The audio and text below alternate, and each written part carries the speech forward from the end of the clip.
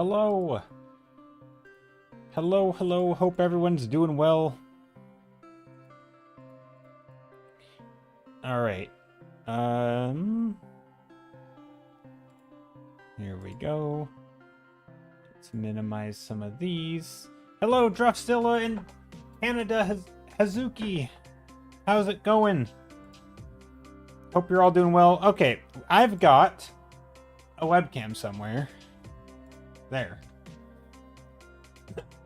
Yeah, so this is what we did last stream. I was pretty proud of it. It was a Google Street View plein air painting. We kind of hobbled it together, added things like a dog. Technically, the dog was there, but it was on the other side of the street. I changed the shape of this a little bit, but it was fun. I really like this. This type of scene is hard for me to do because it's not like a solid graphical shape, but it still needs to read well. And I think I made it read well. Like, you can tell that it's there, I think. Yeah. So anyway, I was happy with how it turned out. But today, I want to do just a more standard fantasy landscape. Thumbnail sketching, voting, all that stuff. Tropical. Not the nation, islandish. It feels islandish. Okay. Tropical. Not Icelandic. Okay. Islandic. Islandish. Islandish. Okay. There has to be a word for that. Tropical, yeah. It does look, I think I made it more tropical than it looks. I don't think it was actually tropical. I don't even remember where it was from. Lovely scene. You like it? Thanks. Yeah, it was nice. I don't normally do a lot of plein air type painting or like painting from life, and so this was nice. It was a nice and I guess I'm not talking about like just from a reference, because obviously this was from a reference, but a lot of times when I paint from reference, it's like, oh, this is interesting, I want to learn about it, right? This is less about learning.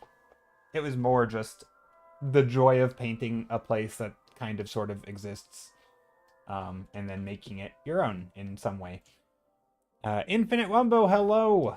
How's it going? Alright, so today, I want to do just my standard, just having fun, painting things, maybe playing around with some color and maybe some different brushes. I have a bunch of brushes that I haven't used ever. Like, I don't know if I've ever used this. Ooh, color jitter. I'm gonna go through some of my brushes today, I think, and play around. But I'm gonna try... One of the fun things about doing this is that sometimes it's a nice way to, like, revisit sort of what you know. So, like, when I'm just putting in random colors, I'm like, oh, well, let's do a gradient.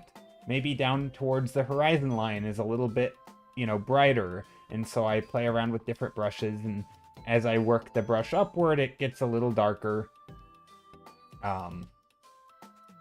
You know, stuff like that.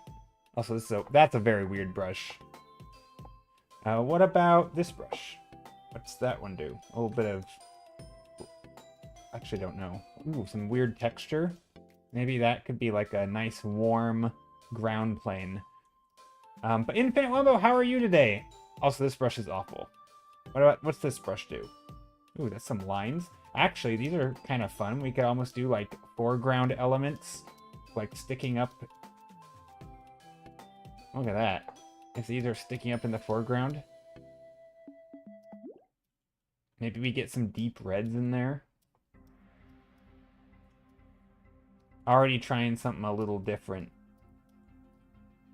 There's that. Looks like a wheat field, kind of. Let's try some different brushes. I like that. Yeah, they're fun. The only thing I don't like about textures like this is that oftentimes they're like at a higher concentration of detail than the rest of your painting, and so they stand out as like a different brush, or they stand out as different, like not connected to the rest of the painting, or they like maybe they sometimes like every brush is a little different, but sometimes they'll stand out and it won't. I don't know. It also, like, if you only use it for that one thing, your style, and I know I'm using style loosely here, but like if you only use a certain brush for, let's say, a tree brush, only when you paint trees will your painting look like that, right? Like it's not like it has the habitual mark making that you might have in other things, because you're not mark making, you're just plop it in a texture brush, right? And so that's my only issue with brushes like that, is they're so uncontrollable that they kind of, the look that you get is sort of dictated by the brush and not by your decisions as much. Like I don't know, it's harder to like have a consistency from image to image when you're changing brushes and one brush does a very particular thing that you very rarely bring out, you know. So I don't know. I try to avoid using too many brushes like that. I do like them early in the process. The earlier the better, because then you can kind of go back over it and like fiddle with things and change it and make choices on top of it. So if you do it early enough, it's okay, in my opinion. But I don't know. I'm not a huge fan of them, but I do think they're nice to in the early, and also even just for like idea, you know, it can be nice. But and I guess if you know exactly what you want to do with it. Also, what's happening here? Oh, this looks like a smudge brush a little bit. Interesting. Okay. A rake blender brush.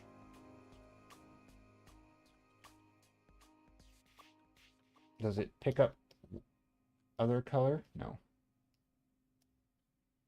But yeah, texture brushes are fun to play with for sure. And in fact, I want to do more of it, because sometimes there's brushes that just, like, they're good brushes,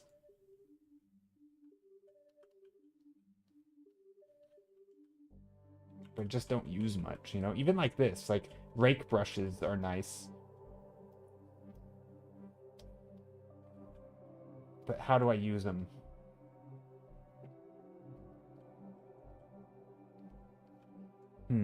The issue with rake brushes, is there an issue with them? Not really. I'm just trying to think how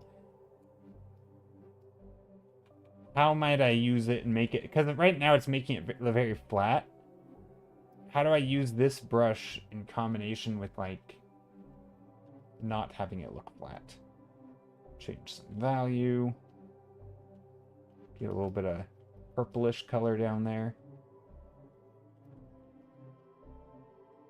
I have hundreds of brushes and I only use 2 to 3. Well, I think that's the thing, right? And I think that's where it tends to look best, is when you just use a few. Unless you maybe go on the extreme other end, where every painting you use like every brush, and then you just have sort of this like this chaos. And I think Marco Bucci does a good job of that, where he still has like very specific brushes he uses, but he does have a lot of them, so there's sort of an interest in like just different brush marks. Like you can kind of expect that he's gonna have a little bit of like textury shape stuff and some very painterly rakey stuff, right? He has a big variety of different things.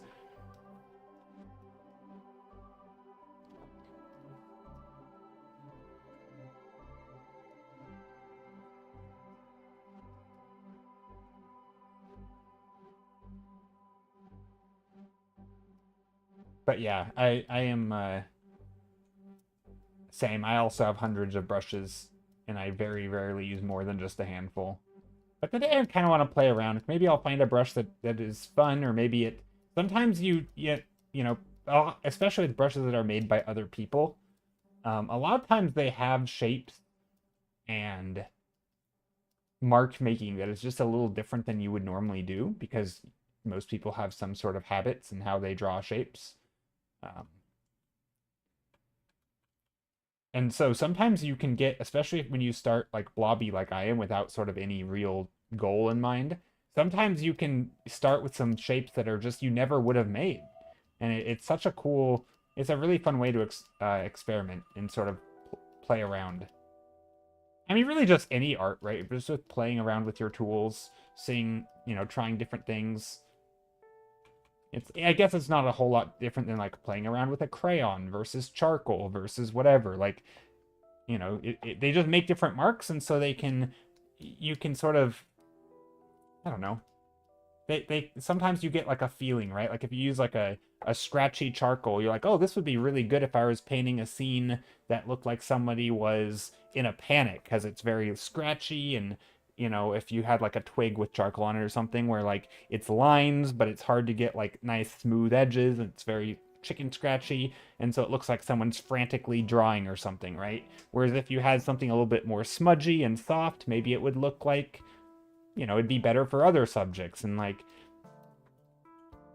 to me, part of like, in theory, depending on what I draw, I would want to switch how I draw it, or like what tools I use, because I think that would, you know, that would do something different for the viewer.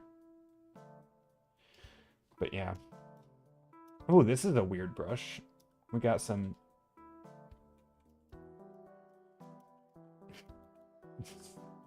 checker. I don't even know what this brush is doing. What if I make it pink? Okay, it is purely pink. So it has color jitter to it.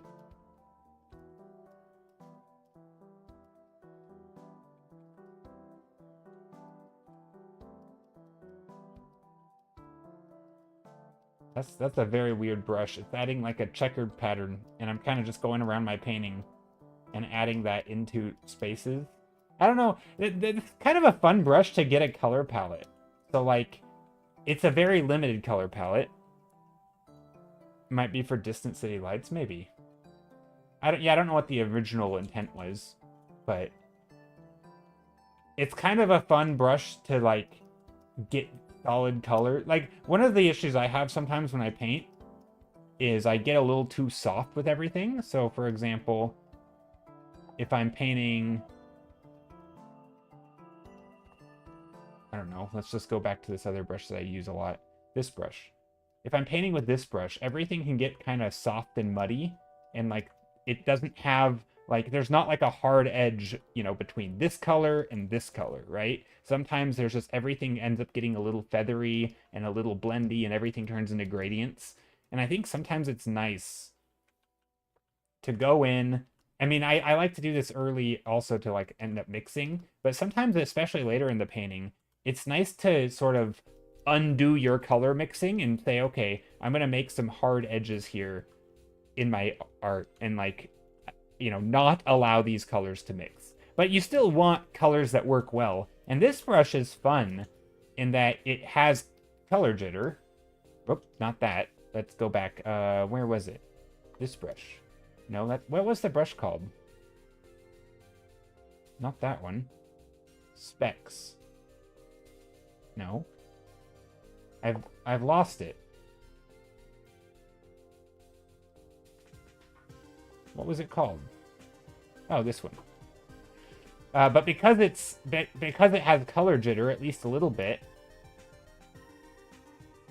but it also splits them into very distinct colors, right? And so it kind of has this neat quality of like giving you these new colors. I don't know, it's kind of neat. Pepperly, did I say hi? Hi. Loose brick settled. Yeah, it could be bricks. Yeah, it could be good for brick. Although I will admit, I don't like using brushes like this is a good brush for clouds or for bricks and being very literal. I think I like to think of them more as like, what is the function of like what does it actually do in a painting? Not like what subject matter is it, but more, you know, is it hard edges, soft edges? When might you want this kind of texture? Like, you know, what problem is it solving, right? Like, is there ever a time in my own paintings that I would want to use this where like this would be I mean, I guess sometimes it's materials.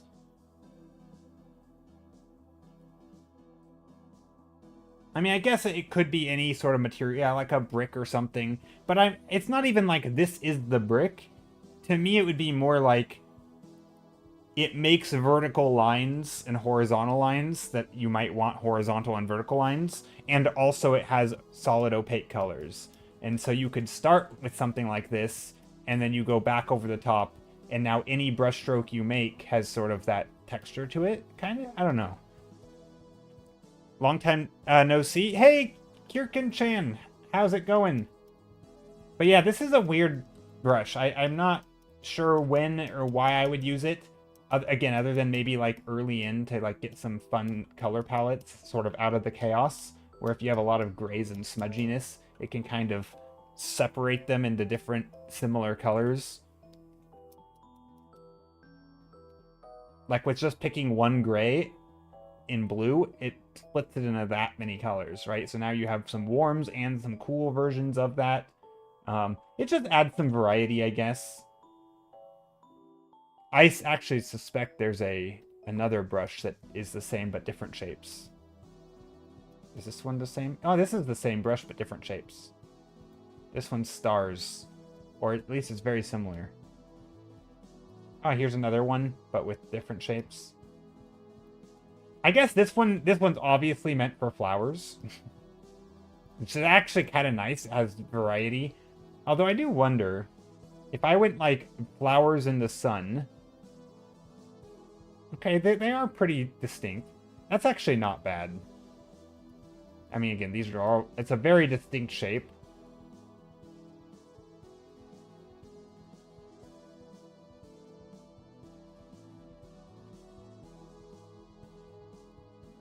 And then some flowers in the shade. And some flowers in the sun.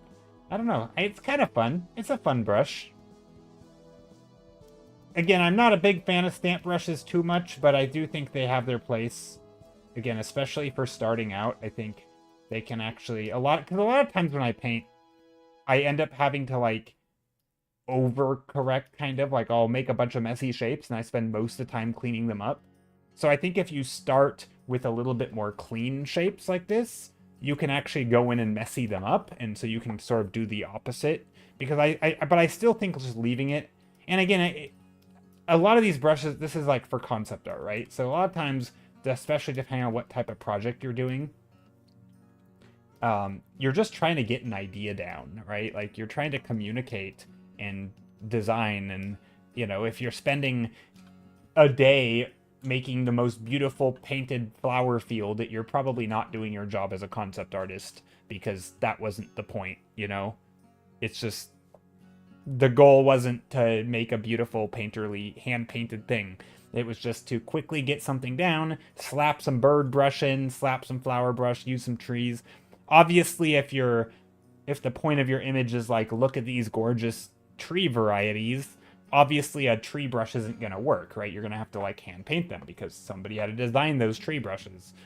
And so I guess that's probably, it's easy to sort of forget about that. Like there's different reasons to paint stuff.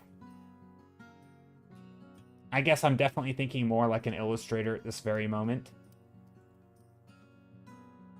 What is this? They're like confetti. Oh, like little particles in the air of different shapes.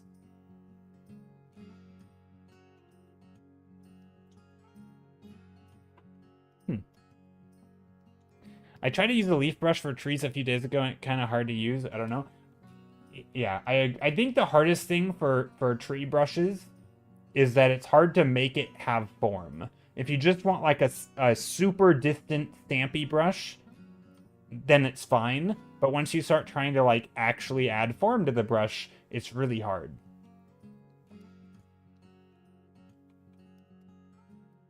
And trees, you know, surprise, surprise, have a lot of form. They are basically spheres and bunchy, you know, spherical objects all grouped together and, you know, into an arch of some sort, or maybe it's a cone, but it's still, again, it's rounded. And so it's not just here's a shape, a silhouette of a Christmas tree, but it's, you know, it's a rounded tree, and so you need shadow and light and different, you know, it's yeah. Okay, that brush I don't like. More stampy brushes. I'm just kind of going, oh, hey, look, it's a leaf brush.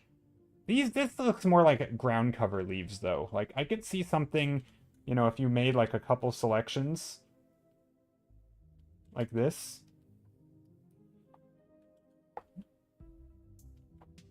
maybe you have a foreground that looks something... Oh, that's a weird brush. Maybe you have a foreground that looks something like this. And then on the selection, you have some...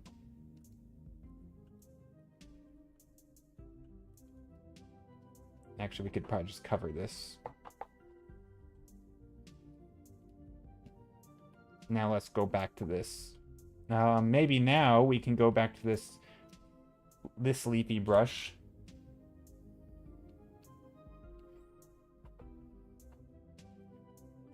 Maybe there's some leaves on the ground. Was that even the brush I was using? I don't know. Maybe something like that. Just kind of... It doesn't break the silhouette, but it puts enough of that texture down that you can kind of... I don't know. It's not terrible. It's not great either. Then maybe we go in there with a darker brush for the silhouette, for the edges. I mean, I guess it gets some quick shapes with a lot of... I think another issue that I have with these, or maybe not an issue, it's not a real issue. It's just like one of the things that I sometimes am hesitant to use this, or these types of brush, is that, again, you have to have your shape first. Like, it's good for variety, but so much of the time in the process of figuring out your shape, you just like start to customize the variety. Like, that's kind of what getting lost in the details is a little bit. And this brush seems not great, you know, again, kind of like I was saying, it seems not great for details because they're all the same. And it's certainly not good for big shapes. So, like, when do you actually use it, right? Like, when in your process do you use it? When you're actually trying to just figure out what shapes you want things? Like, that they're not good for that. Like, this is not a shapy brush, right? Like, you can't even make a straight edge. And yet, it doesn't seem like it's ideal for texture either, or for details, because, again, it's, like, the opposite. So it's kind of this weird thing, like, when do you actually use it? Like, it's cool looking, but it's cool looking in a very, like, amateur way, right? Like, I don't know, and again, I do think there probably are good times to use a brush like this. And again, I think concept art would be the obvious one, where in certain types of projects, you just want the vibe.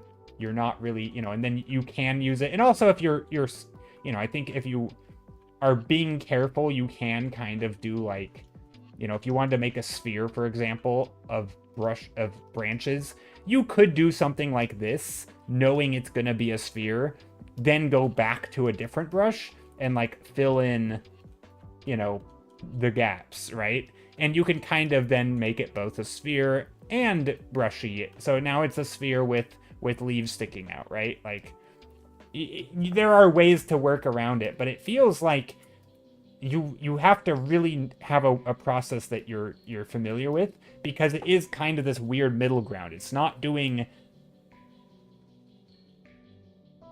You need to modify the stroke to what you want. It's not in the stroke anymore. Yeah. And that's the thing where, if typically I feel like most people will start out with, like, the general shape of some sort, even if they're using lines, and so yeah, it's just weird. I will say though, there is something nice, and, you know, I've painted this way plenty of times. You know, Zillustrator, I've mentioned him a few times. He paints this way. Starting out very, very loose, right? Almost like a cloud, and you're everything's very soft and fuzzy, and I think in that process, it is okay to start out with these brushes, like just laying some texture down, as long as you know for sure you're gonna go back in and you're gonna smudge, you're gonna move, you're gonna shape design. Like, none of this will stay there, but it's a way to start a painting with, like, some nice colors and you know, some variety of shapes that maybe you wouldn't have made, right? You're instead of thinking of it as these are leaves, it's more like, here's some abstract shapes to get me started. And I think that's a good way to do it. But again, then I guess the question is, well, then why use abstract leaf shapes? Why not use something more dynamic that has more, something else. Who are my favorite landscape artists? Oh gosh. Um, so there's a lot of like concept artists who I really enjoy, environment artists. Um,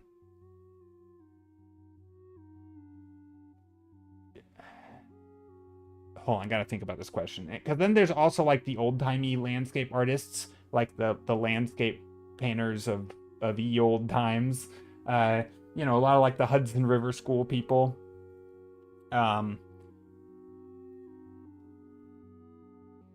and they all have like different things you can learn from. Chloe uses stamp brush a lot, but she has specific prosper. Yeah, and she also does like she's also yeah, she does have a specific process. She also does very graphical stuff, so she does sort of first do a shape block in, right? She's not typically starting with the brush, or if she is, she'll like shape it out later. Like yeah, Cora does use a lot, but also she doesn't completely rely on them. Like if you look at her art, there is variety, and like she has a good process for it, and there definitely are ways to use them well. I don't know, I find them really like, it feels like they're always teetering between like the ways of the fundamentals, right? They're not great for shape carving, they're not great for detail, and so they're this weird middle ground, and if you have a process that can incorporate them and then work around them, it's great,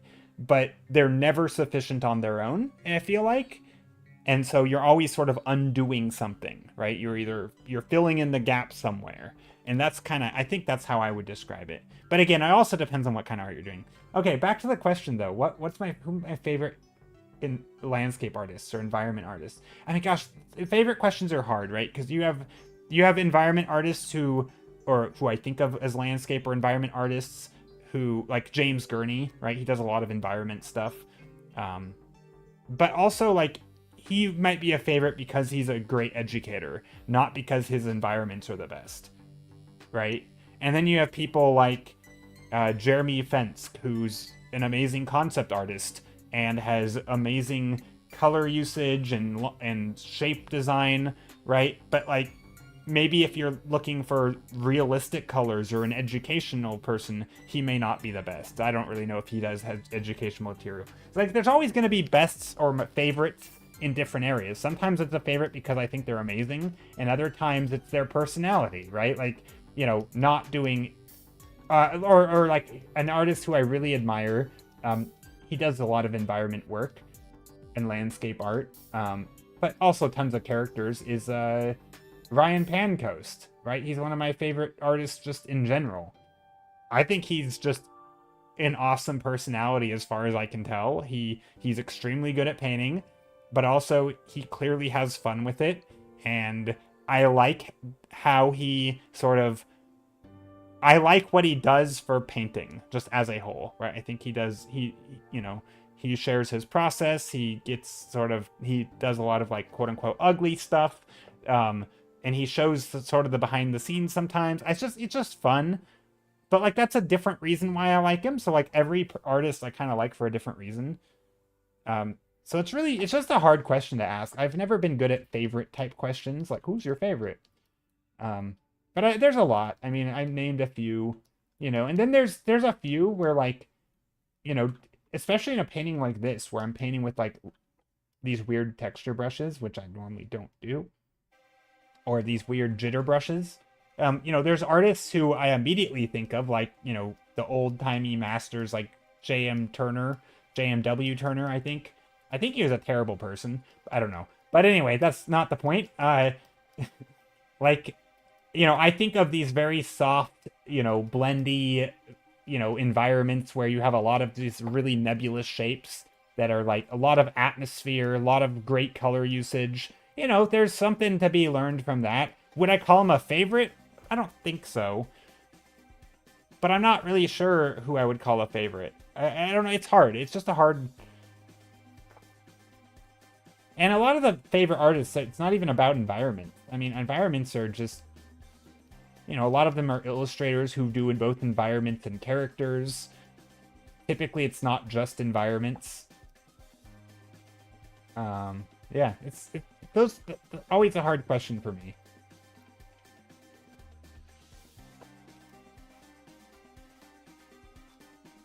I don't know. Maybe it shouldn't be such a hard question.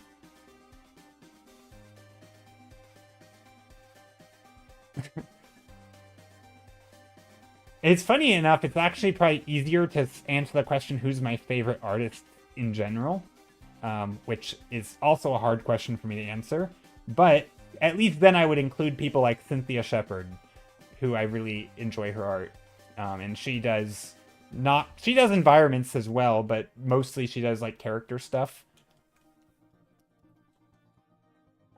So yeah, there's artists like her.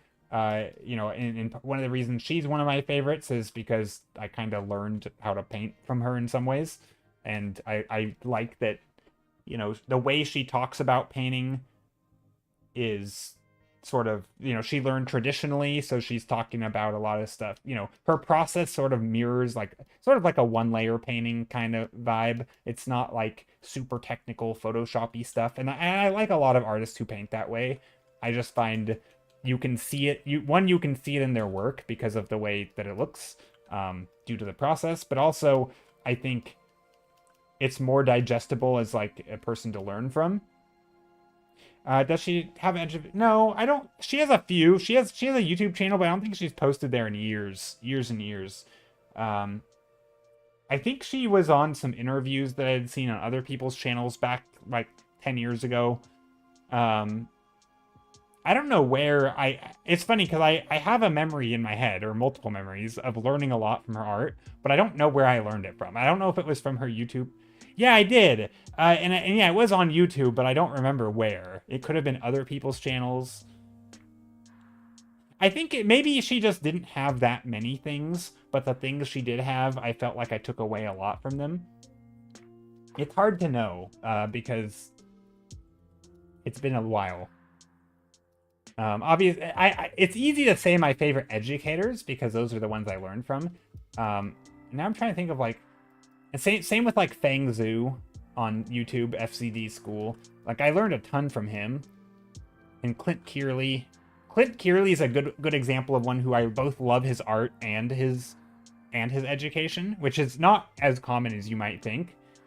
Like Marco Bucci, I actually don't like. I like his art, don't get me wrong, and I learn a lot from him, and I do like it, but like his subject matter, I'm not, you know, he does a lot of like children-y, cartoony stuff, very extremely stylized in his shapes. I don't know, like I'm actually not as big of a fan of Marco Bucci's art as I am like Clint Kearley's. But I would say Marco Bucci, but they're both educators. I don't know. It's yeah, favorites are hard. I just have a whole bunch of people who I like, for different reasons. You like his traditional way more. I mean, it's funny because he paints very similarly. I mean, obviously with digital, he's emulating like lots of a variety of brushstrokes. But when you watch his traditional, he does the same thing. He'll go into a painting at some point and start adding little like flecks of color in here and there. You know, he'll be like, oh, what if I blob in some, you know, little notes of red? He'll pepper his painting with little marks and stuff, and he'll, you know, bust out different brushes and use like a fine liner, and then he might, you know, use a big brush and make some like smudgy shape, you know. Like he kind of does the same thing in some ways. And so to me, I like, it almost doesn't, like, I actually think he's a good example of an artist who same as James Gurney. James Gurney doesn't do any digital, does he? I actually don't know. But James Gurney's another example where like I don't think it matters if he's painting digitally or not.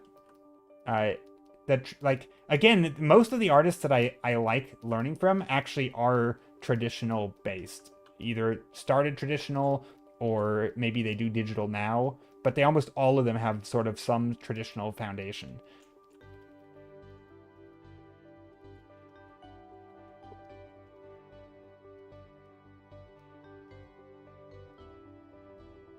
Okay, I don't know. This is fun. It's been fun to play around with these brushes, though. Let me just keep messing around. Let me go back to some brushes. Oh, here's somebody who uses a lot of stamp brushes. We were talking about stamp brushes earlier. Devin Ellie Kurtz, or Devin L. Kurtz. I don't know how you say her name. Uh, she's great. This is a cloud pack she makes. But yeah, Devin L. Kurtz is a good example of a person who does a lot of stamp brushes. Although I get the impression that for Devin, because she's doing a lot of like commercial work, I get the impression that she's kind of making new brushes for every painting. She might have her go-to foliage brushes, but a lot of it is like emulating the style that she's going for, or like, you know, if she's gonna paint different things, you know, oh, here's a house with a bunch of windows, but these windows are very specifically shaped, she'll go in and just make a new brush, right? And so she ends up with a lot of brushes, and she'll make little packs of them, but I don't think she uses them as regularly as you might think. Like, I think she's like, it's more of a step in the process to make her painting. That's kind of the impression I get. So I'm not sure if I would lump her in with texture brushes, because she's kind of like, she uses them, but not across every, you know, it's weird. It's almost like she's doing a graphical, like she's graphic designing and then using her graphic design as a motif in her painting, right? As opposed to using it as a tool, which I think is probably a great way to do it. Hardy Fowler. Yeah, Hardy Fowler's great. Again, great educational stuff. Love his content. I don't actually know anything about his art. It's very, like, I mean, he does a lot of creature and sort of sci-fi type stuff, it seems like. A lot of concept art. And so he's not making, like, illustrations that are amazing and gorgeous. A lot of it's just, like, here's character turnarounds, and here are, you know, here's a little spot illustration, you know, one of, you know, of the character I designed. You know, he does a lot of that kind of thing. Hardy Fowler did some MTG cards? I didn't know that. That's cool. That's awesome. Yeah, a lot of artists, that's another way to find good artists is MTG. I love Magic the Gathering, both as a game, although it feels like it has kind of been going downhill lately, but that's only my hot take. Also, this brush is kind of neat. Actually, this brush is really neat. This is a Devin Ellie Kurtz brush. It's like super buttery smooth, but it has a hard edge on one edge. Like this top edge has a hard edge, right? And then the bottom edge has a soft edge. Kind of, but like it's... You thought it went downhill? No way. Magic the Gathering has been great for lots of years. I think for me, well, I mean, that's a fair opinion though, I guess. I'm curious as to why. For me, it's the Worlds Beyond. Once they had all these awesome worlds, like Zendikar, right? 15 plus years ago, you know, Zendikar was released. Amazing world. They had so much development, and then they, you know, 7 years later, they Zendikar 2.0, right? Awesome stuff. Still great, right? Building on past worlds. They revisited some. I thought those were amazing. And they kept making these awesome full worlds full of life. But then they're like, you know what? What if we didn't do our own projects? And what if we visited Pokemon? Really? Like, come on. I mean, I love Pokemon, but like, does it need to be Magic cards? You know, do we need Spider-Man Magic cards? Do we need Final Fantasy Magic cards? I don't know.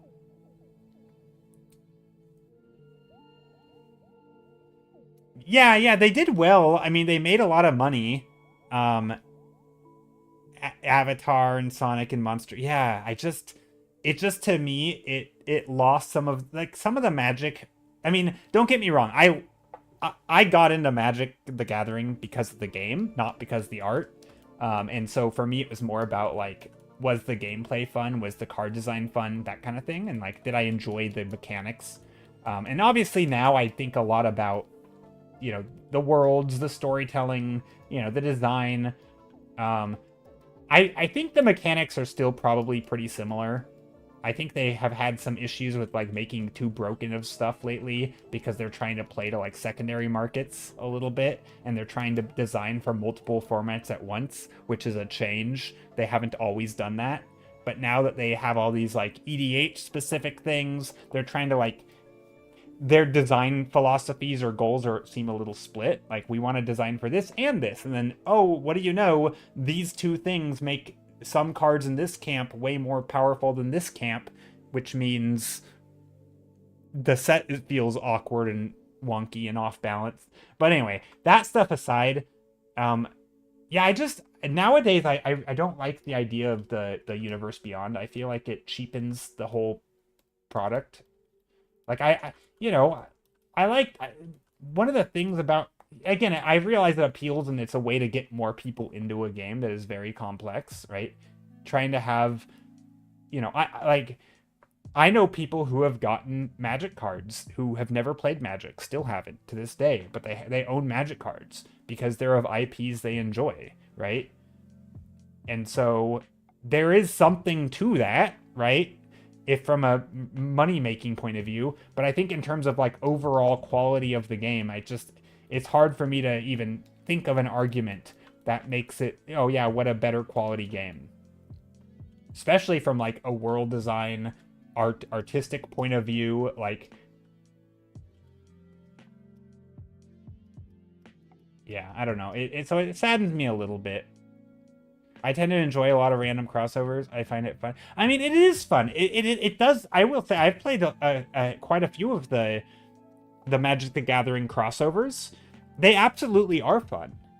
Like, don't get me wrong, especially with like, I do a lot of drafting, which is like a limited event where you take a pack, you pick a card and pass it to somebody next to you, and then they take a card and then you pass it to the next person, and you go in a circle of like 8 people until everybody has, you know, 45 cards over, you know, you each do 3 packs. So I really enjoy the limited experience of the crossover sets, but I would be lying if I think like it doesn't always feel like Magic.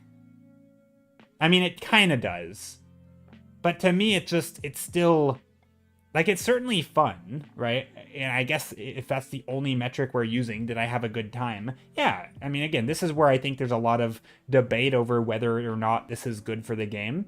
You know, I don't really have a super strong opinion on that too much, but it's a little bit annoying, I guess, with Magic the Gathering when you have such an awesome IP, so much worlds and design, and then you end up pumping out more content, and that content is no longer as new and unique and magical, and it's just, oh, this is the world of Lord of the Rings. I don't know. Feels like you're kind of being lazy from like a quality point of view. Like you clearly no longer care about spending the time and energy to make these things. So that's I think my biggest gripe with Magic. It's still fun, and actually, I will say though, of all the newest sets, I think Final Fantasy was a great draft set, if I can recall correctly. Although Edge of Eternity for me was my favorite of the recent sets that I played. That was a super fun set to draft. I thought it was so good, and that was a new set. I think. I don't think that was a new. That was their own original idea. So even among the existing IPs, I still think their own stuff is the best.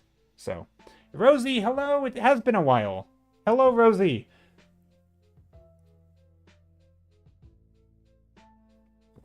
Is it on purpose that the top and bottom match the trees? Nope. I was just testing different brushes and playing around with shapes and stuff. I'm just going through my brushes today. Also, that brush size, the default was 1200 pixels.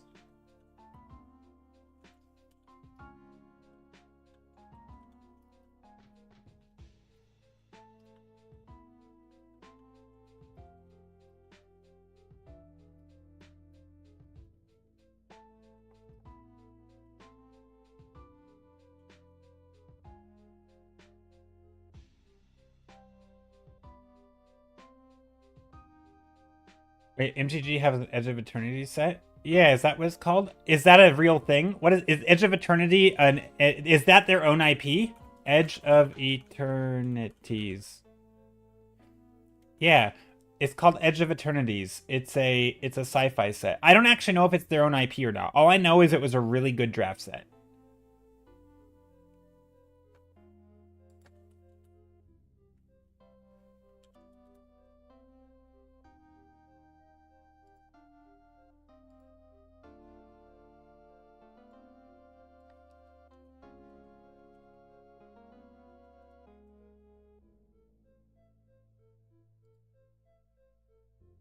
I think it's specifically Magic the Gathering, right? It's a video game, Edge of Eternity. Is it sci-fi? Edge of Eternity. I wonder if it's based on the same thing or if it's just a. I wonder if it's based on the same thing or not. Because it seems weird that you would make an entire Edge of Eternity's Magic the Gathering set based on a video game. Based on a small indie game. My hunch is it has the same name, but not. I bet it's not based on it. Edge of Eternities? Yeah, it's Edge of Eternities, so it's spelled different. I think it's different, but that would be pretty funny if it was based on some indie game that I think it's their own thing, though. I'm pretty sure. Somebody could fact check me by Googling it. But anyway, it's like an outer space. It's a very sci-fi one. You have like spacecraft and different. Anyway, it was a really fun draft set. I quite liked it. I felt balanced, fairly balanced.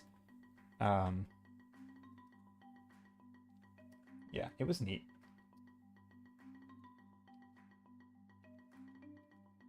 But anyway, I don't want to rant too much about Magic the Gathering. But yeah, anyway, it's just I really have always admired Magic the Gathering because of their vast world building and they had a really cool process that juggles writing and art and the art. It's not just artists making stuff. I mean, they start with writers.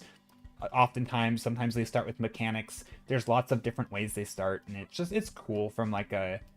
If you care about like making your own projects, diving into how they do that is pretty neat because they have a really good process for that.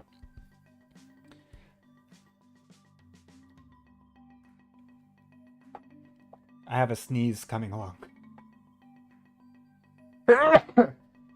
Excuse me. Kirkin Chan says, "Hey, Twitch Recap says you're my favorite streamer." To no one's surprise, all. Well, that's a surprise to me. I didn't know that I was your favorite streamer. Thanks for being here. I appreciate it. Also, these thumbnails today, I'm kind of just moving paint around, and I will get into some more concrete stuff, but right now I'm just playing around with color and vibe. I got bored of it 20 years ago or more. I had assumed it went under a couple of years ago. Somebody rated an MTG player. Yeah, no, Magic the Gathering, I think, is still quite popular. I think just as of a few years ago, it was the most popular it's ever been by far. I don't know how, 2023, 2024, and 2025 have been for, like, sales, but I'm pretty sure just within the last few years, like, there was record numbers of people ever. Like, it had never been more popular. I think. I could be wrong.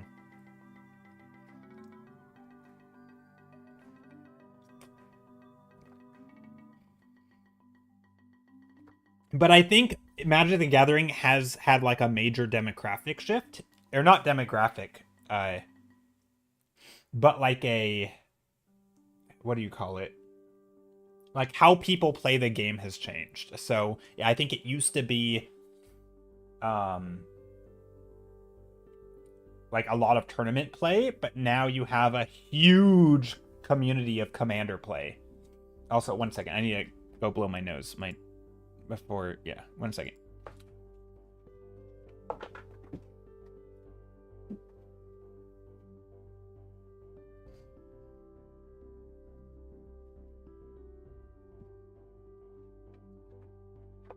Okay, I'm back. What'd I miss? So Commander is basically an alternate deck so there's different types of formats. Don't mind me just sniffling. So in Magic the Gathering, there's different types of formats. So there's like limited, which is like sealed and draft, and then those are typically 40 card formats. And then you have standard and other sort of constructed play, which is like 60 card formats, so like modern and all that, and legacy and vintage and all that. But then you also have this new format, which is a 100 card singleton format. So you build a deck of Magic the Gathering cards out of 100 cards. None of them can share a name with each other, except basic lands, and the cards that you can put in your deck are restricted to the colors of a commander card. So some legendary card. I think it has to be a creature, but it has to be a legendary creature. So if you have a, white, blue, green legendary creature, then your deck can only contain cards with white, red, and blue. Is that what I said? Whatever colors that has in its name, right? I don't know. I forget. Anyway. But yeah, so it's sort of it's a little bit more chaotic. Each game it plays out differently. It's harder to build a deck that's going to be like consistently turn 2 or turn 3 win. You can't really do that because you only have one of each card, right, that you have in your deck. Now, obviously, there are lots of redundancies in Magic the Gathering, right? There are lots of, 1 mana cost creatures that tap to make a mana. So you could just put one of each of them in your deck and it kind of is like having multiples. But that's basically the gist of it. It's much more casual friendly because the games are a little bit more chaotic. They're a little more different. There's a lot more variance. But you also kind of get to it's more identity building of your personal brand of gameplay, because this one commander can be a card that I really think is cool, and then I can build a deck around it. So it's kind of like the ultimate casual deck building experience and also gameplay. So that's sort of, that has become more popular, and actually they have made many sets based just on that, specifically trying to make a lot of legendary creatures with multiple color sets, stuff like that. So yeah, Commander is now one of the main ways that people play the game, which is very different. There's still, I think, a pretty good competitive scene, but the casual format almost entirely, as far as I know, is Commander, which is kind of cool. It's different. But anyway, that's getting in the weeds there. Yeah, the friends I know that play Commander. Yeah, almost anyone who has a casual play group plays Commander. In fact, even if you're not casual, you probably also play Commander. But not,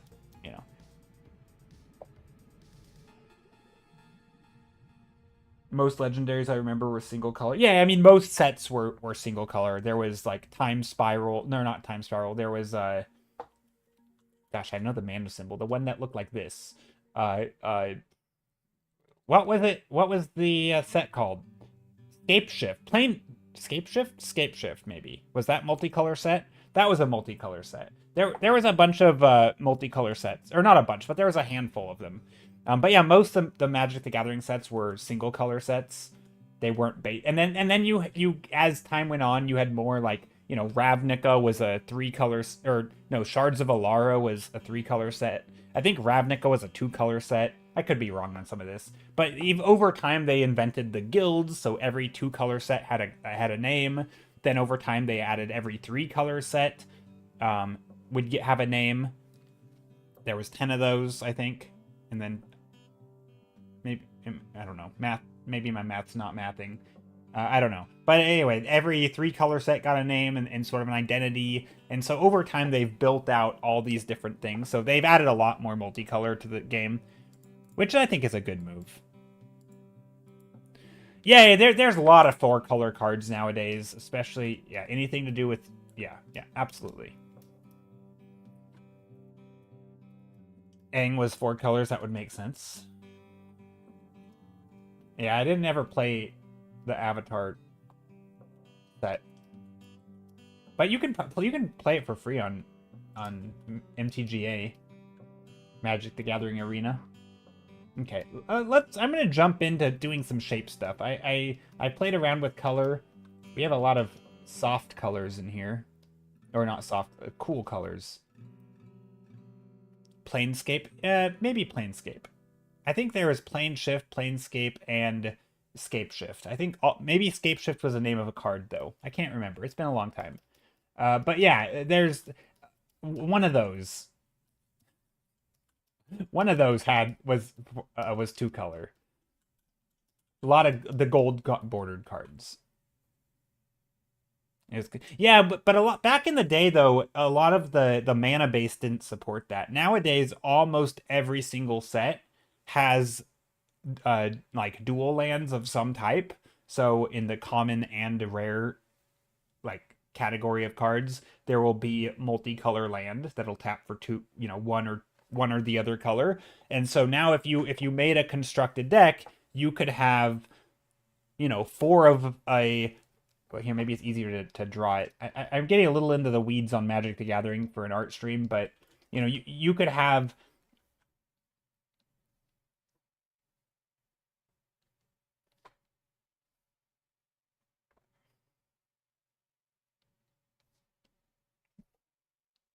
Sorry, I have to focus here.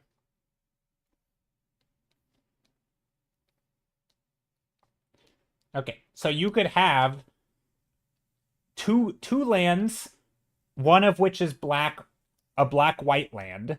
Let's say you had a three color deck. You could have four copies of one rare land that adds black or white, four copies that add red or black, which now you have eight black.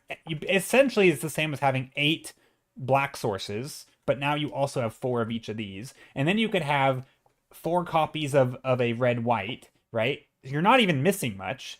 And then you could have, well, that's it. But then you probably have a second set, a different rare land that maybe this one, makes you take a damage or two when you tap it, and maybe another one, is a shock land. So now you have two copies, so eight copies of each of these combos of land. You have so much mana base that you can construct a deck around, basically five colors if you wanted. Now, your deck might be entirely rare lands, like all of your land base will be rare lands or uncommon lands, which, potentially could run into its own problem. But generally speaking, that's not an issue. And also land destruction is quite a bit down in Magic the Gathering. So yeah, it's just not hard to sustain the mana base for a multicolor deck.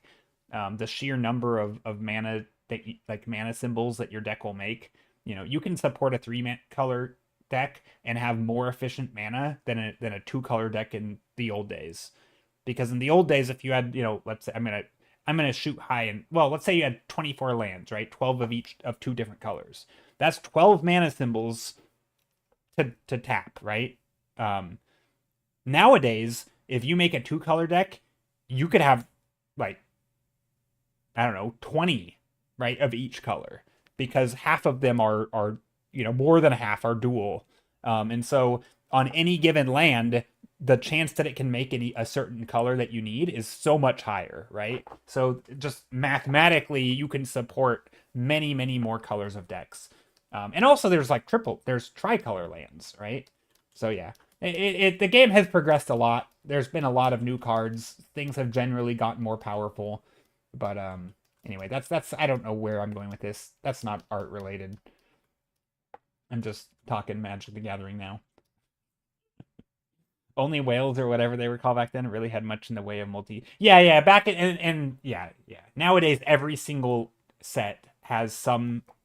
I mean, typically there's still, especially in like standard, if people even play that anymore, those are still like the, pretty valuable cards relative to some stuff. Like they're typically sought after because everybody wants rare lands, especially if they're good ones. Because again, you need them if you're gonna make a crap ton of decks. Like they're just good. So Sokka's four color. Oh, that's weird. Sokka's four color. I would have not expected that. How is he not just? I mean, I guess they probably didn't just do water tribe as blue. Yeah, that makes sense. Four color. Yeah.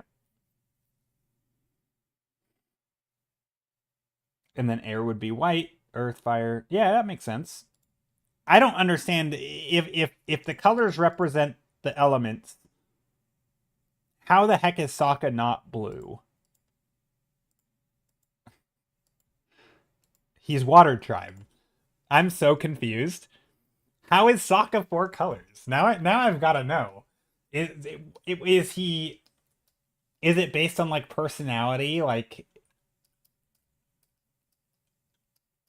I don't understand. I could kind of see him being green, like very. I mean, because all of the elements are very naturey, right? They sort of fit the color pie of green. So I definitely could see blue green. Maybe white because color pie wise, like it's all about like keeping the family together, right? He so is he if he is he green, white, blue? I'm trying to think. Oh, white. Oh, that makes sense. Jeskai, okay. Prowess, I mean, kind of makes sense. Not really. Oh, ally. Okay, okay. He's an ally. That makes sense. So that would be white for sure. Creating tokens. I don't really get it. Menace is obviously the red, or yeah. And then blue white is prowess. I guess it feels like they wanted to. I don't know. So I guess that he has traits of red and white, but he's very obviously a blue character because he's Water Tribe. I guess it kind of makes sense. I don't know. It does when I look at the card. Sorry. Yeah. I was rambling about Magic the Gathering. This is not a Magic the Gathering stream. I should probably yeah. I honestly have no idea what any of that means. Yeah, so in Magic the Gathering, they've created kind of like a Harry Potter house of worlds of colors. So like instead of 4 houses, you have 5 colors, and in your 5 colors, they kind of represent something. So like blue is like the science and intellect, right? Black is like the swampy, monster, evil characters. White is like your your your structured authoritarian kind of vibe in a way, but also rule and order. Red is a little bit more chaotic and uncontrolled and like fury of fighting and anger, and they have this whole sort of philosophy around each color, right? And they've sort of built it up. So whatever world they go and they visit in Magic the Gathering, they can design creatures that kind of fit these sort of Harry Potter house-ish color pies. And so different sets are going to be focused more on different traits. Like obviously if you have like a set based around like gothic horror, like what's going to constitute a green might be a blue character who's like intellect and stuff might be more like the protagonist who's trying to or maybe the evil mastermind of the horror thing that you're stuck in. Maybe that's like the a blue character. So like sometimes there's wiggle room, but it's kind of this neat framework for designing these worlds. And it's really cool. It's very inspiring as an artist just to like see all the stuff they build up and the way they sort of design these worlds. So yeah. Also, what am I doing here? I should get painting. Get a move on. Hey Zexoy, long time not view your streamings. Well, I'm glad you're here. Hope you're doing well. Also, what happened to my music? It's saying am I still here? Yes. There we go.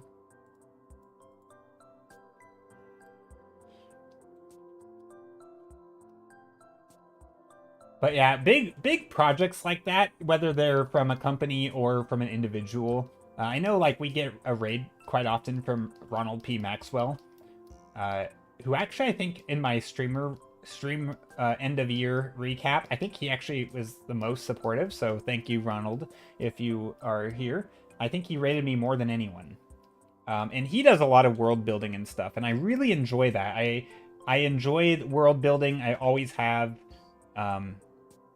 I think it's cool when there's projects that are built up and sort of they take form over time, and each new piece added is sort of building on the philosophy and the world that came before it, and so you kind of have this like this cohesive thing at the end. And Magic the Gathering has done that for many years, so I've always enjoyed that.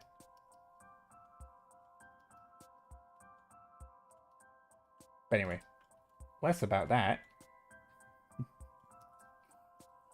It's definitely, you know, I not less about that. I'm going to rant about it more until somebody forcefully changes the topic. Magic the Gathering has always been like a what do you call it? Like a core memory kind of thing. Like a person, like it's shaped me. Like in my interests, you know, a lot of my, you know, friend group growing up played Magic the Gathering. Even in college, my friend group played Magic the Gathering. Like it's always sort of been a part of my life in one way or the other. Not always based on art, but now that I do art, it kind of obviously has affected me because I like the art of it.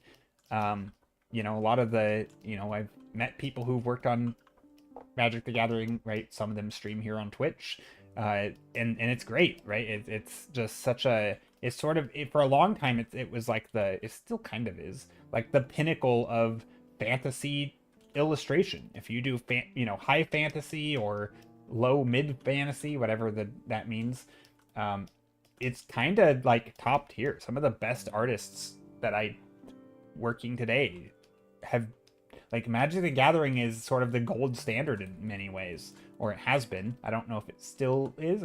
But I don't know what else would be considered like the gold standard of fantasy art. I mean, it definitely feels like it's up there. You know, obviously if you do comics, right, it's like Marvel and DC, right? Those are like the names, and so if you do comics for them, like you've made it, right? You clearly are good. And if you're doing fantasy stuff, it's like if you've worked for Magic, you're good. Like you've made it, right? And so that to me is like it's always been a sort of a bit of a goal. I mean, not a goal that like I'm actively striving for, but like it's always been like the gold standard, right? It's that thing that you know, like the elephant in the room of like, oh, who's a really good artist to look up to? Well, let's go see who's making Magic cards right now. Let's see who's making some of the cool stuff.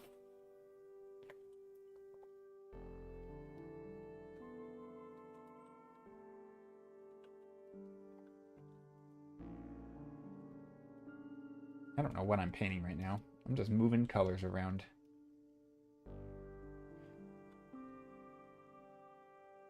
The Katara card is the same colors too? Gotcha.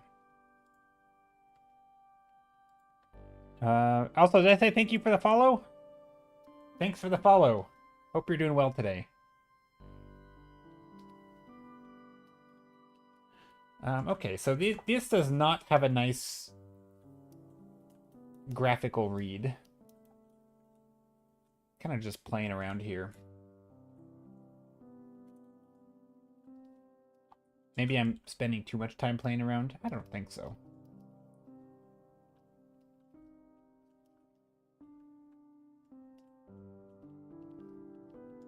But yeah, for those who maybe are new here today, or just in general, what I'm doing today is just basically just having fun, painting little sketches. I started out playing around with brushes, which I don't normally do. I tend to just stick to a few, this being one of them. And now I'm going back to a little bit more of what I normally do, which is some thumbnailing, you know, playing around with composition, maybe coming up with an idea that I like. You know, maybe there's like a tower on the top of a hill, or, you know, there's a mountain here. Maybe we do something with the environment. So like what if there was, you know, lightning or lava, or maybe lava. That'd be fun. What if we had like a giant, like almost like an altar at the top, very a little bit Magic the Gathering-ish, where like maybe you have these land formations sticking up like this, and then you have like something falling down here. Maybe it's lava, maybe it's some other color of thing. So like trying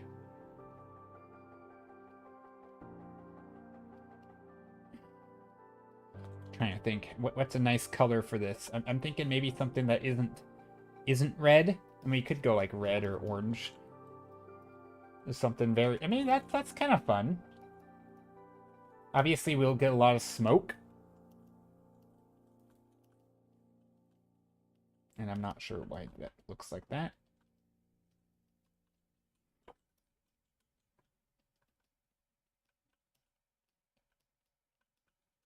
Maybe some dark shapes up here, because that's typically how that works. I always liked lava flows in paintings. Lava flows are fun. Trying to make some overlapping shapes here.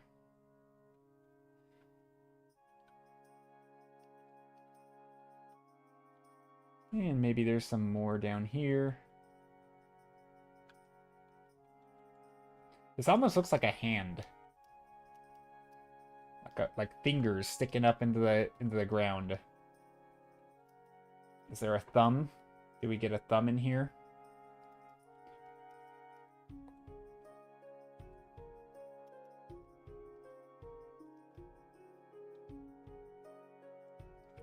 Big stony fingers. Now I'm literally making it a hand. Who knew you can do hand paintings in environments? Maybe I'll have to get a reference for that.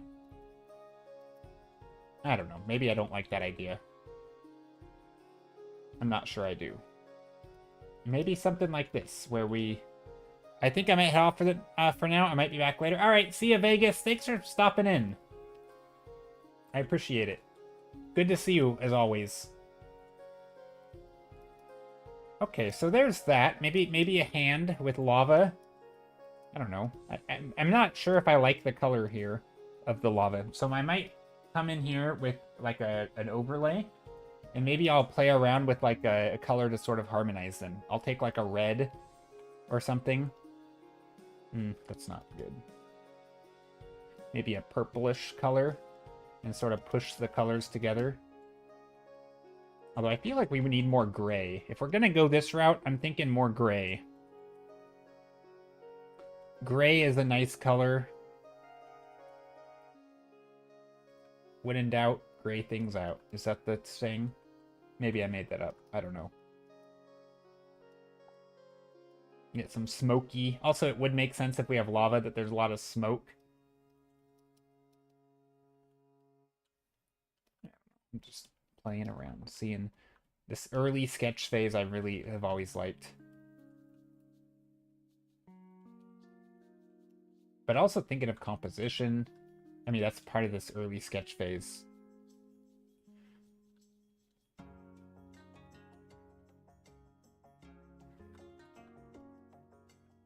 Maybe it's just a big mountain.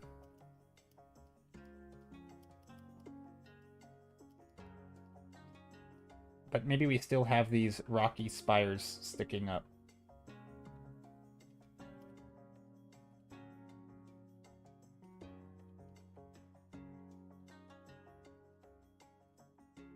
Just trying to make some interesting composition and shapes. Or maybe we do like a mountain like that shape, kind of like almost like a wave. And then these things can sort of, the lava can like surf down the wave, sort of visually go down in that way.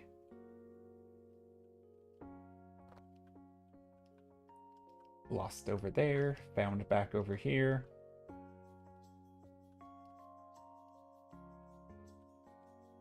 I think that's kind of neat. That's a fun... I think that's fun anyway. And then maybe some lava pops. You know, little things. And then here we can have... These can be rocks. So some of this greenery down here. I don't know if we want brighter green. Maybe right where the lava is? I don't know. I'm trying to think how... I'm trying to carve this shape a little bit. It's kind of neat. Do we put, like, trees here, maybe? In the foreground? kind of trying to take in some inspiration from Magic the Gathering. We were talking about Magic the Gathering earlier, and that's, a lot of fantasy landscape, that's always been an inspiration of mine. But another fun thing I don't know if you guys know this, but there's a site that has all of the Magic the Gathering cards as they are released, which I always go to look at like artists every I don't know, 6 months or so. I'll kind of go in, not even 6 months, probably about 6 months. It's a site called Mythic Spoiler, and sometimes I'll go to this site and I'll just scroll through and look at all the new art. It's a fun way to see the new cards. If you care about the cards, it's great, but also just the art. You can scroll through, and sometimes if art jumps out at me as like, oh, that particularly is amazing, I will then read who the artist is, and then go and Google them and see, maybe I really like this art right here, and I'll be like, oh, that's actually, I can't read it, so I'll click it, and maybe I can read it. Slawic Fed. Oh, I think I know that guy. But anyway, you can type in the name, and then you just Google it and see what other art they've done, and then, look, there you go. You've discovered a new artist. Right, and so it's kind of a fun way to do that. You can find new artists. This is the newest set. Just good illustration. If you go to the bottom, this is where all the environments are. If you go down far enough, where are they? Here. They're all very simple. They're a little cartoony, I think, because of this new set. But you still have a lot of really nice art. Like, this one I quite like. Maybe the resolution's a little low. But there is a lot of good art here. It's a really a neat space to just, do a quick overview of what people are doing. Also, is this set massive, or is it just me? Holy, I didn't realize how big of a set that is. 290. Okay. Anyway, but then there's also all the other sets, right? If you go, like, you could click on expansions, and there's just tons and tons of sets, and each set is full of amazing art. If you just to click something random, there's, like one of my favorite sets is Kaladesh.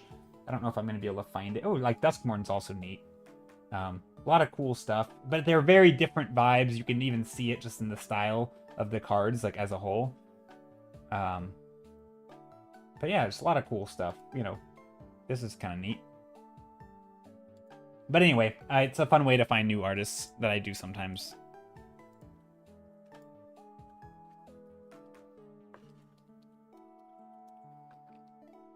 Which I think is I think what I like about that, because obviously I discover a lot of new artists from social media, so like other people retweeting artists, but that to me is not sufficient, right? Because then you're just relying on algorithm, and a lot of the best working artists don't use social media, right? Because like they're already established. They don't need to. They probably have a life with a family, and like, they're going to their day job making art, and then they go home and they aren't going to social media, And so a lot of the people who are doing amazing work, you just won't hear of it if you don't do that. Same with like film, right? This is where like the credits are so useful. Like, actually, I haven't actually been to the theaters in like a couple years, but last time I was in the theater, I take a notepad with me, and at the very end, I stay to the end of the credits, and I will write down the names of like some of the artists who worked on it, and just Google them after and see if I can find any of their work, their portfolio.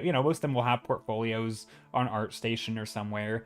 It's a fun way to discover artists that you may never have, because just hoping that you stumble across them is kind of, it's kind of a gamble, like, because otherwise you're just relying on social media algorithms, and it's like, those are who's popular in the media, right? Like, that's who's popular. Maybe they're posting memes or whatever. Like, maybe it's the people who are posting and are popular, but it doesn't mean they're the best people working on the stuff at the moment, And so I'm always interested in finding alternative ways to discover new artists, and those are like, honestly, the Mythic Spoiler site is probably the biggest way that I do that. Is just by looking up Magic cards, because so a lot of the artists that I end up liking have worked on Magic the Gathering for that reason. And so they're fantasy illustrators, very much in line. Which again, I think most people do. You know, if you like comics, you end up discovering comic artists because they've done comics that you've read. You know, but going out of your way, you know, to find new people who maybe you wouldn't have just in the wild, I think is a good habit to get into, at least in my opinion. Anyway, here's a little environment. Let's do another one. This one, we can have maybe some floating islands or something. I don't know. I'm going to change the vibe of this just a bit.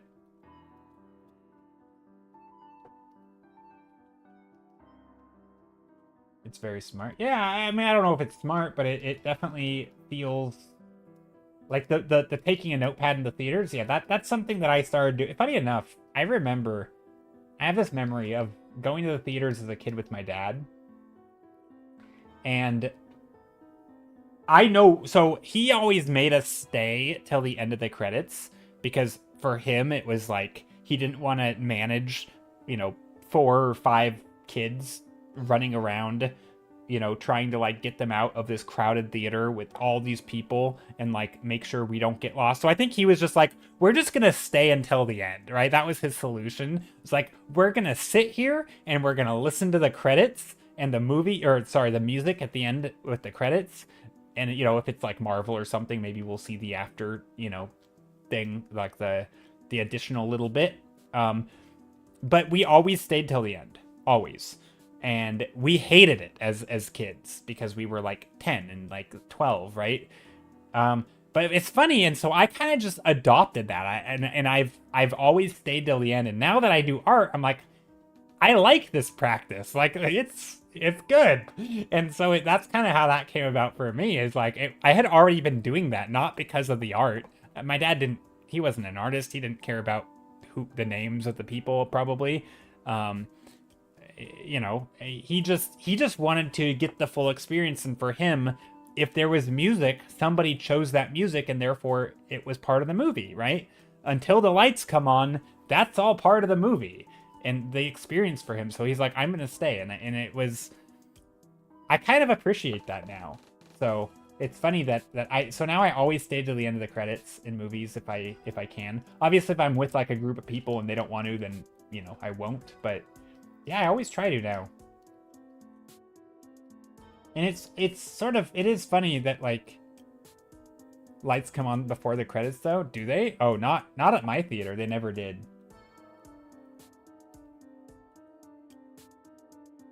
They always waited till like at least halfway through.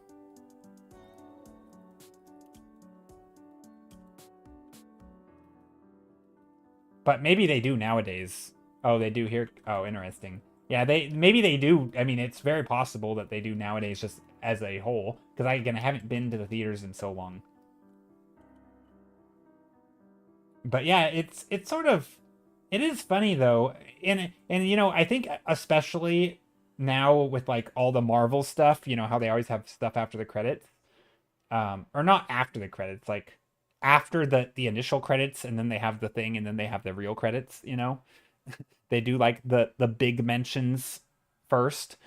Uh Even then, like back when that was starting to become a thing, because that wasn't always a thing, I remember like being sort of like not snickering, but like, you know, kind of laughing to myself, like, oh my gosh, all these people are missing this, you know, because I literally are watching them walk out of the theater before something else happens after the credits, because at the time people didn't really know if there was something after the credits, like unless you're looking it up beforehand. But like, you know, it wasn't universally a thing yet, or you know, Marvel thing. And so, but nowadays I still see people walk out before the credits, and that's crazy to me, when especially when there's something there. And even when there's not there, it's like, I don't know, it's just fun. I like staying for the credits now. But I totally understand that not everybody wants to.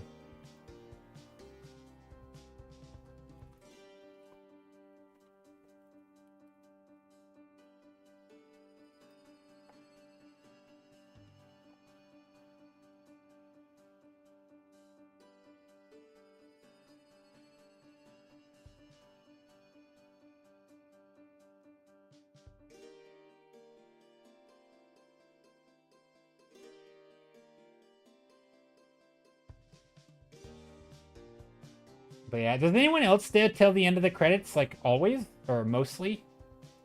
'Cause I haven't met many people who do that. At least not my age.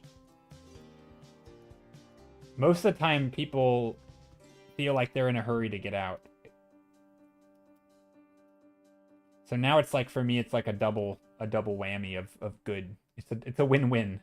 I don't think double whammy is the right word. It's a win-win for me now, because like you get out of the theater basically the same time everyone else, like maybe, you know, a minute after, but like you don't have to stand awkwardly in a line. Kind of like at the airport or something, if you're going on a flight, you know, everybody stands up to get onto the plane as soon as they can, and then you just end up standing in a line for 5 to 10 minutes. Whereas if you, or maybe even more, whereas like if you just sit there and chill out for a bit, like you can just walk up to your seat and grab it and not have to like stumble over people because you waited. I like it. It's kind of, or same with getting off the plane, you know, just sit in your seat. Wait until you're the last one off and you can just walk off. You don't have to like stand up and stand in a cramped little tube with people. I don't know. But I get different people do that for different reasons, but yeah, I've definitely learned patience, and I think part of that was my experience in movie theaters because of my dad.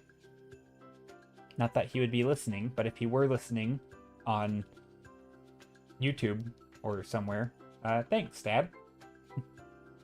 Thanks for that practice that you've instilled in me. Pretty sure my dad's never watched my stream. Although, I think once I tried to tell him how to go to my stream, and I think he just didn't understand Twitch. But now that I'm on YouTube, I bet he could watch my stream. I don't know if he would. I don't think he would. But it would be interesting. I know my mom's watched my stream once. I don't think she liked it.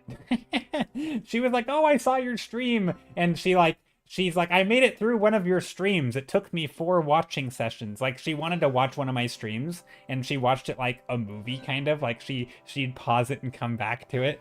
And it's like, it wasn't live, and it was like, you know, I appreciate it, but it was funny the way she'd like, you know, she didn't want to sit there for 4 hours, and understandably, but it was just funny. I don't think she ever watched another, though.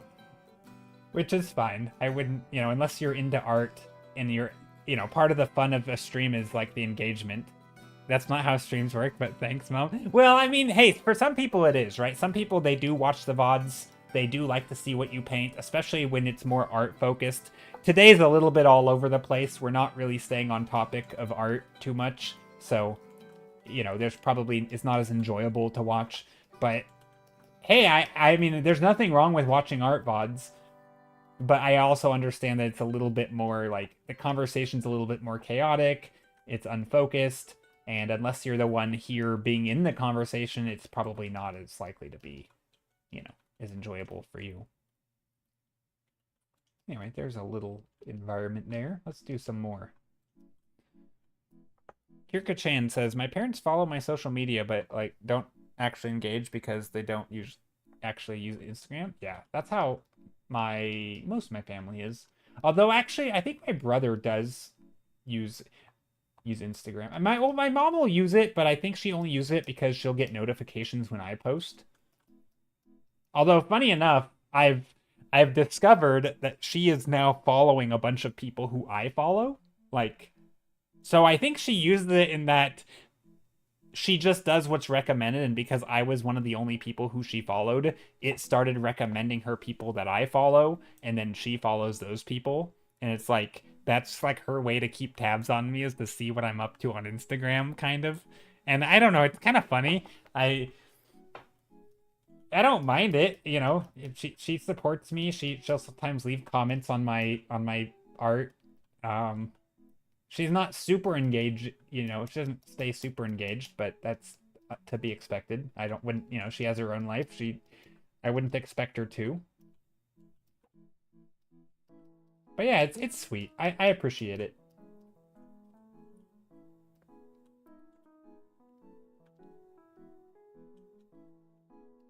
little blue and orange painting. I have a lot of blue in today's paintings.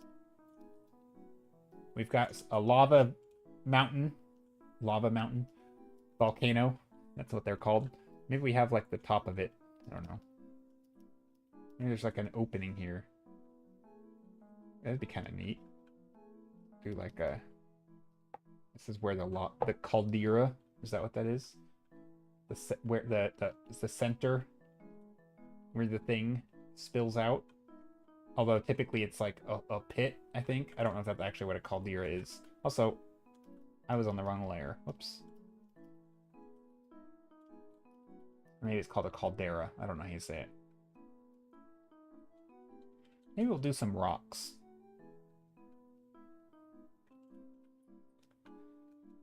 But yeah, I actually haven't been posting on Instagram much lately. I need to make some posts because I do have art. I think as we get nearer to Christmas, I technically have 2 paintings that I'd like to post. One is my Christmas card painting, which I haven't posted, but I should do that nearing Christmas. I'll probably post like at Christmas. And then I have another, which is an illustration for a puzzle that I made, which I actually finally have ordered. I only ordered 2 copies because unless you order in bulk, it's hard to find a place. I didn't do print on demand. I just did, well, technically it was print on demand, but it was not something that like I can send people to, if that makes sense. It was print on demand for me. But I did 2 print on demand puzzles of an illustration I made. And I'm going to give it as a gift to some people. But I only got 2, but unless I order in bulk, it's just not, it's not economically viable for me, right? And if I order in bulk, I have to be able to like get rid of them and sell them. Because otherwise they're like $50 a piece if you want like good quality. If you order like 2,000 plus at a time, you can get it down to like $7. I'm sure there are places you can do more. I'm sure there are places you can get that cost down even more if you do bulk orders. But yeah, I don't know enough about manufacturing and like ordering large, like it's tricky. That's something that I'd like to dive more into this next year a little bit. But first thing first is I want to have that product in my hands so I can see, like, I can learn from it, because this is like my prototype. I'm paying a little extra for it, but that's just, I'm going to call it the cost of doing business and figuring things out. Is like sometimes you pay a little extra to like have something made the first time or whatever, because you're still figuring out if it's a useful, if it works as a product. I don't know if I'll gift the second one, though. I think I might keep one puzzle for myself. Because it's just, so I can have it. Maybe I'll do a giveaway on stream someday.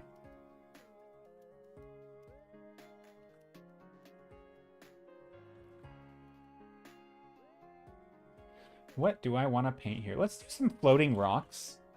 Under here, we'll do some shapes. Also, I'm a little hungry. Uh-oh, my stomach is not happy.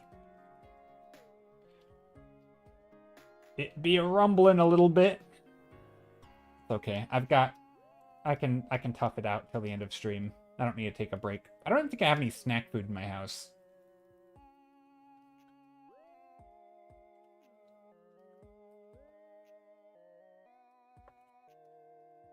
I'm not much of a snacker anyway. Do you guys snack? What do you snack on? What do people snack on when you snack? I'm very curious. I've never really gotten in the habit of snacking because I typically don't think about my hunger until I'm super hungry, and then I just need to eat like real food.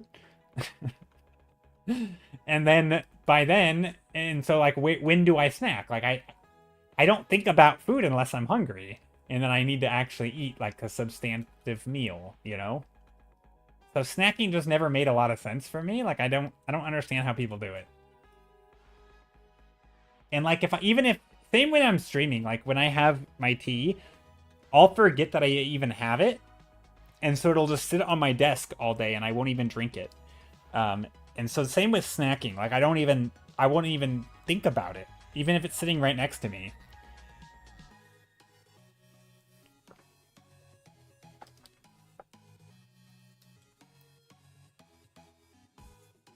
Same, you don't really snack either?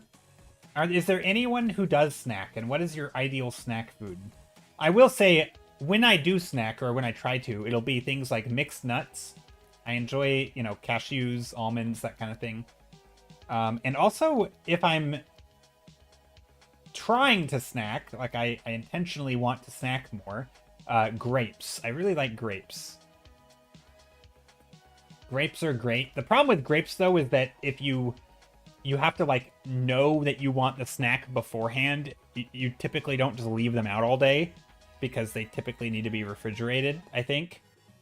And I don't think you should leave them out all day. So grapes are a weird one, because, well, I keep them in the refrigerator, and so I have to, like, know that I'm going to snack, and then I again, for the reasons I just mentioned, that never happens, and so they sit in my fridge all day, or forever, until they go bad.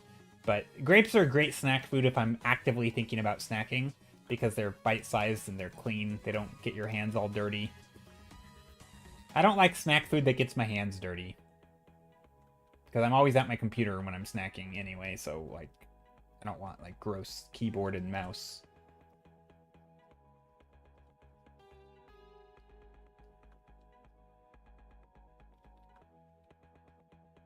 I just eat whatever I'm handed. The rest of the house is more snacky than me. Chips, peanut butter, pretzels, a cookie. I've had candy I bought in August that I still haven't cleaned off. Oh, interesting. Yeah, I think because of the way that, like, I won't even think about snacking until I'm hungry. I also have the problem that if I do buy snack food, even things like ice cream or whatever. Hey, Roy and Aquatic Marcus, how's it going? Because I don't typically eat until I'm hungry, if I buy snack food like ice cream, I won't eat it until I'm hungry, and then I just eat the whole thing because it's like a meal. And it's super unhealthy to eat ice cream as a meal, but that's what happens when I have ice cream. I just eat like half the tub of ice cream. And so I don't like buying small things. I should just buy small things of ice cream, but it ends up being, I just will eat it until it's gone, so it'll last like 2 days if I have it. Or either that, or it'll sit in my freezer for forever and I'll forget that I have it. It's one or the other. I very rarely, like, actually occasionally will snack on it. It's just like, yeah, it's very, very one or the other.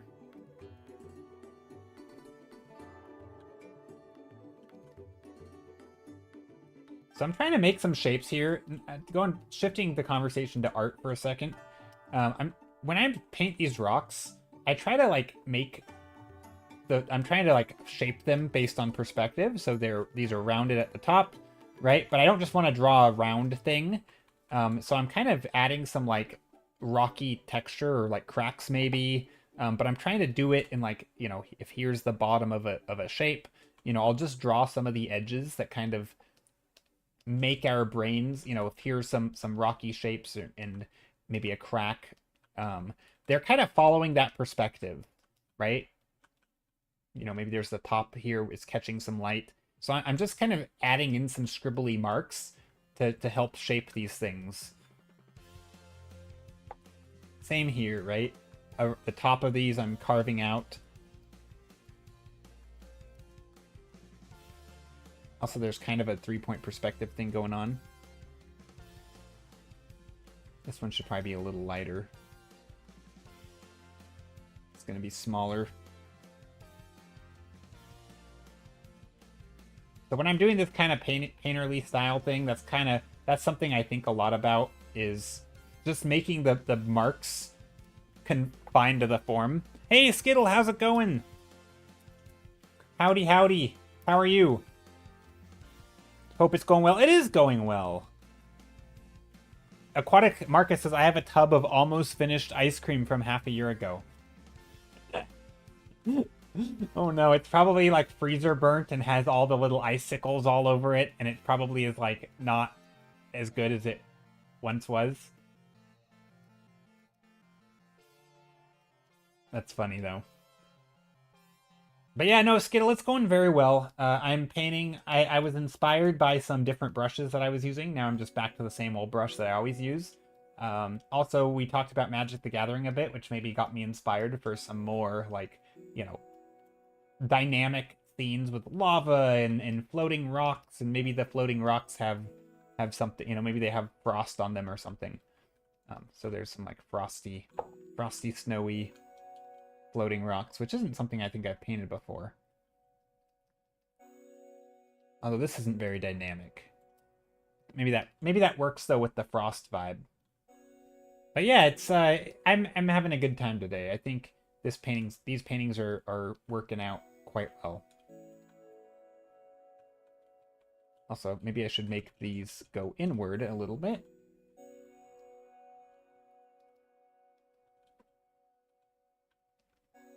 A little bit of a 3-point perspective going on. Flamingo check, thanks. I looked back at my replay the other day and I realized how much my head was tilting when I draw. And I just thought it was funny because, like, do you guys ever do that? I know Cynics does this a lot, where he'll go like this and then he'll go like that, and he's kind of like tipping his head back and forth. I find that I will tip my head to the side a lot when I draw, and I don't know why. It's just like I'll just be like this. Like I don't know. It's like it looks like it's probably not good for my neck to be sitting to the side like this all day. It's like, I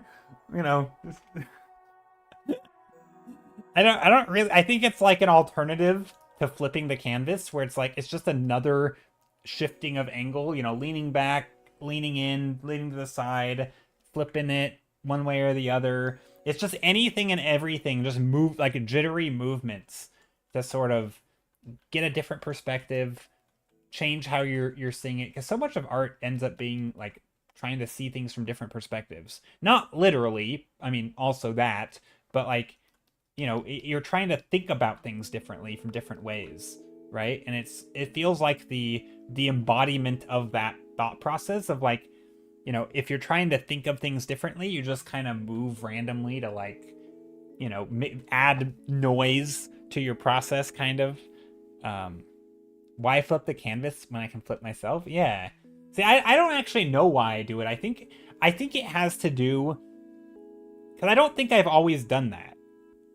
Right? Like when I was a kid, I actually remember, partly I think because I needed glasses, but I remember, just kind of, very close to my page, just drawing, like basically zoomed in the whole time, the equivalent of zooming in. And I would never come up for breath, right? I was always just super laser focused. But nowadays, I'm shifting back and going in and zooming out. And, it's sort of like, I feel like as I've gotten better at art, I'm much more aware of not just tunnel visioning, right? I'm much more zoom out, zoom in, flip it. And I think this movement by me is sort of like the physical embodiment of that, of just keeping it active. Or you can flip the viewer. True. Yeah. You can flip the... I mean, I do that too. I do all of it. I'm constantly like, ooh, But yeah, Sagamore Studio, how's it going? But yeah, no, absolutely flip the canvas. I do that a fair amount. We need to develop a canvas that always moves. Oh god, that would be awful. I mean, I do always move it, right? You'll see me zoom out, move, shift, change things. I don't do a lot of rotating, funny enough. I very rarely rotate my canvas. James Gurney said tilting his head to make sure the measurements are correct. Yeah, but see, I'm not measuring. So, I mean, there's probably a part of that. Again, this is where I want to be careful with saying why I do it, because honestly, I don't know. All I know is it's a habit, and I feel like it helps me. I suspect part of it is to, like, get different angles, kind of. But, that's the same reason I flip my canvas, is to, like, see it in a new way. But I don't think there was ever a point where I consciously made the thought of, like, let me tilt my head. I just find myself doing it, and so it just feels right. So I don't know if I don't exactly know why I do it. And whenever I think of trying to explain why I do things that I don't truly understand, like, I have I can make up a reasonable sounding thing. I always want to be careful, because historically, a lot of like experts in their fields have done that, where they explain to people why they do what they do, and they've actually been wrong. Like the real reasons, and people can you can do this in lab, where like you can teach people things, and then later ask them why they do a thing that you actually know that you taught them and they didn't remember you teaching them, and they'll actually give you a reason that isn't the reason that they're doing it, because you know why they're doing it, right? Because you're the one that they're doing it, because you're in the lab. You can make it so you are the reason they're doing it for one reason or the other, and they'll explain it away as like some other thing, and they're sort of self-justify. And it might be it might also be doing that thing, but like that's not necessarily why you're doing it. You're just finding a good reason. You know, it's sort of like looking on the bright side, right? Like if I'm already tipping my head, I might as well rationalize it to myself as like, oh, well, I'm getting a different angle, getting different perspectives, seeing things in a different way. Because those are good qualities. But is that really why I'm doing it in the first place? I don't know. I hope. All I know is I haven't always done it. So yeah, I always want to be a little careful of that. Because artists are notoriously bad at explaining why they do things when they actually, you know, just try lots of things, and some stuff sticks and some stuff doesn't.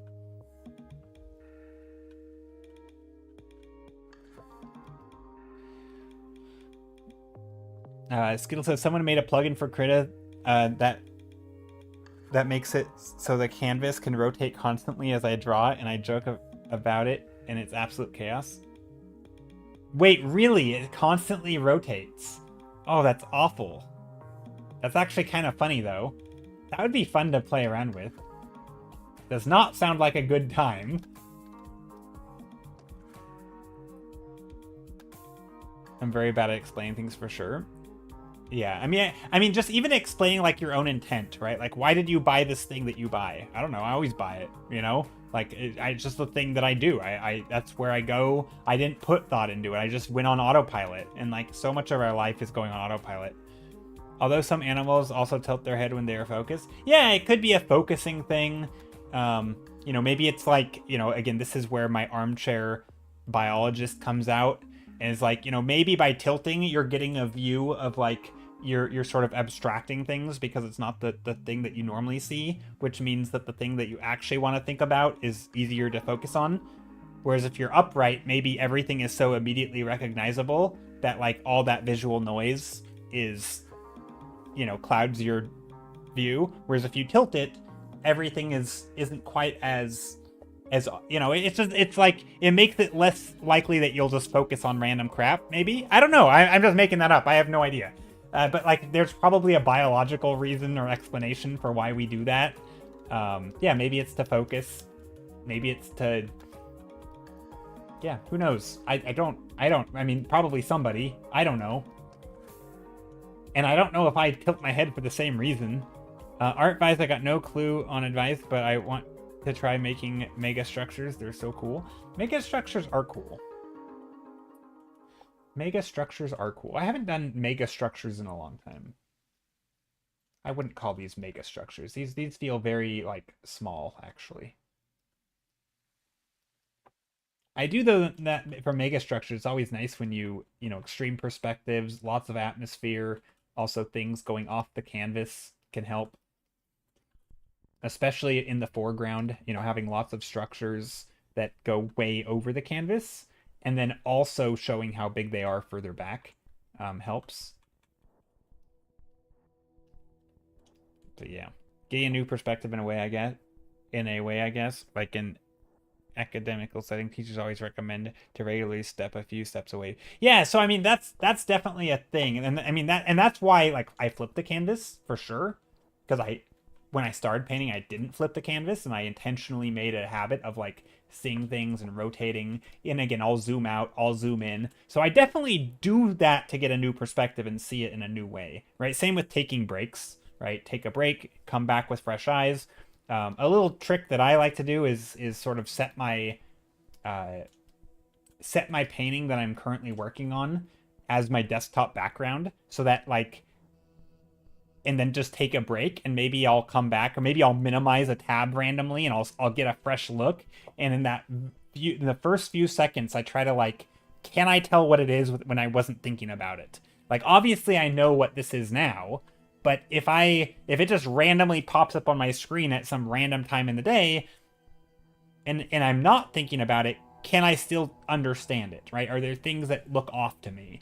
And basically doing anything to get it to see it in a new light. And one of that is setting as a background. I find it just is helpful. Also, something about making it a background for me makes it feel like it's finished, in air quotes. And it's like I'm no longer looking at it as an artist working on a painting. I'm looking at it as a person viewing a desktop background, right? And I think for me, it's different. When I'm working on a painting, I'm looking for mistakes. And when I view it in the wild, like on my computer, just sort of out of the context of painting, I'm thinking like I'm not thinking about it like an artist. I'm thinking about it like a person viewing an image, right? And that's a very different way to view a painting. And so I like to put it in the context. It's the same reason why when you go to like share a piece of art you've been working on, or you go to upload something, you immediately notice all the mistakes because suddenly your brain went from I'm learning, right? I'm looking for mistakes to this is now a finished painting.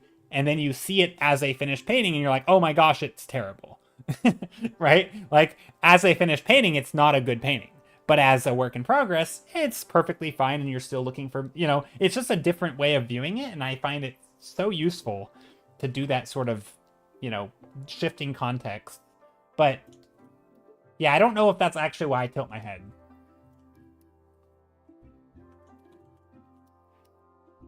Maybe it might be. It probably is a combination of things.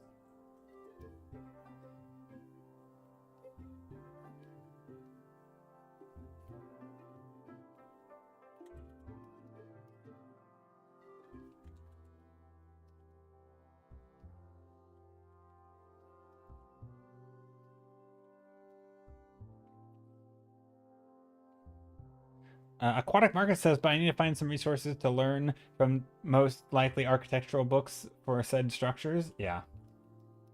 I mean, I think a lot of like a mega structure, I mean, because you can make a mega structure of any sort of shape and form, right? So a lot of it comes down to things more like, at least to me, it feels like it's more composition, scale, how to make things scale. It's not so much of like the structures themselves, but more of how do you position the camera? What do you do with composition? What do you do with lighting to make them, because if you light like a mega structure, maybe the lighting is going to look different, it's going to look differently at different distances. And so I feel like it's a lot of composition, mood setting, lighting, obviously some perspective, because you have to know perspective to make things look a different scale. But I feel like it's a lot of that stuff, right? I do wonder if how much architecture books would help with that. Basically anything that Disney, the story around like Disney using all their Imagineers, I don't know what they call themselves, but basically all the Disney buildings of like weird wonky scale stuff to confuse you into not seeing the scale properly, with like buildings with floors being uneven so you can't count how many stories something is, because once you can start making these mental comparisons, your brain will do the math and you'll know how tall something is. But they'll use different levels of buildings, of windows. They'll scale them smaller as they get higher up. They do all these tricks. They paint things slightly lighter to make it look further away.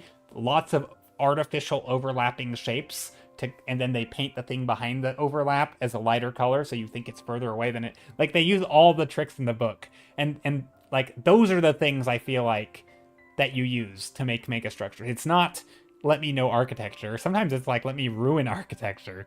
Let me make things feel. I don't know. I just find that stuff fascinating. I love that topic in general, like how to play with scale.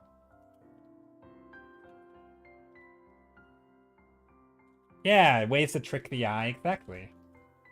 And a lot of it's rooted in psychology, right?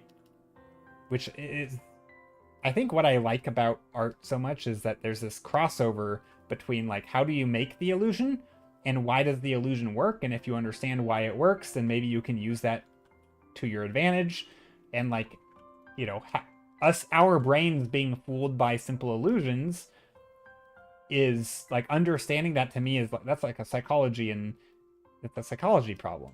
And I just love that stuff.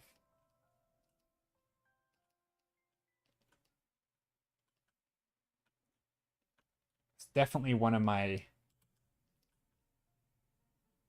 favorite parts of art, I think, is that sort of, you know, the viewer's experience and thinking about how someone views it when they don't know what it is. You know, whereas when I know what it is, you know, art making is completely different than the viewer experience.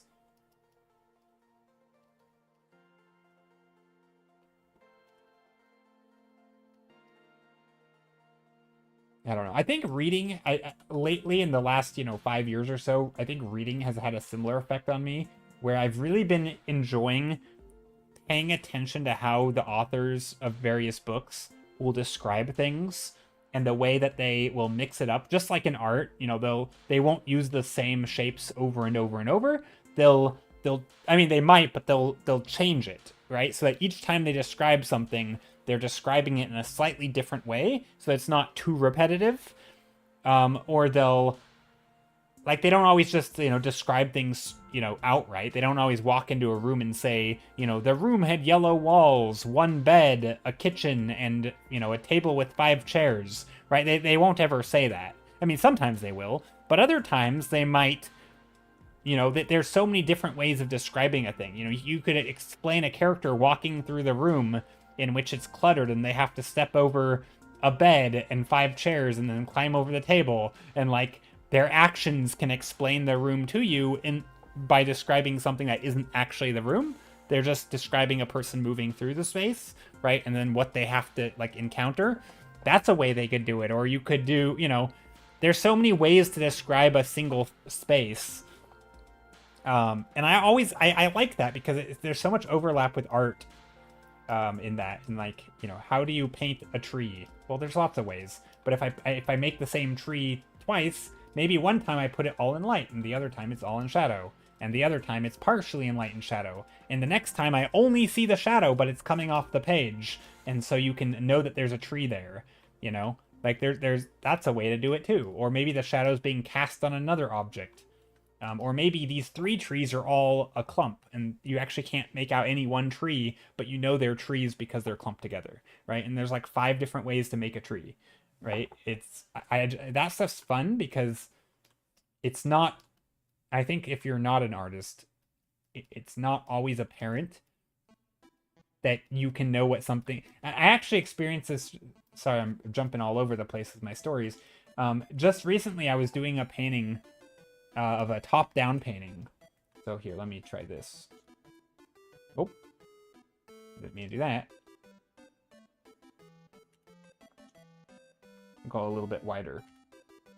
I was doing a top-down painting, and I came across the problem of, like, how do I make this look like a table? I could add a little bit of perspective and, like, add a little bit of a table here, you know, some table legs here that you can see. But what if you didn't? Like, what if it was just purely top-down? And then I thought, okay, well, the way I would describe the form is with a shadow, right? So if this were a square table, or rectangular table, of some unknown height, and let's say you had another object, let's say a stool, of another height, unknown height. This object might have a shadow that looks like this, right? However, a table is going to look in perspective, you know, 4 legs, or sorry, it's a stool, right? So this has a shadow, and then this one will also have a shadow, but because this one is maybe a taller table, it's going to have a different, you know, it's going to have a different shape. I don't actually know how to draw this. What does this shape look like? And I should know how to do this. Right, but this shadow will be taller, is what the point I'm getting at, because it's higher off the ground, right? And so maybe you can see more of the underside of it or something, or, you know, you can figure out how to make it look right. But my point is, you can explain the height with shadows, right? And that's something that, like, thinking about that as a way to communicate form is very different than what you typically think of, right? Typically it's like, oh, here's a sphere and I'm going to describe it with light and shadow. And you're not really thinking about, is the shape on the ground helping me explain what the object is? But, like, why not? Right? Why not? If I have an object at eye level, maybe the shadow it's casting on the wall is important to understand the form. And that's something that, like, I'm only starting to dip my toes into from, like, this, illustrating perspective of, like, how do I show different types of information in different ways. And I think it's just a really fascinating, I don't know, for me it's fascinating. Because it's not one of those things that you really think about. At least I didn't.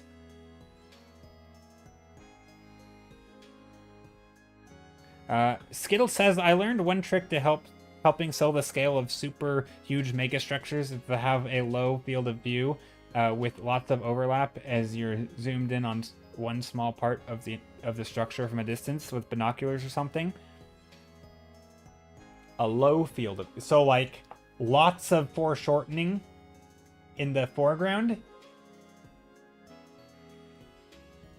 And then the mega structure is like that. Is that what you're saying, kind of? Or I guess it'd just be off the page. So this stuff would be rapidly... So, like, this stuff is rapidly accelerating into the distance, right? So, like, I think. Is that what you're saying? Maybe that's what you're saying.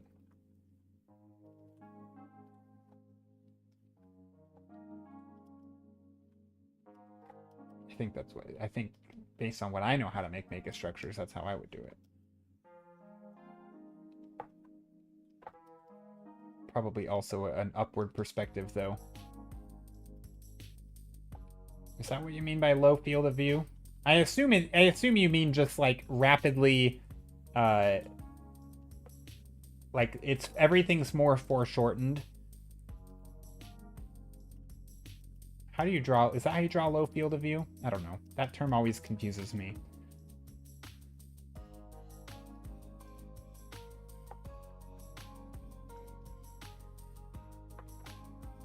I know if you put a really low horizon line, though, right? Everything's gonna, anything in the background is gonna feel massive. I don't know if I made this look right, but lots of fog.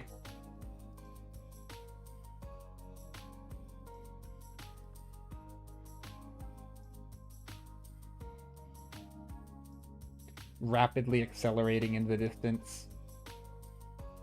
I don't know if that's quite what you meant, but that should make it look massive.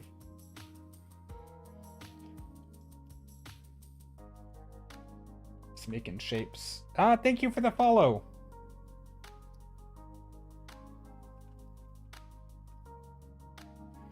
Little things for context.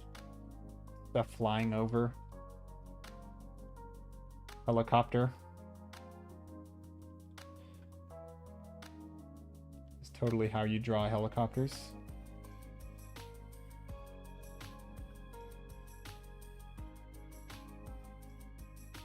There. Got some helicopters in the distance. Mega structures.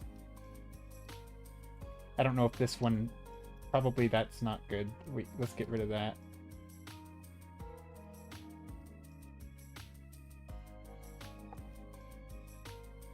All paintings need helicopters? Yep, it's true.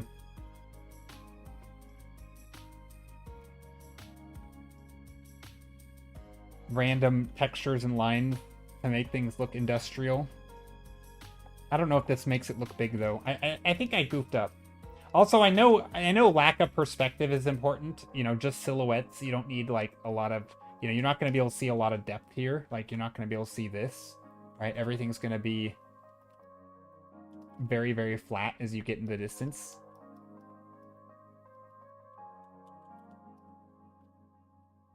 These can have a lot of perspective, I think. because these are up close, but then it rapidly goes into like essentially 1 point perspective. I think. I don't know. Maybe that's the opposite of what Skittle is saying.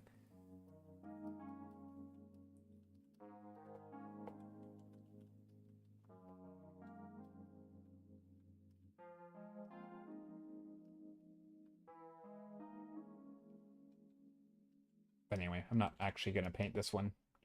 Get rid of it. Erase, erase, erase. Rest in peace. Thank you for the follow, by the way, person who just followed. I appreciate it. Hope you're doing well today. I think it's amusing. I amuse myself that I've turned off the follow notification for like who followed, so I don't say the name. But I still sometimes do, and I never know if I want to like keep doing the like anonymous followers or if I want to say people's names. And I kind of waffle on it. I go back and forth, and it's sort of amusing to me because I don't think it really matters one way or the other. But I feel like I still haven't made up my mind of what I like to do. But I do know from my experience, there's been times where I don't like to be called out when I follow, so I don't know. But I also know a lot of people don't care. Also, let's add some color. Maybe some overlay. Maybe some bright whitish yellow and really like... Oh, that's too bright.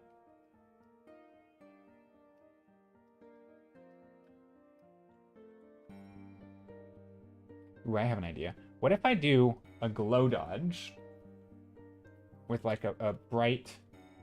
Okay, I've got an idea. So, bright sky.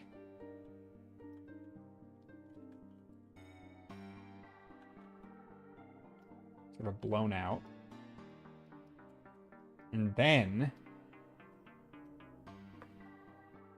in that overlay...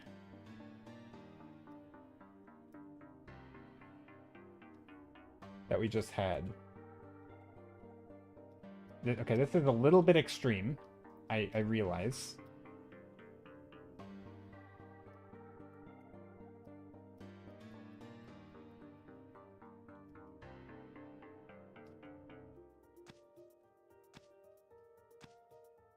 Okay, that's maybe a lot. Saying it but not having it in chat is a good idea. Their name. That might be a good way to do it. Yeah, that way they'll know that I'm addressing them, but other people might not be able to catch it completely. I don't know. I don't think it really matters one way or the other, but it is an interesting thing that I have to consider sometimes, and I haven't really made up my mind. Kind of curious if anyone has opinions on it. Not that I don't think it really matters, though. There's probably as many opinions on it as there are people.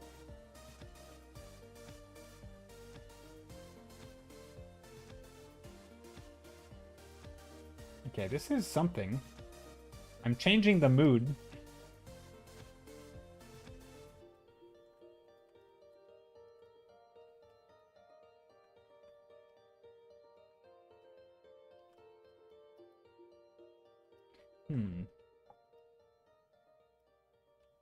What if we do like a wall? Like a retaining wall. This is the top of the retaining wall. And this is the side of the retaining wall.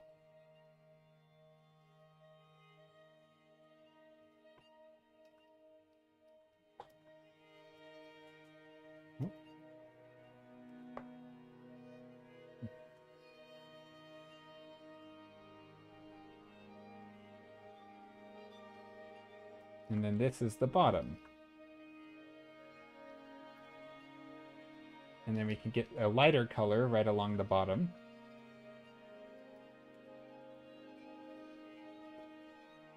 And this will help push the scale a little bit.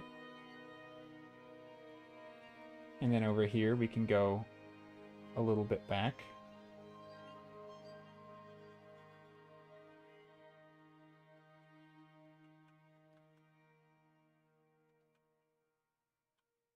I love these colors. Yeah, they're kind of fun. A little bit pastel-y. Although I don't like that I made this almost eye line. That was weird. Very weird choice by me.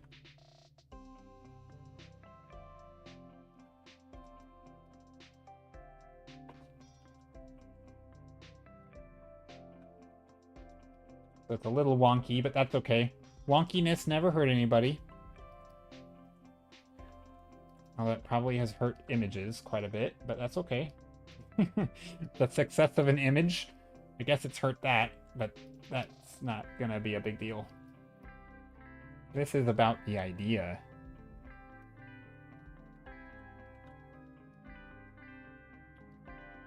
That's at least what I tell myself.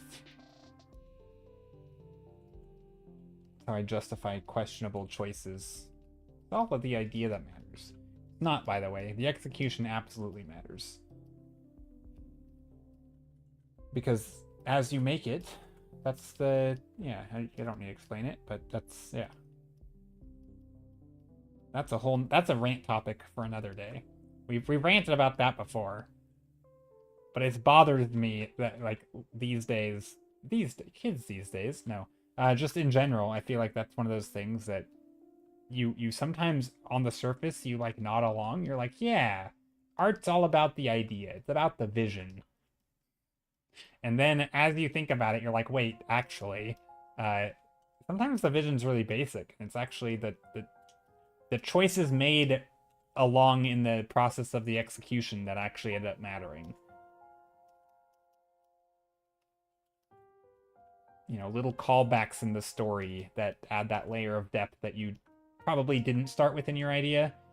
You only thought about it in, you know, thinking about the composition or the storytelling and, like, the specifics that you eventually made of, like, oh, here's the thing. And so, you know, you could end up with, like, two movies that are basically the same plot, but one is the Shawshank Redemption and the other is, like, a mediocre Prison Break movie. And it's like, they're totally different because those choices mattered. Or something. I don't know. That's my ramble.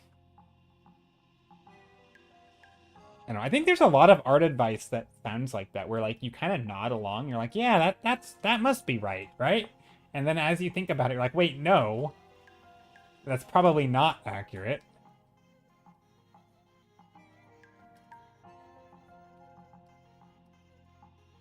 I guess it's not really advice, but it's more of, like, words of wisdom or something. Also, these colors are fun. Can I just say I'm liking these colors? Let's play around with... Let's go back to that brush that we were using. Same beautiful? No, thanks. Let's go with a... Nope, not that. I had that same realization with cooking recently. The same ingredients taste very different depending on the preparation. Yeah, I mean, they absolutely can. I think taste is a good one because even with, like, mountains of science that explains that taste is sort of this... It's sort of... it's not a purely objective thing. Like it's not just the flavor. The temperature... lots of things affect flavor, right? Flavor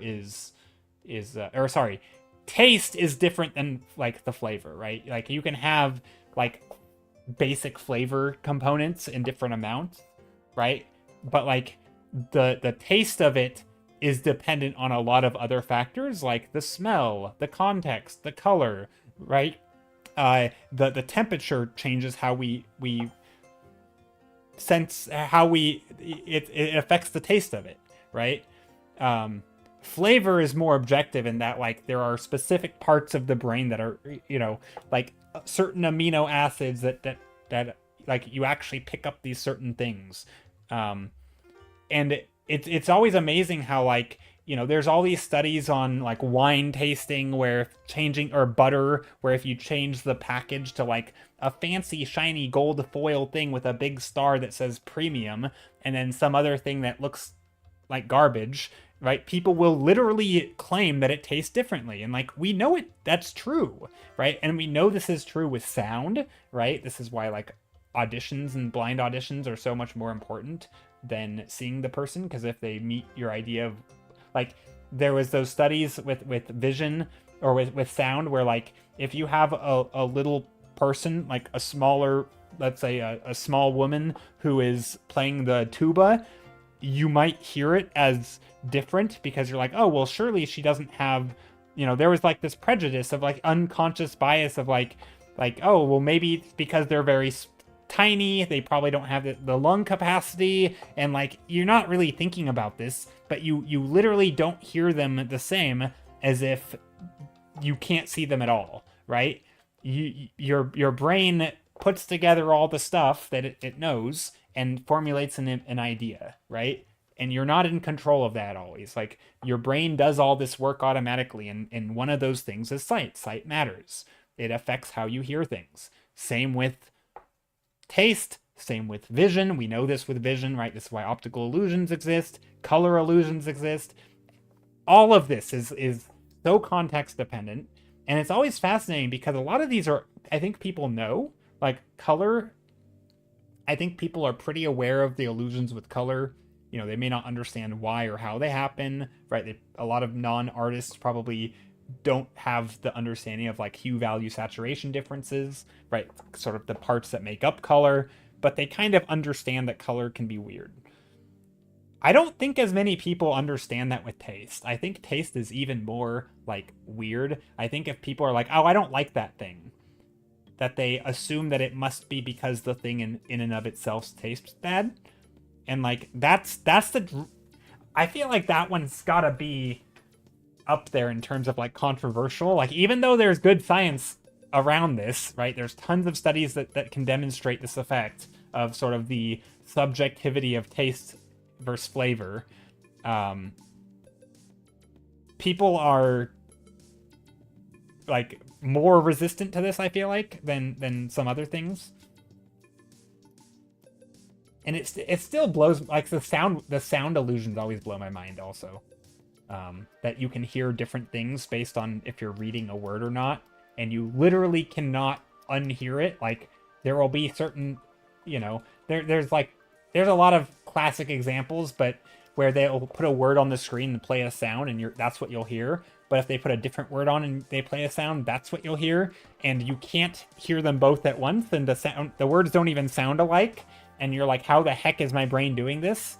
Yeah, brainstorm and green whatever, or yeah. There's a lot of those, and there's so many. There's this clip of a Disney character saying the F word, and it was aired on TV. They're not actually saying the F word, but once it's in the context of them swearing, you cannot for the life of you unhear it. It sounds like they say a swear word. But if you are watching the show with the context all the way up through the show, you will never catch it because it doesn't sound like it. But if you catch a snippet of it out of context, or you think about it, then you hear it. It's so crazy that like there's these little like, I don't know, I love that stuff. But like the whole psychology around perception and how our brains basically are not doing what we basically grow up thinking they're doing, is like, things are objective, your taste is objective, and the things you hear are always accurate, and your experiences must be the same. And it's like, no, it's just, I don't know, it's so cool. And I feel like as artists, we kind of get to shape that, right? We're trying to shape that experience, and which is like subtle manipulators of experience in a way, context, shape, colors, everything. Which is something that I haven't done a lot of in art, is like context changing, like sort of building up your. I think this happens a lot with like getting hired and like building up a look and a brand that screams professional, even though you might have two people with similar like objective skills, kind of.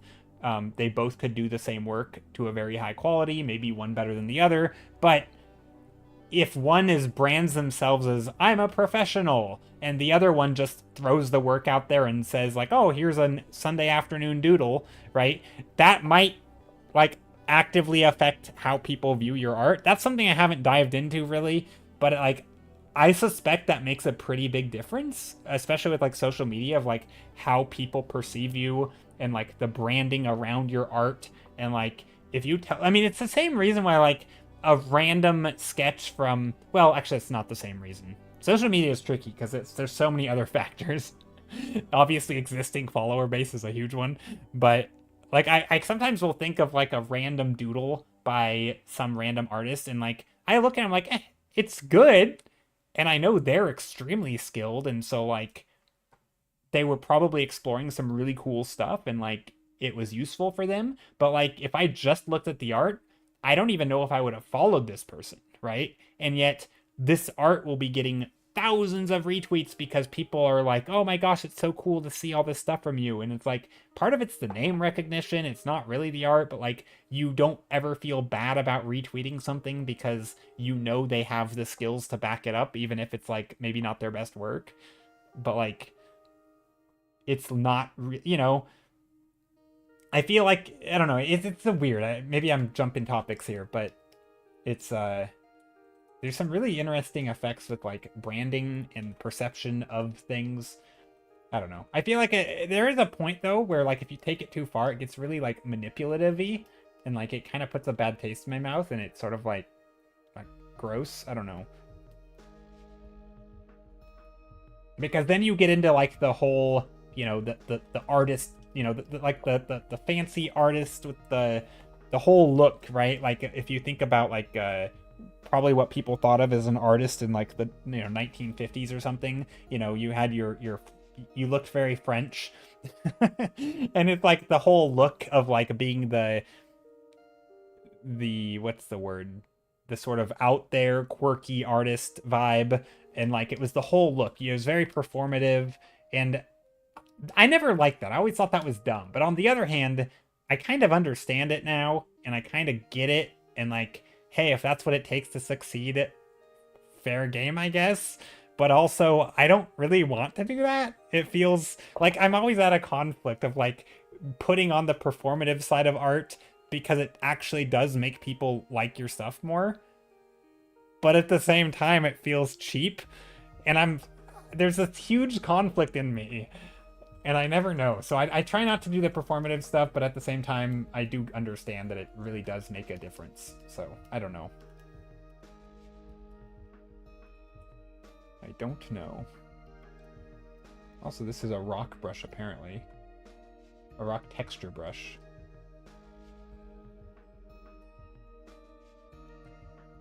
It doesn't look like rocks.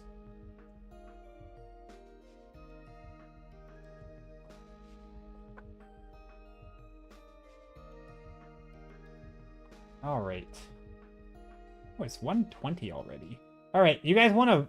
Okay, which painting should I work on? Just throw some numbers in chat. I think I know what one's going to win. Which one of these should I work on till the end of stream? Oh, thank you for the follow. I appreciate it. Chill Philly Phil. Hope you're doing well. All right, pick a number. 1, 2, 3, or 4. Or wait, ignore these numbers. Those numbers aren't real. We have 2 number 3s.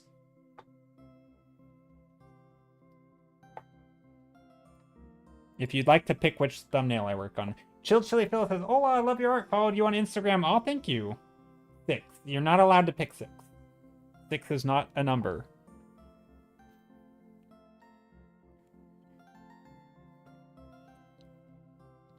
But yeah, I'm going to work on one of these till the end of stream. We got like a volcano thingy. 5. You guys are trolls. Alright. We're not doing any of them. Stream's over. Just kidding. 6 is not a number, Joe. 1. Hey, Aurelia! Long time no see. Hope you're doing well. I don't know why I'm looking over here. I should be looking at the webcam. I'm pretty sure 6 is a number. I did math, boy. I don't think so. 6 doesn't exist.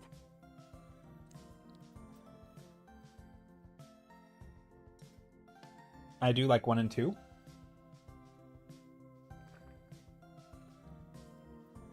So far, 1 would be in the lead.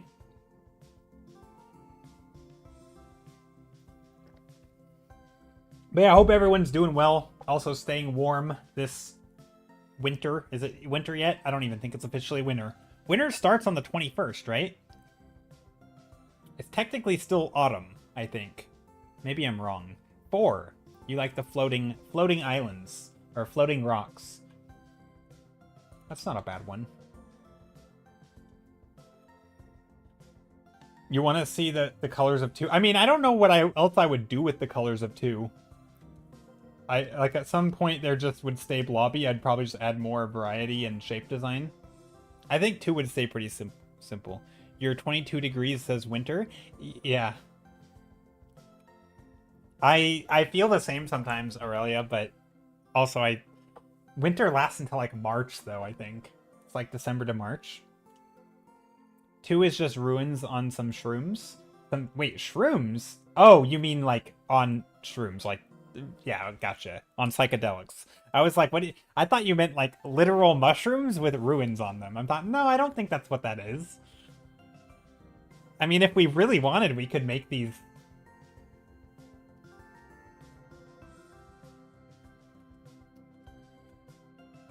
Oh, mushrooms here?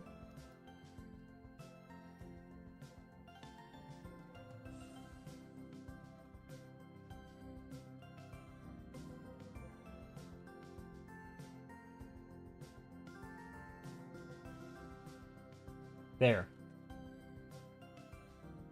Also, I just realized... Yeah, okay. They're ruins on mushrooms. Actually, honestly, not a terrible idea. March 20th, yeah, trust me, I keep an eye on springtime. Oh, see, I love the winter. I am a winter person. I love even when I don't need to, I will wear beanie, sweater. I love this stuff. It's cozy. But I do realize that a lot of people don't like it. A lot of people don't like the winter, but I do. It's nice. As long as you have heating and your power stays on, then it's good. You used to love winter, but I'm a fall girl now.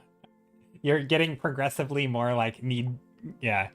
I think for me, a lot of winter vibes come down to like the coziness, like being indoors, and like when I think of winter, I think of bundling up and trying to stay warm, and like the the indoor weather, sort of like it's like a season built for the indoors, and like I'm already indoors all the time anyway, and so for me, I associate the best indoor weather with winter.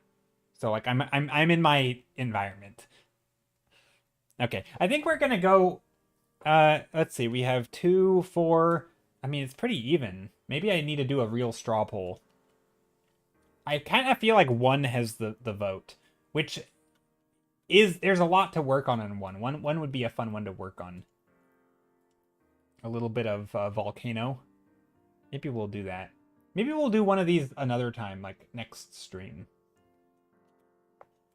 Because 2 would be fun to work on. But it's also a little generic. Let's do that. Aw, thank you, Aquatic Marcus. I appreciate the follow. Thank you for being here. Alright, we're going to do this. I'm going to save this. Since we're a little bit halfway through the stream. Okay, we are going to crop this after I merge all of these. Those ridges gave me that impression. With 2, I'd love to see a train moving across the landscape. Oh, interesting. So, yeah, so this was initially going to be like just a wall. But yeah, I could totally see a train. Oh, that'd be fun. Little choo-choo train moving across the...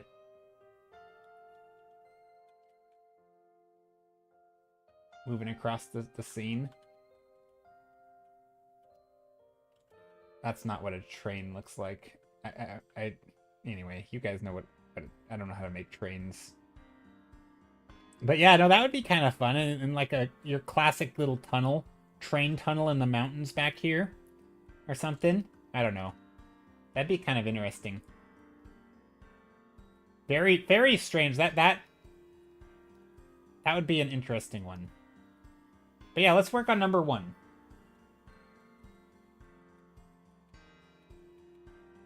Also, what happened to my layers? I actually don't know. I just lost something, but that's okay.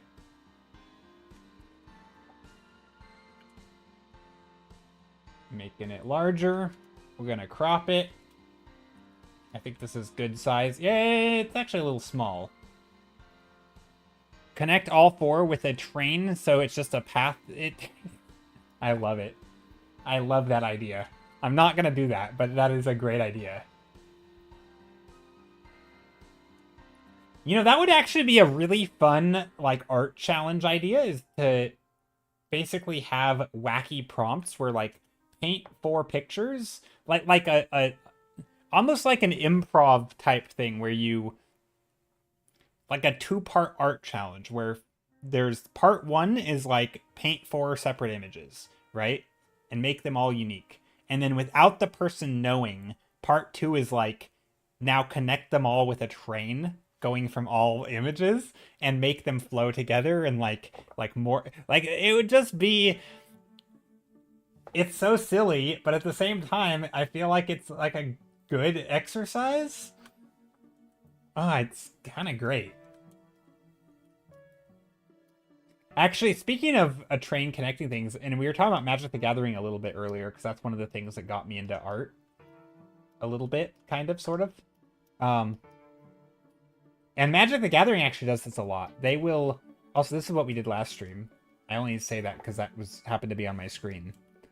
But Magic the Gathering, so a lot of what artists do, because they have these cards that's called cycles, so they have 5 different colors. Each color is like, you know, a Harry Potter house, essentially. They have sort of things that they stand for and represent in the color pie, and that's what they call it. It's really just the color wheel. It's just 4 colors, you know, red, blue, green, white, black.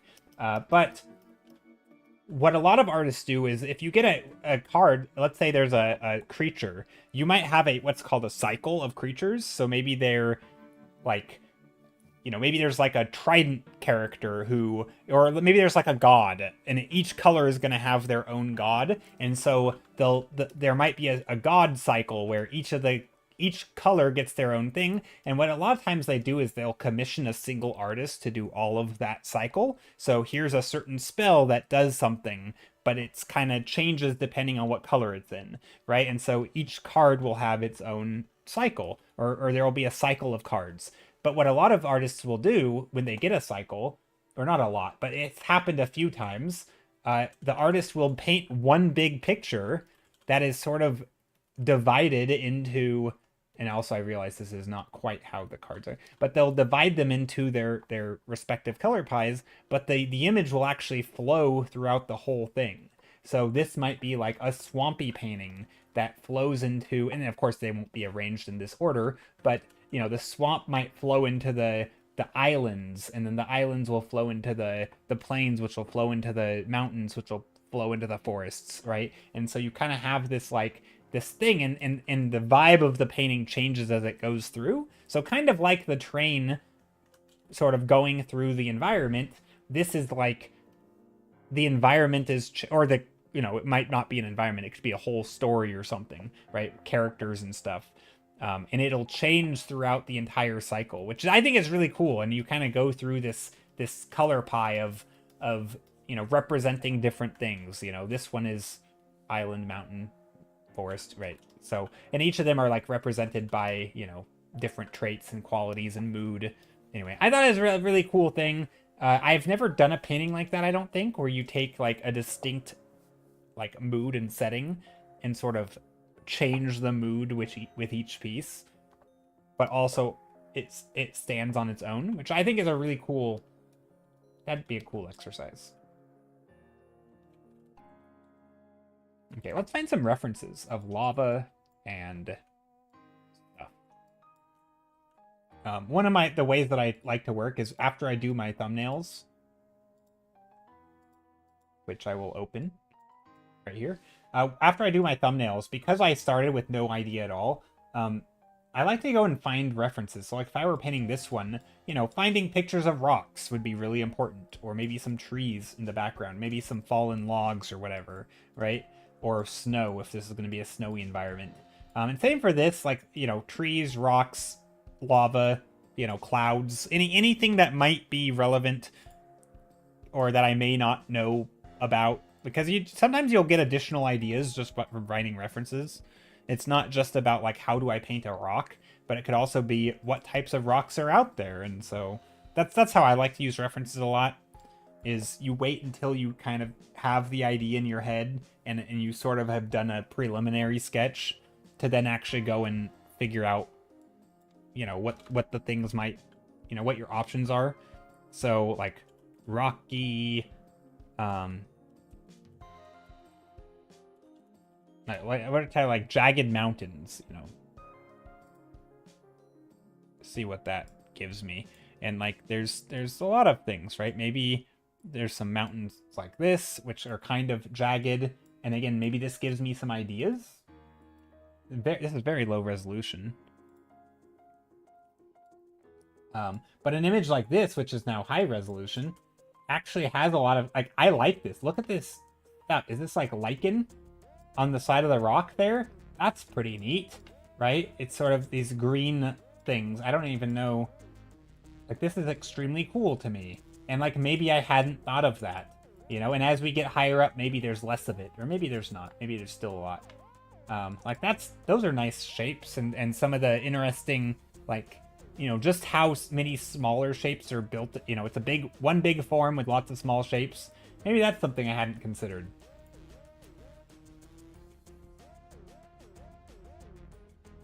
You like how basalt looks? Is that basalt? I don't even know. No, that's not basalt. Basalt has the columns. It's the hexagonal. Yeah, everybody loves basalt. I've told this story before of basalt columns, right? No, well, I guess this is the first time that you've been here, so you haven't heard this. I remember, there's a while back, like a couple years ago, I got really into some like geology podcasts, and just like there's a geology subreddit that I really like to go to, because you learn a little bit about geology and rock formations and stuff, and you know, you have a community of people on Reddit who like geology, and they like to share photos. Sometimes people are asking, like, you know, how might have this rock formation formed? You know, can anyone explain this thing that I found? What is this, right? And so it was just a fun place to go to. But I thought about because as an artist, so I made a post that actually did quite well. It did okay. It seemed to do quite well. But basically, I just made a post on Reddit asking, you know, what are things that artists get wrong about geology that, like, you know, annoys you? Like, what things do you notice that artists do wrong, right? In movies, you know, games, whatever it is. And almost like one of the top comments was basalt columns, because artists love basalt columns, but like they'll just make them randomly everywhere in like complete disregard for how they might have formed and like where they are and what kind of climate. Like, people will talk about basalt columns like they'll see them in all. And I just thought it was funny because I totally agree with you. Basalt columns are awesome, and it's no surprise that artists are putting them in things, and then the geology community gets annoyed because that, you know, like, go figure. So I totally understand basalt columns. Like, I love them. They're great, but also understandable that it might annoy people. Also, I realized I didn't have this on my screen, but these rocks are awesome. These are not basalt columns. Basalt columns, for anyone who doesn't know, are these. They're these hexagonal looking structures. Obviously, it's not always like this. You can have basalt that doesn't look like this. It can be quarried and cut and stuff. But you oftentimes get these shapes. They look like this. These might be artificial. This might be like, no, this looks real. It's part of the mountain. Anyway. But yeah, there are some wild looking basalt pillars. Right? Some natural stuff. Anyway, very, very cool looking things. Aren't they usually near water at the end of an old lava flow? I think so. Typically, yeah, I think, or at the very least, they'll have these jagged cliff-like things where I think water typically has cooled them. I actually don't know, Casey. I don't know that much about them. All I know is that artists love them, and they'll put them anywhere because they look cool, and they frequently get them wrong, at least according to the geology community, which is understandable, but also I think hilarious. And I think at the time, I was actually painting some basalt columns because I thought they were cool, and I'm like, oh my gosh, I'm so glad that I asked. And of course, there was a whole list of other things that artists get wrong about geology, but how it works, I've started drawing different celebrity and ended up with Johansson face. That's funny. That's funny, Rosie. Everybody looks like Scarlett Johansson? Is that what you're saying? I actually don't know what she looks like, but that's great.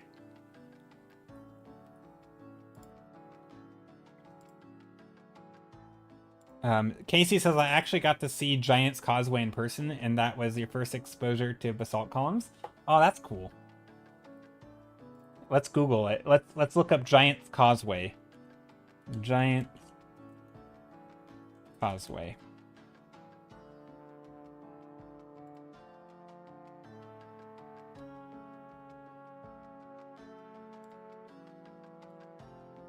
Ah, yes. I've seen photos of this. Yeah, this is right near the water. Tons of basalt. That's super cool. And also, I loved how these are, you can see the distinct columns, but it's so eroded. Like, that's a really cool thing. Because, like, this is all how they're typically depicted, right? Whenever people,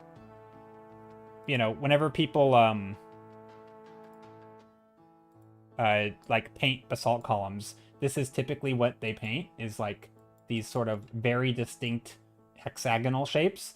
But to think that they can actually be very, very eroded and rounded is kind of neat, right? These very worn down, almost smooth, but they still have these hexagonal cuts and breaks in them. But then as you go up, they're probably more cut looking because they're not weathered as much by the water and the waves crashing, And so, like, you have these, and this is something that I talk about a lot in environments when, like, sometimes you want, like, a logic to your painting where, like, the logic could be, my mountains low are going to be smooth and my mountains up high are going to be jagged, right? The explanation could be erosion from water. Even if you don't have water in your painting, just having a logic of, like, as I work my way up the painting, things are going to get more jagged. That adds a level of, we were talking about this last stream as well, but, like, that adds a level of realism where you just have this, like, this consistency throughout that isn't, it's not everything's the same, but things have changed, right? Same with, like, tree lines. Obviously, if you draw from nature, it's even better. But, like, no trees up top, and as you go lower down in the environment, down the mountain, you get more and more trees. Or, no snow at the top, but no snow down below, right? Because you have temperature change, right? It's just stuff like that, you have, just any little thing that you can find a pattern in and just sort of percolate it throughout your painting, whether it's like erosion or shape language changing as you go from one side to the other, right? I like, in canopies, you have like a color gradient, warm on the top, and then as you go down in the painting, it gets cooler. And so you just start using cooler colors, you start exaggerating those cool colors, and suddenly it just makes the painting feel more alive. I love that stuff because it's like, it kind of tells a story, right? It's like just simple shapes, simple colors, whatever it is, it tells a story. Even if it's a geological story, it's still a story that I think people kind of pick up on a little bit. Anyway, that stuff makes me happy. I don't always do this stuff in my paintings, but if I think about it, I do try. So yeah. It was like a natural tiled floor or something, at least at some parts. Yeah, that's cool. It is very neat. But like even here with like the, you know, maybe these are more jagged at top, and maybe there's no trees, and then down below they're smoother and there's more trees. Or maybe they're more jagged down below because the trees are protecting them from the wind, and maybe the wind erosion has made them more smooth on top, right? It almost doesn't, in my opinion, it doesn't have to be absolutely realistic, but having some sort of internalized story that you tell to help you make choices about like what the shape is, right? That way when you have to make the shape, you kind of already understand how you might make it because you sort of have told yourself this story. Even if it's not totally realistic, but it's still a story. I don't know. I like that kind of thinking. Also, Casey, we totally need to do a stream together at some point. You said that for me to be on your stream maybe at some point. I would absolutely love to. I don't know if I'd want to stream at the same time, though, because I am bad at managing chat. But we could. We could do that. I don't know. I wasn't totally sure what you wanted to do, if that's...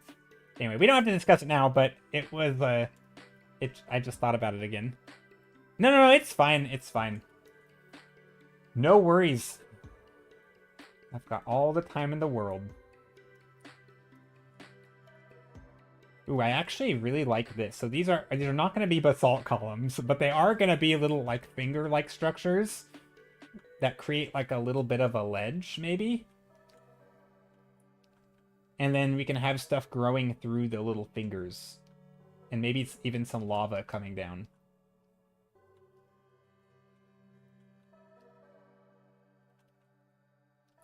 Casey says, as soon as I get done with your Christmas card, working on it now, I'll get back to you on it. Yeah, no worries. No worries. Yeah, I'm so thankful that I finished my Christmas card early. And I kind of knocked it out pretty quick. It was just a couple of streams. I did it on stream. It was fun. Although I'm not going to send out that many people.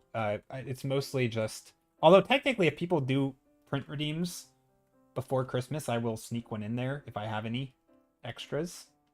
But, okay, actually I don't know if I like these fingers in here. Because I had a jagged shape language that was going on, and I kind of abandoned that. Maybe... Hold on, let's back up. What if I make the fingers jagged? So, like... leaning a little bit. I'm calling these fingers. I don't know what they are. Hello, you're back now. Hello, Vegas. Casey says, yeah, I'm really behind this year. I usually try to get done by the end of October. Dang, that's early. See, I'm normally like last minute. This is the first year that I've been on top of it. But between all the cons and Vikita week, I've just been scrambling to get anything done the past month or so. Yeah, understandable. I feel like you've been really busy. You are like... You've been hustling with all the stuff you've been doing. Kind of inspiring, to be honest.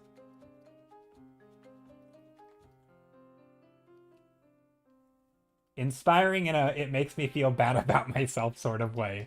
Like, it's both inspiring and like, oh man, I should do more. Casey's out here, like, doing tons of stuff and being busy, and I'm basically not. And it's like, I don't know. I don't know if it's competition or what it is, but it's like, it's partly inspiring and motivating. I don't know if for the right reasons, but it's something.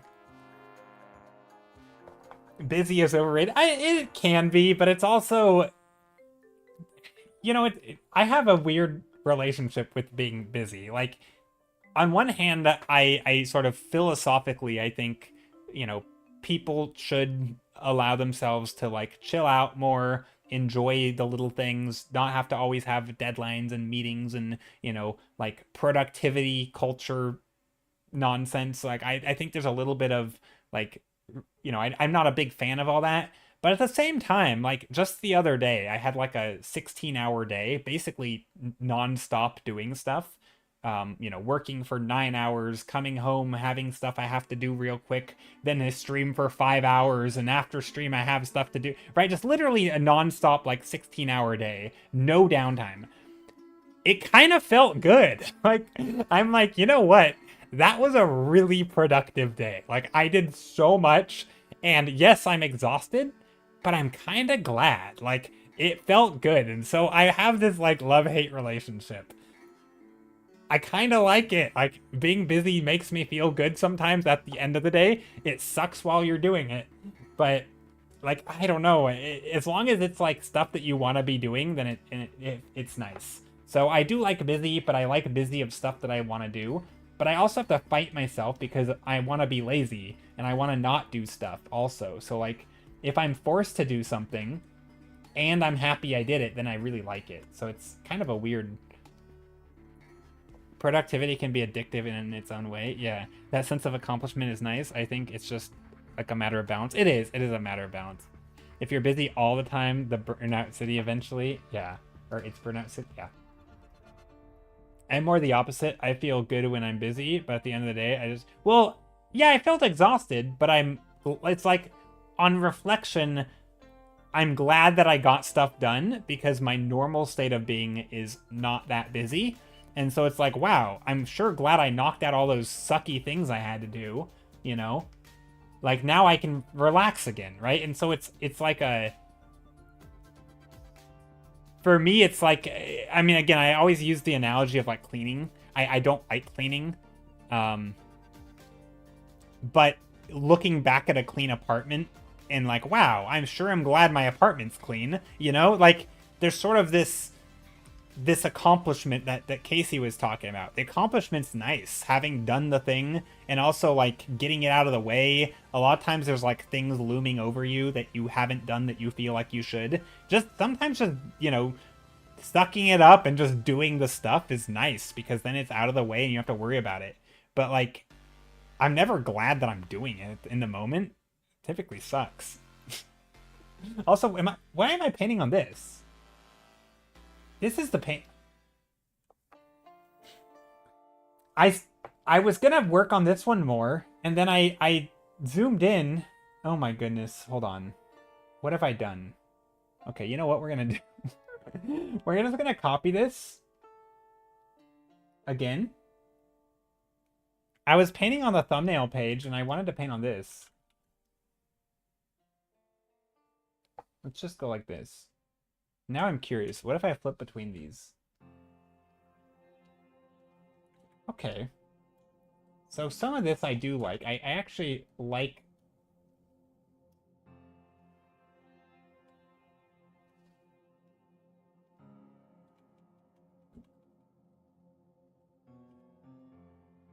I'm trying to maintain some of the look here. Okay, there we go. We'll make a new layer now. I actually think some of this stuff could be really good, like a little bit more enclosed, or a little bit more in the place.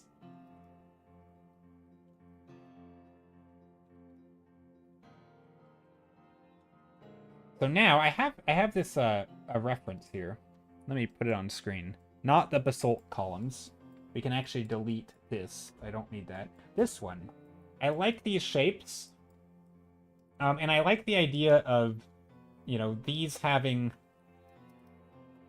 little ledges up top that we can kind of like this rock here. Where we can kind of see, like, underneath it a little bit.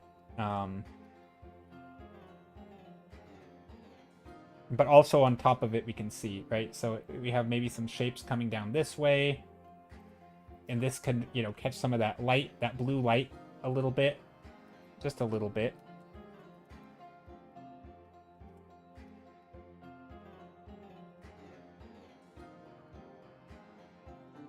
Right, I kind of like that. And then little rock ledges here. And some of these things, you know, little pillars.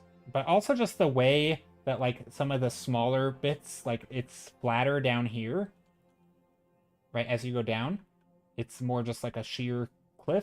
But then up top, you have all these little areas where, like, little pockets of...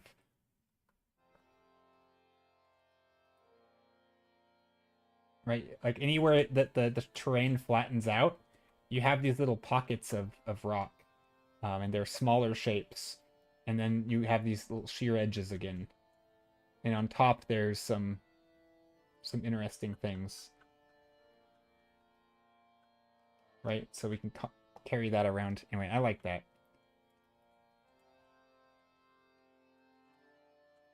So sheer edge, a little bit, maybe not sheer. Sheer's not the right word. But then down here we have these small little things, sort of filling the gaps, the nooks and crannies.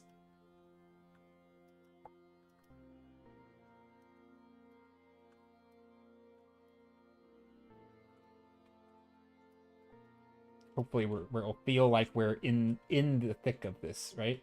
And same down here, right? We have some of these greener greens.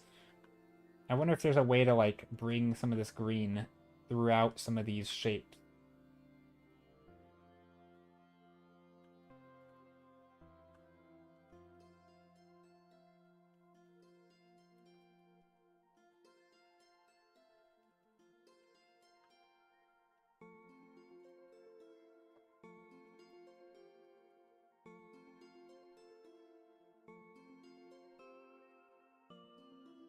Okay, let's see. If it's something I should have done anyways, I don't feel accomplishment after completing. Oh, see, I do, because sometimes I just will put it off.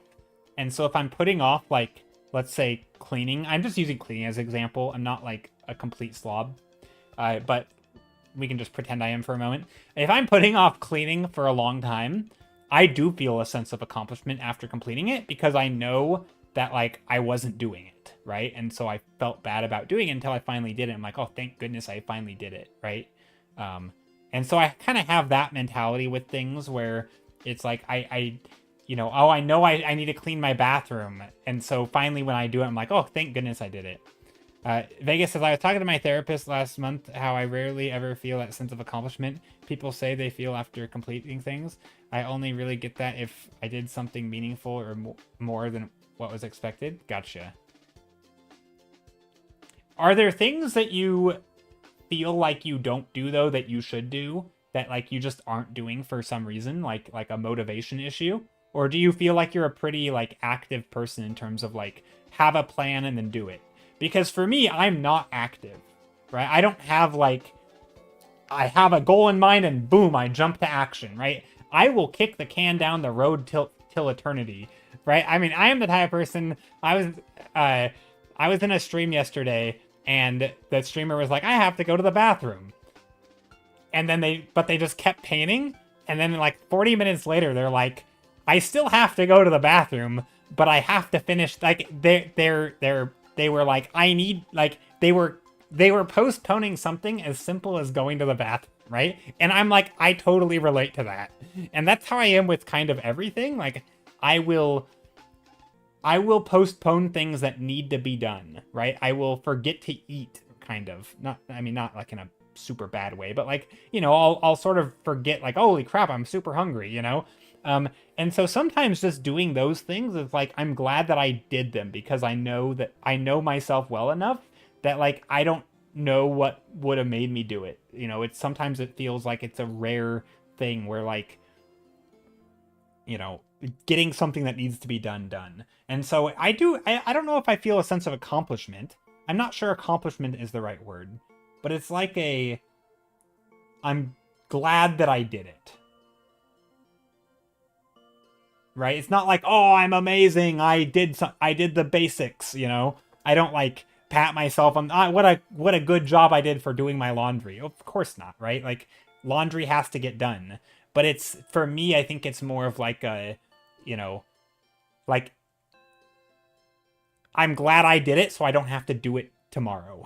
You know? Like, I'm glad I did my laundry today so I can just enjoy not having to do it.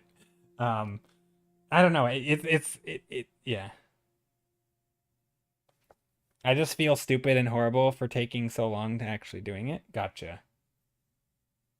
It's a relief. Yeah, it's like a relief. It's a nice feeling. I don't know what the actual emotion is. But it's something. That's at least how I am. But I get that obviously everybody's going to be a little different.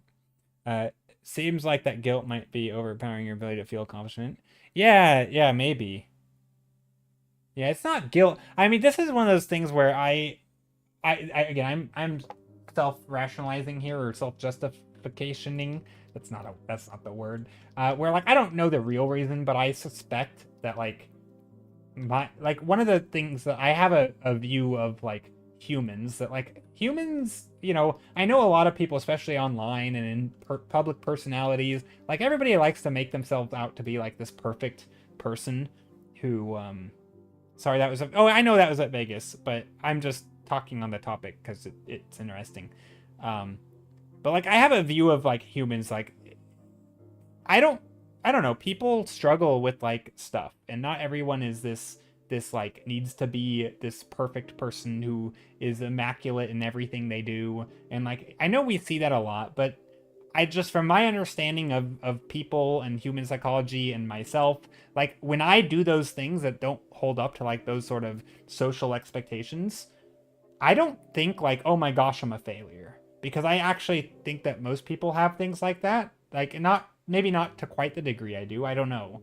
But I think there's all those sort of, you know, the what do you call it? The unpleasant realities of being a human, right? And so I don't think of it as like, I don't beat myself up over it, but I also understand that it's a thing. Like I think we all do those things to some degree. Like we all procrastinate a little bit. We all, don't like certain things that we have to do anyway. And so for me, I think there's sort of like I don't know. That's sort of where I'm positioned to like not beat myself up over it. But also like I still, what is happening? There we go. You procrastinate. Yeah, I struggle with like, I don't know, executive functioning type stuff. Like, I know I should take out the garbage, but I'll leave it till later. And then it's like until sort of it absolutely has to get done. It's like, oh, something smells. Maybe I should have done this a while ago, but now's the time. And then finally I can snap into it. But it's like I really struggle with stuff like that sometimes. But I don't know, I don't really beat myself up because it's not, I don't know. Like I know there's other people like me out there, and it doesn't. I don't. I don't feel like I need to feel ashamed or a bad person for doing, like, a thing that I suspect most people do on some level. Again, it might not be the exact same things. It might be other things, but everybody I think has something that like other people, especially if you compare it to like a public image of like, oh, they do that thing, like, you know, how unbecoming of them, I don't know. I feel like everybody has stuff a little bit. Maybe I'm not. Maybe I'm just weird, but it doesn't bother me so much. Like I don't. I don't know. I guess I just don't hold myself to like. I guess I'm trying to think like, what expectations do I hold myself to? Like where do I get my idea of, how I should, you know, how should my apartment look? How should my schedule be? Should it be super busy, super light? How often should I be productive? Like, where am I getting these ideas of of how I'm supposed to be, or what a good thing is? And a lot of it comes from like other people that I see, but like not the thing that I see up personal, but like their public image and sort of their brand or their person they pretend to be. And it's like, I don't know. I don't really put much stock in that these days. Anyway, that was a little bit of a rant and a randomness. That's sort of my personal philosophy. I don't know if there's anything to it, but so like today I need a vacuum. I've been needing to do it for days. I didn't have time again because of all the stuff I need to do. Yeah, and like maybe maybe you could have made time, but you chose other things. You prioritized other things, and that's normal, I think. This is leading to that guilty pressure feeling that is usually what starts my avoidance cycle. I literally just wrote on my to-do list, take vacuum out and put it in the living room. I did that before I left the apartment and checked it off the list. It helps take the weight off the task for some reason. Yeah, and that like once, but yeah, I do suspect, Casey, though a lot of people aren't like that. I think a lot of people will just do it, but I do also suspect that a lot of people will do things like what you did, where it's just sort of kick it down the road and avoid it, and then you feel bad about it, and then you don't do it because it makes you feel bad even just thinking about it, because like you're kind of letting yourself down, and so you sort of just spiral. But But like, yeah, it's sort of this, I don't know, it's like allowing yourself grace to like actually be proud of yourself for doing, even if it does feel like a basic thing that you should do. But it's like also at the same time, it sucks. That's understandable. I don't know. I think any hard thing that you do that you didn't want to, at least for me, I find I take some pleasure in having done a hard thing, even if it is something that feels like I should do it anyway. Vegas says that's part of it, possibly part of it, but I also feel like I'm cheering myself for something that is just normal and probably doesn't deserve that level of cheer. I don't think it has to be cheering though. It's just like it's like a relief. Like, but I mean, normal for whom? For who? Whom? Whomst? No, for who though? Like, I mean, I guess I mean, you're hearing from me and Casey that it it might need to be done, but it isn't necessarily normal to want to do them. So I think it's normal to procrastinate on the sucky stuff. Yeah. I mean, some people are good at like having turned that into habit. Hopefully doing your laundry is part of some sort of cycle. But even if it's not, even if it's not a habit and you have to like, drag yourself kicking and screaming, like nobody's like, "Oh boy, it's laundry day. I get to spend my time on my day off not enjoying it." Nobody says that. So I think it's fine. Like, I don't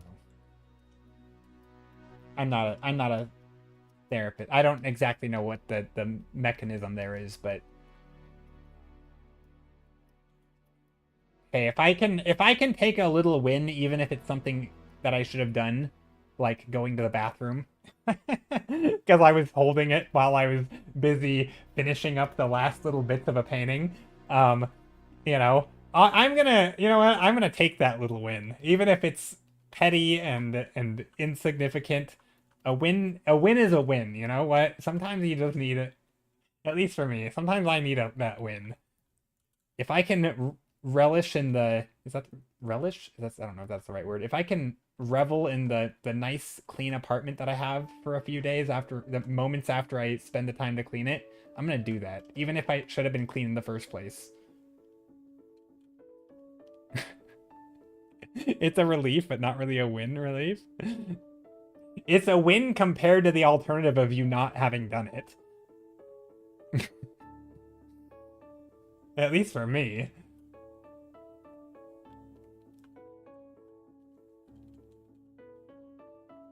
It's like if I didn't do it now, I wasn't gonna do it, and you know what? I'll take it. I'll take whatever I can to motivate myself. You don't get to take that away from me, Vegas. I'm calling it a win. It's a win.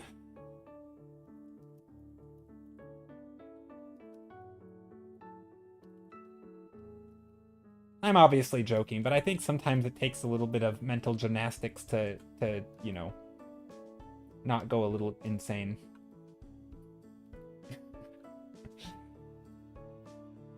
That's honestly though, that's something that I think art actually taught quite a bit.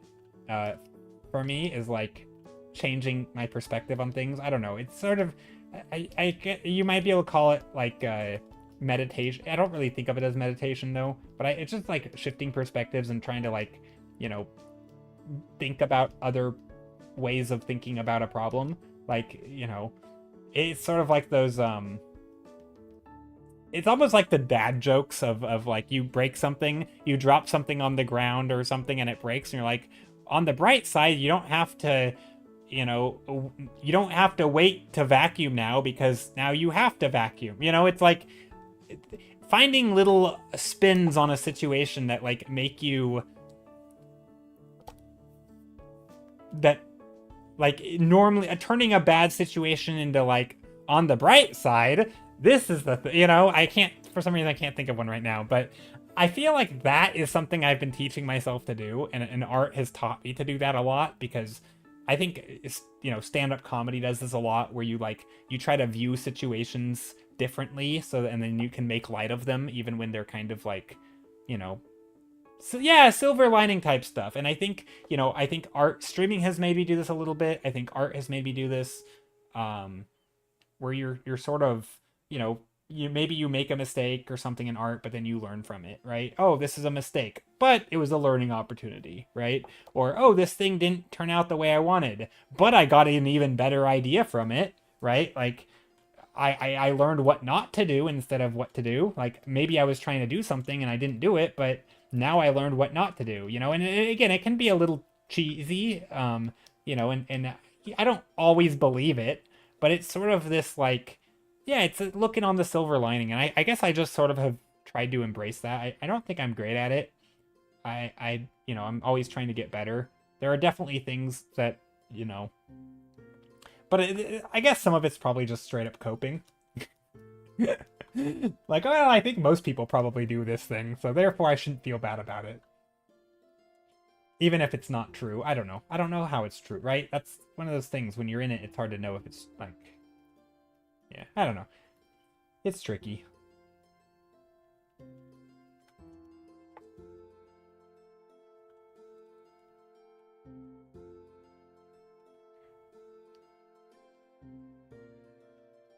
Okay, I have all these little orange bits in here, which I don't really like, because I was trying to leave the orange for the lava. But because of the messy way that I paint, I just kind of put them there. But on the other hand, that messy way of painting is what led me to this idea, so...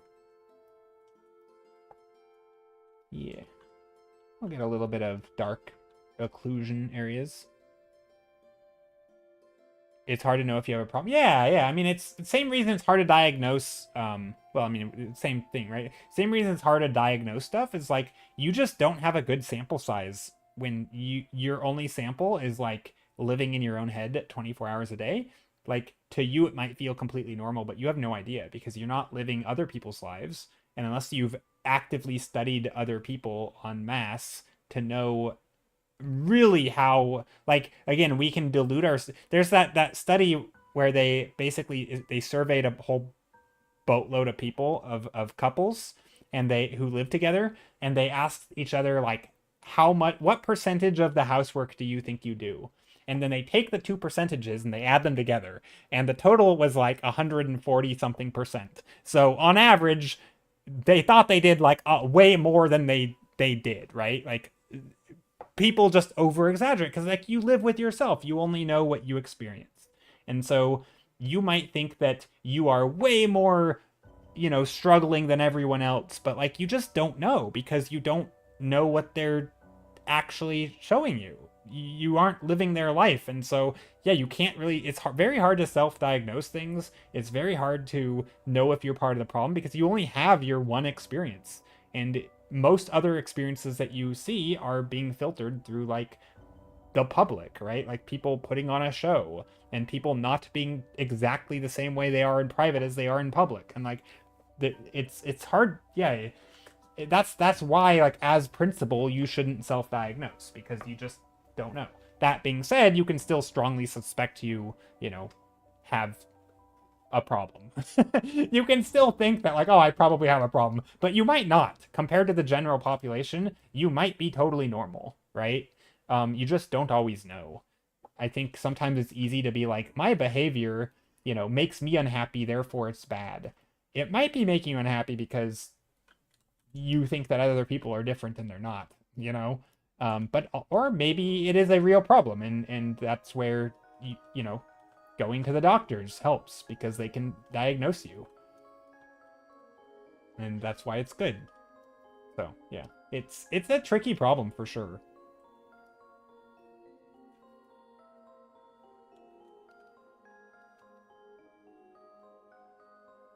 And it's one that I think pretty much plagues everyone, because everyone has this problem of only having their own experiences in their head and not knowing exactly what yeah, you just don't have good data. And that's where, like, a real professional who can see thousands of patients and have actual data and studies to back it up, and like they can make a much more objective idea because they can compare you to the science, and also from person to person they can understand the differences. I have something that sort of helps me understand why I feel this way for a lot of things, but it sounds darker than I intend when I try to explain it, and others I'm not sure how it through Jax. Yeah, no worries. No worries. Yeah, we don't, I mean, if you want to, you're welcome to try, but it, yeah, we don't have to get, like, super personal here. In fact, I almost prefer we don't in a way. Like, I think on stream, I like talking about problems sort of in the abstract. And, like, you know, like why self-diagnosis is tricky and why we may not be struggling or are struggling more than we think or maybe less than, you know, like I like talking about those things, but once it starts getting really personal, it can definitely, I personally then don't know what to say. Like in the abstract I can talk about it and I can ramble, but once it gets personal, it's like, do I try to console, do I try to problem solve, do I try to just like nod along, like what do I say, how do I, you know, it's like talking about like death or something, right? Like we all lose people in our lives, and like I can talk about it in the abstract, but once someone's like, I just lost a loved one, I'm like, oh, like I'm sorry, I don't know what to say, I like, it sucks. That sounds cold and heartless. Like, I don't know how to respond. And so it becomes very weird for me. But it's not like a weird situation, but it's just, then you're trying to, like, manage other people's emotions, and it's hard. I don't know. I'm bad at that. I don't know how to, like, manage other people. I feel like I'm pretty good at managing my own emotions. Well, not always. Sometimes I'm not. But I think I'm okay at managing my own emotions and stuff, but I don't know how to manage other people's. Which is why I'm so bad at, like, responding to things, because I'm constantly second guessing, like, how do I respond? What do I say? What if I screw it up? Like, is there, like, some magic words that if I say it, everything will be okay? And, like, yeah.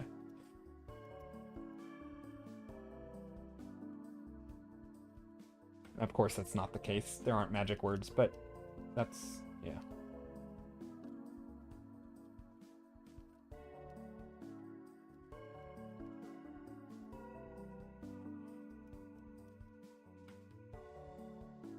But yeah. But moving away from personal problems, I do think art in general, I think a lot of artists struggle with this stuff, whether it's like topics around.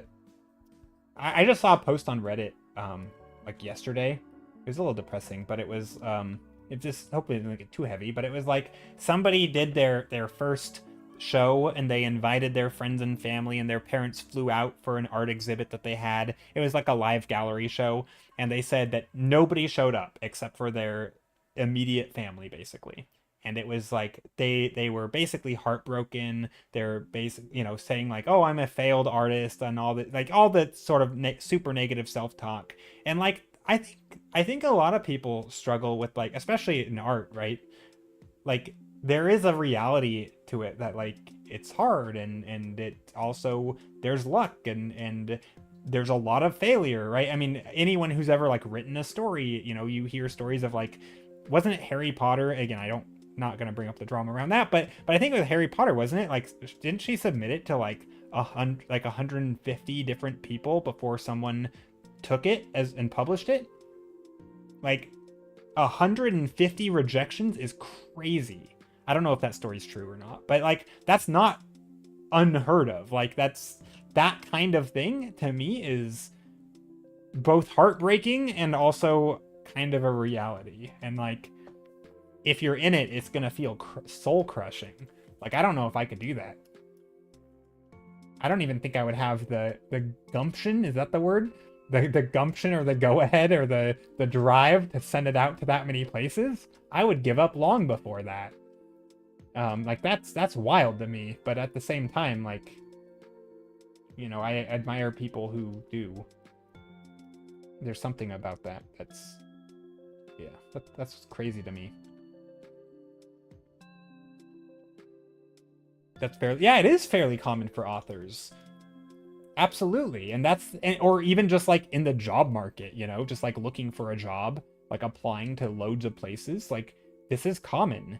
You hear stories of people like, I got a job right out of college at my dream job, and then I wrote a book and it was a best-selling, book. It's like, yeah, you hear about that, but like that's not the normal experience. The normal experience is you struggle, you have to take stupid jobs, you apply to hundreds of places with no one, not hearing anything back, and then finally you get a job and you slowly jump around until you get something that you're actually happy with, and like maybe even then you're constantly unhappy. Like it's not, the norm is not like super rainbows and sunshine. And at the same time, to me there's a little bit of like comfort in that, in knowing that like I'm not alone. And like there's this idea that like if you work really really hard that you'll automatically succeed, and like that's not true either. Like lots of people do all the things that they tell you to do. You go to college, you get you get good grades, you network, you talk to people, and then also then you'll make it, but then they don't. And it's like, well, what did they do wrong? Well, nothing. Sometimes that's just how it is, because it's not, so like, it doesn't mean you shouldn't try, but it's just, I think times where you have to like then look on the bright side and be like, well, okay, maybe I'm not actually, this unique in this. I'm not actually a failure. Maybe there's other things. And, then kind of shift the blame, or like shift the focus. Not the blame, but you know what I mean.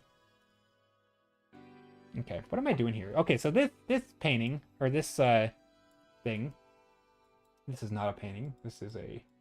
I'm trying to think. We don't really have any lighting in here, but I do want to add in some ambient light.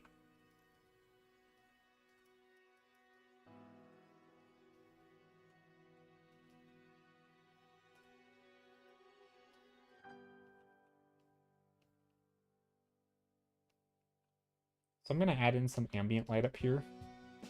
I'm going to start very light and blue.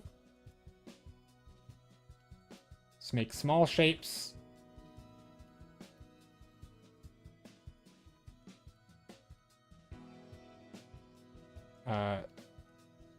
Especially along these ridges.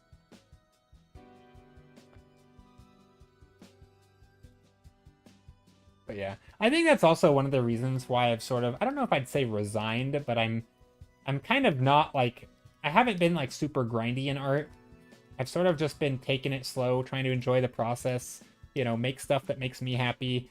And, if I, get a nice, fancy, cushy art job with making lots of money, so be it. But also, I'm not gonna like stress too much about it, because I realize it is hard, and like statistically I could stress and still not fail, or I could still not succeed, or you know what I mean, like succeed to my own standards,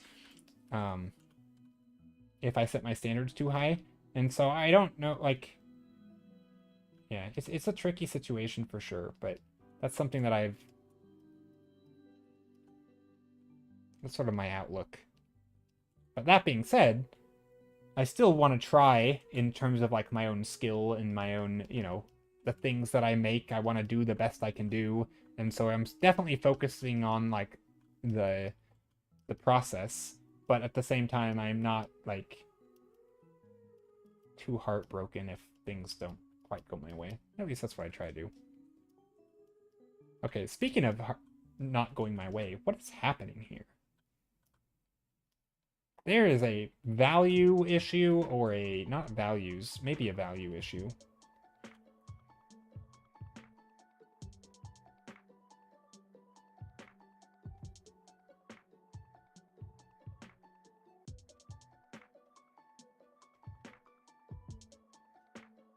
I don't think it's actually a value issue. I think it's a composition and form issue.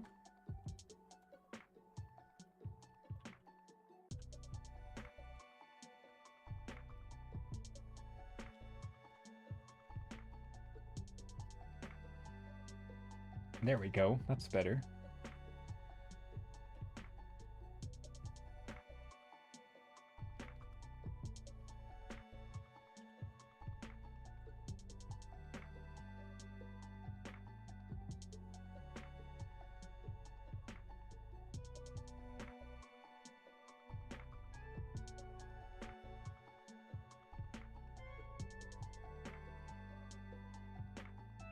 Oh, that's a tangent. For those who don't know, a tangent's just when something like one edge of a shape touches the edge of another shape instead of passing behind it or in front of it. That way you can't quite tell if the shape is actually connected or not. There is a cool video, speaking of tangents, I know I'm shifting topics abruptly, but there is a cool video we just watched about sort of like why tangents are bad in art and why they more or less don't exist in real life. Because like in real life, you have your two eyes, right? You have, is that called stereoscopic, or did I use the wrong word for that? Stereoscopic. Yeah, stereoscopic, right? Where you have, well, that, yeah, so basically you have the two eyeballs, right? Yeah, so you have two eyeballs, and because of that offset, in real life, you kind of don't ever really have a situation where there's real tangents. I mean, you do a little bit if it gets far enough away, but up close especially, if one eye is like right on the edge, the other one is going to kind of see that it's not lined up perfectly. And so your brain's really good about understanding when things are, depth, right? And but in a flat image, the only time you truly experience tangents in real life are when they're actually touching, right? And so your brain, when it sees an image and things are actually touching, you're like, oh, well, they must be touching, because that's the only time in real life that ever happens. Because in real life, you correct for that with two eyes.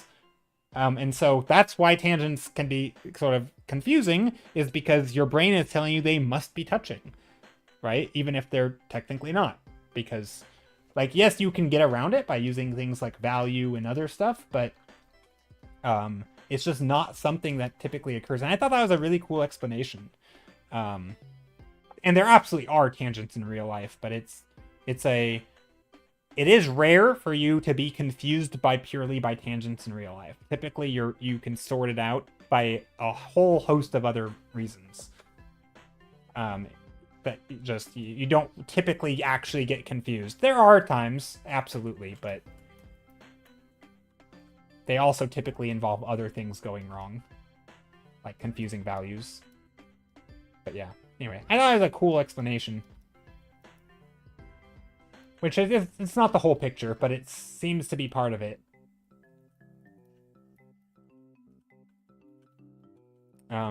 Vegas says, although speaking of tangents in real life, I have a funny story. Not really a tangent, but similar kind of a way. Ooh, I'd love to hear it. Yeah, I love if it's confusing perspective stuff, I love that. I think it's got to be one of my favorite. I love confusing perspectives. I've told the story of the car that I walk by. It's no longer there, but a while back, there was this car that was always parked on the side of the street on my way to work. And I go to work at like 2 a.m. in the morning. I know I didn't need to say in the morning, but at 2 a.m. And every time I walked by it, I always thought they were like, their lights were on, because in front of the car was these lights coming out from the angle that car lights would be. And I always sort of was like, why is there this creepy person sitting with their headlights on outside this building every single night? And it always confused me until one night I took a slightly different way to work, and then I finally walked by it. Its lights weren't on. It was the building next to it going down an alleyway and cutting across right where the car would be. And it looked like, so you had a car, and then you had the light shooting out from the building across an alley, and it always looked like the car had its lights on. And it was sort of this like brain screwiness where it's like, what is that? Like, oh my gosh, I always thought there was a creepy car sitting outside this building. And no, they weren't. The building had lights on. Anyway, I just found it funny because it's like, that's one of those things where there's just enough information that's missing, and your brain pieces things together. And like, why would you not light the side of the street, but you lit the alleyway? And why, with the car sitting there, anyway, that's funny. And like, if I were to paint that scene in real life, it wouldn't look good, because you would think the car's lights are on, and yet it wouldn't be. And so that would be a misleading image. It would be bad.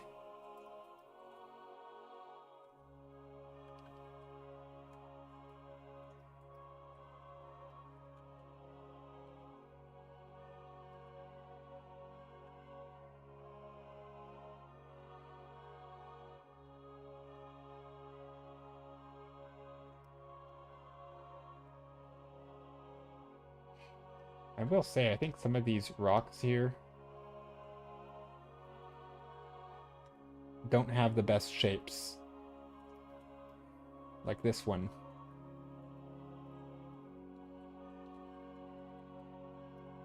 I think some subtle value shift. Okay, Vegas says, my family was at a buffet like 20 plus years ago, and my grandmother wasn't sure what something was, and the label was missing or something, so she decided to look up.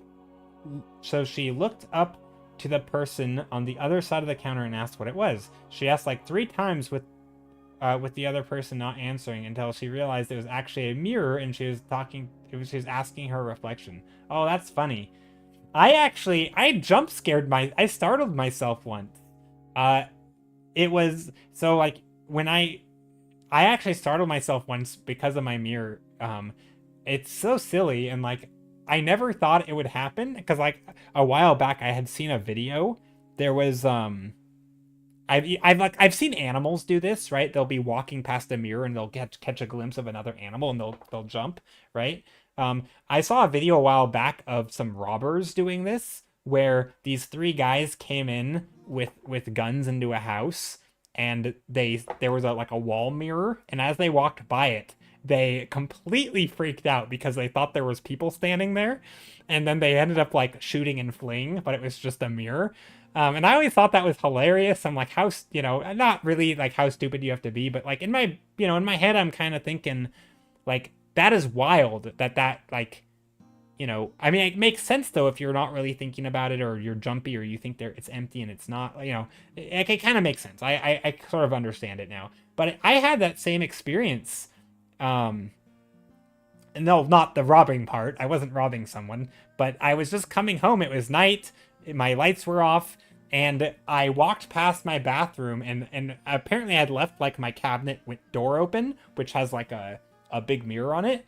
And as I was walking by, like I caught like a glimmer, and it was the shape of a person. And I'm like, holy, like I completely lost it. I'm not completely, but like I let out like a big jump because I walked by and I saw a person in my bathroom, and it was me. I was the person. There was a mirror. Anyway, it was it's funny. It's funny when it happens, but like, yeah, it's funny how your brain can sort of short circuit and not realize, because like I wasn't expecting it, and then I saw it, and yeah. And yeah, same thing, not quite what Vegas is saying with talking to the wrong person, but when I was a kid, I remember I got lost I think it was in a grocery store, or maybe it was like walking through the mall or something, because I was following my dad, and I'm like half the height he is. He's like a full grown person, and then I'm over here like this tall, and when I'm a kid, the thing that I'm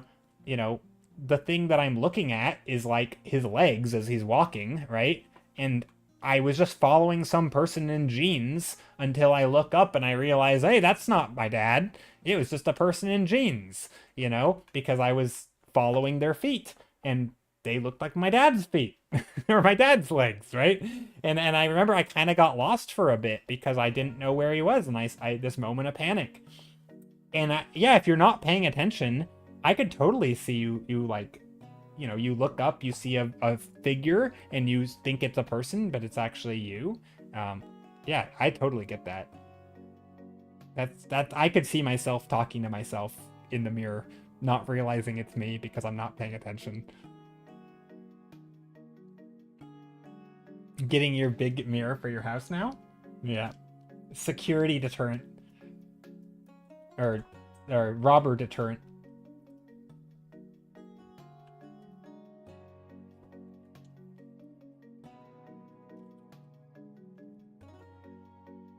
Yeah, I think those stories are funny. I always enjoy it when like your brain goes wrong. Brain doing stupid brain things that brains do.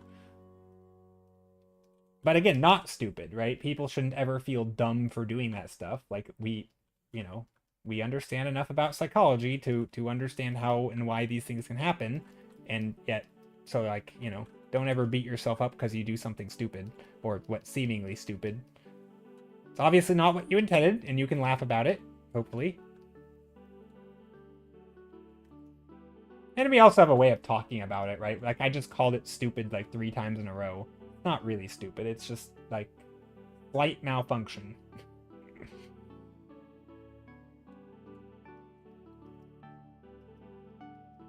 I told you guys once I came home from school and I put the mail in the refrigerator, and I had no idea.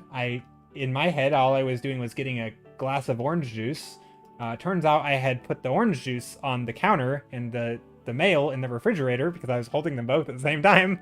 And, like 3 hours later, my mom came home after school. I must have been like 11 or something. And she's like, why is there orange juice on the counter? And then she went to go put it away.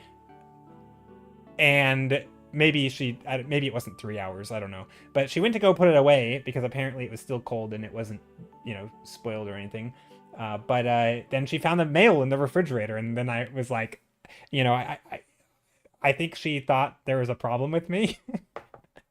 There might have been, that I still might have a problem, but she was like, yeah, the autopilot, it's funny. And it's just, I don't know. I find these things humorous partly because I know I can make the mistakes. And it always bothers me a little bit when I see other people like trashing other people for stupid things they do. Because like I get it, man. These cliffs look amazing. Oh, thank you. Lemon Cat, I appreciate it. Yeah, I haven't been talking much about the painting, but I'm just kind of noodling, hoping that I get some sense of depth. And by hoping, I mean trying to paint a sense of depth. It's not really hoping. I don't just like pray and hope that I make a painting that works.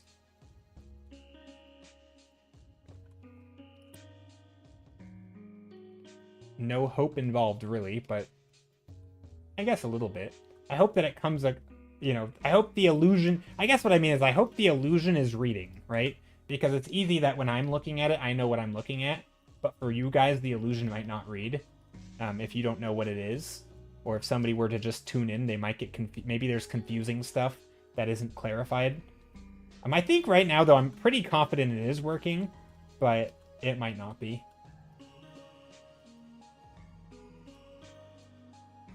I don't know. I actually think art has sort of taught me to, like, never be too certain.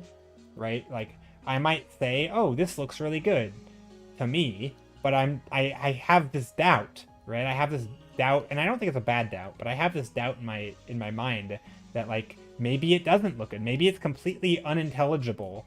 I know what it looks like, and I am confident I like it at the moment. But maybe if I take a break and I come back to it, I'll actually also be confused about what it is, and the illusion won't read for me later. And so,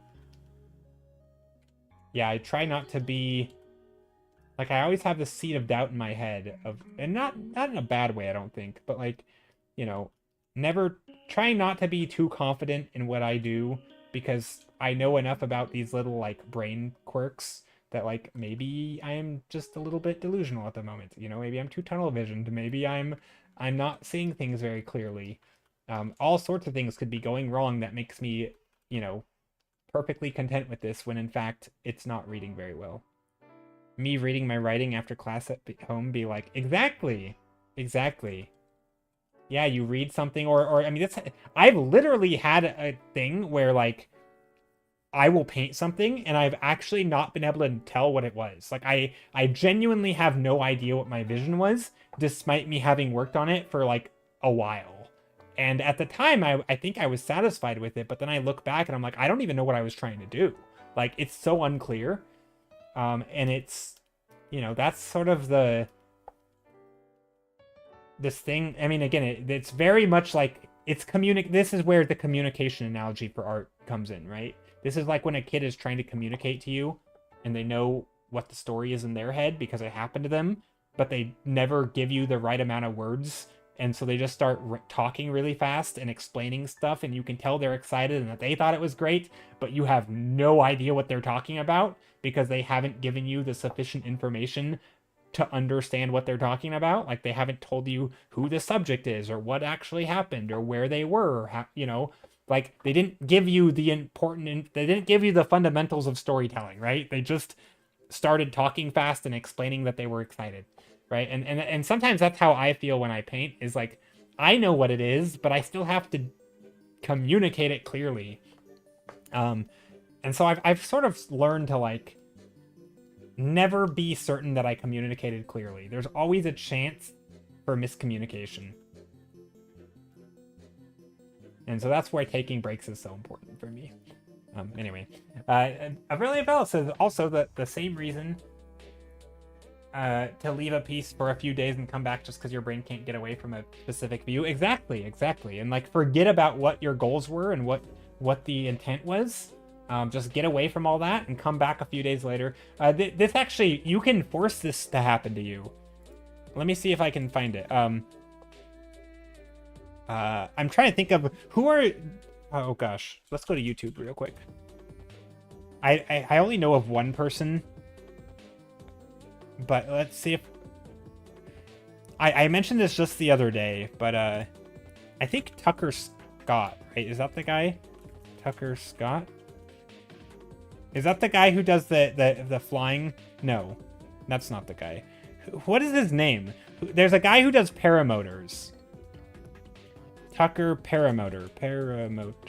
I don't know what his... Gott. Tucker Gott.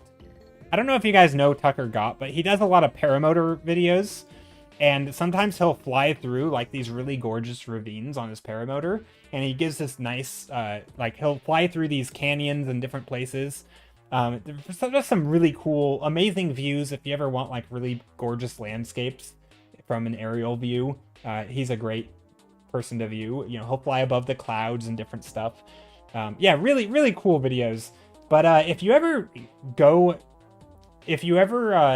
like view the video when he's flying through a gorgeous place with like lots of rocks and lots of noise, and then you pause the video, your brain will understand what it's looking at because you understood it initially, like you saw the arrival.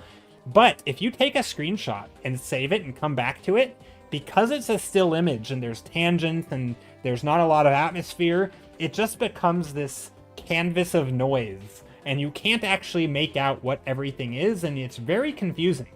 And this is something that you can kind of force yourself to do in the moment. I'm trying to find like a thumbnail. Maybe I can show you guys on screen. Maybe we can do the illusion together. No, I don't know. I actually only first saw the illusion just like a couple weeks ago. Do I know the point of view channel? I think I've seen quite a bit of his stuff. I haven't seen his videos in like a year. There's actually a different video, a different YouTuber I was watching where he was like on foot walking through like national parks and stuff and forests and going off road and just like, you know, vlogging kind of, but like showing the awesome landscape. And he had like a drone that he would use to like fly over and through stuff and get really cool views. But the same thing where like if you know, not every image is as gorgeous and as well photographed as this, right? If you take live video of the messy, complex landscapes, right, with weird lighting, it's very unclear when you forget what you're looking at, right? All the depth might, you know, in this image, the depth reads perfectly. You can tell which form overlaps which other form, right? There's no confusion about like, this thing's far away and this thing's up close and this thing's even closer, right? That's not confusing. But if you're doing like a fly through of a rocky canyon with all these layers and overlaps and the lighting is even and it's not making these clear silhouettes, it's when you're moving, you can tell because there's parallax and all that stuff. But the second you pause it, it'll take your brain a bit to like forget where all the overlaps are. But once you like blink a few times and look away and look back, it flattens out like almost in real time. It goes from like lots of depth to boom. It's like one of those like time warp things in like a movie where everything is just like stretching, except it's in the reverse. It's everything's stretched and it just condenses into this flat, weird view. And it's kind of a surreal experience. But anyway, I don't know how I got on this tangent, but it's yeah, definitely something interesting, and it's a cool illusion to be aware of because, oh yeah, tunnel visioned, because sometimes you're doing that to your own painting where you see all the depth, right? In my head, I can separate all these layers because I'm the one painting it. But once you flatten it and once you look away and forget which is supposed to be bigger or in front, suddenly that illusion breaks and it doesn't look as good because you didn't actually have your fundamentals correct. And yeah, anyway, thank you for the follow. The one and Oakley. I like your name. Vega says, we have a saying in programming that goes, if you don't look at code and think, who wrote this? What were they thinking? This is dumb. Run a command to see who wrote that line of code. Oh, it was me. That's funny. Yeah. Yeah. And again, same is true in art. Now, obviously, at least one of my goals in art is to get to the point where that happens less and less. It's still going to happen, but hopefully less and less. Okay, I think for these rocks, so this is my one and only reference for this image. Actually, this is not, I'm not using this one. We were just talking about basalt and weathering and erosion, but anyway, this is, actually, oh, I do have more. This one too. I haven't looked at this one. I don't know why, because it's pixely. Same location, different, I think it's same location. But anyway, I'm trying to just make some interesting rock shapes that have, you know, like some of these little nooks and crannies. Obviously, I'm not doing the lighting here, and I'm not painting any one thing.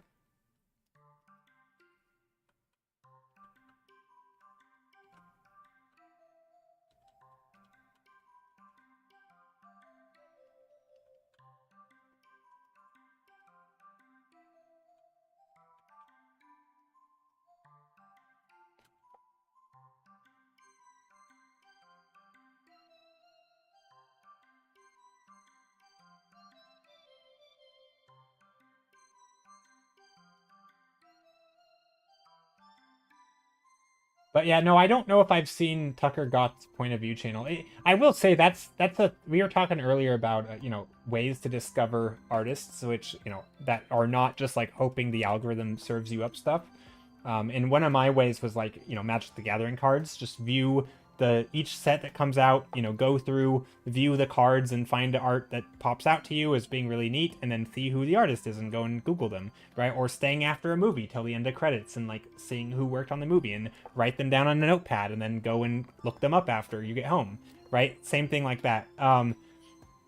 That's something that I've been doing, but I think in a very similar vein, viewing, you know, finding references in art in like slightly unusual ways, right? Instead of letting, you know, instead of just doing a Google search for like cool mountains, right? Just, you know, like finding YouTubers, finding video of people going on nature hikes or going on nature hikes yourself, right? And then just like taking photos or video and then like going back through that. Instead of these like framed photos, it's like a live footage that's a little bit more messy and chaotic and not as necessarily appealing, but it sort of has this quality to it that is, I think, in some ways more useful and a little bit different than maybe what you would see in like only professional photos. So anyway, that's the thing.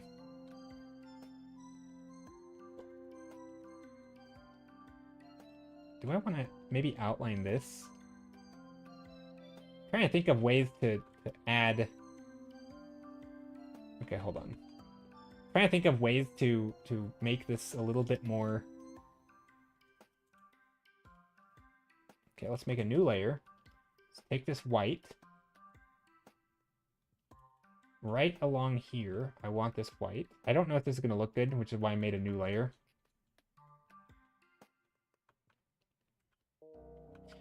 And then we'll get some bluish color in here.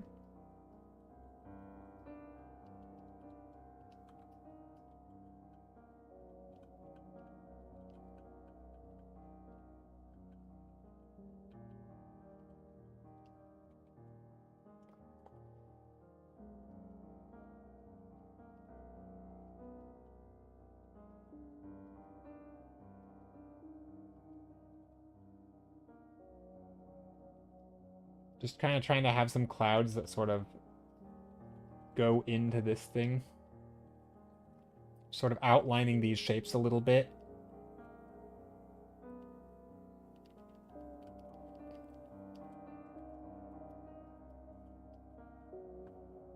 And then also maybe some of the clouds can pass in front of the forms.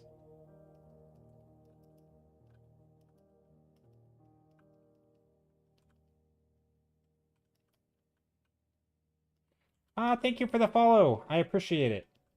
So yeah, just trying to push that contrast a little bit. I realize that my values, especially if you make your image grayscale, right? They get a little bit, I don't know, not very like I guess there's two things, right? On one hand, this painting doesn't have a lot of light, and so like light isn't literal sunlight, and so I feel like I'm allowed to up the contrast in other areas, if I wanted, and so I think clouds would be a good spot for that. Hail! Eyes full of cake. I like your name. I want cake. Cake do be delicious.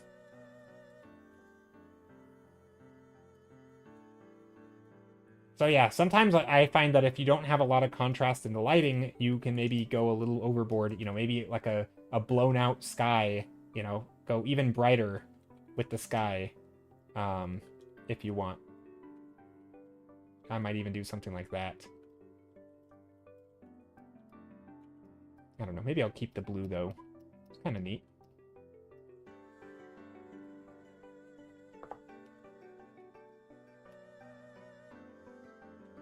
I'm doing lots of... I'm also not totally sure if I like this shape here. Okay, let me try something. So, when in doubt, try it anyway.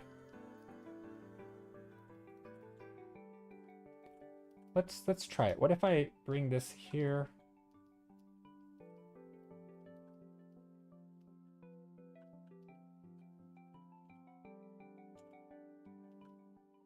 Little shapes here to poke our eye back into the scene, but they're a little smaller.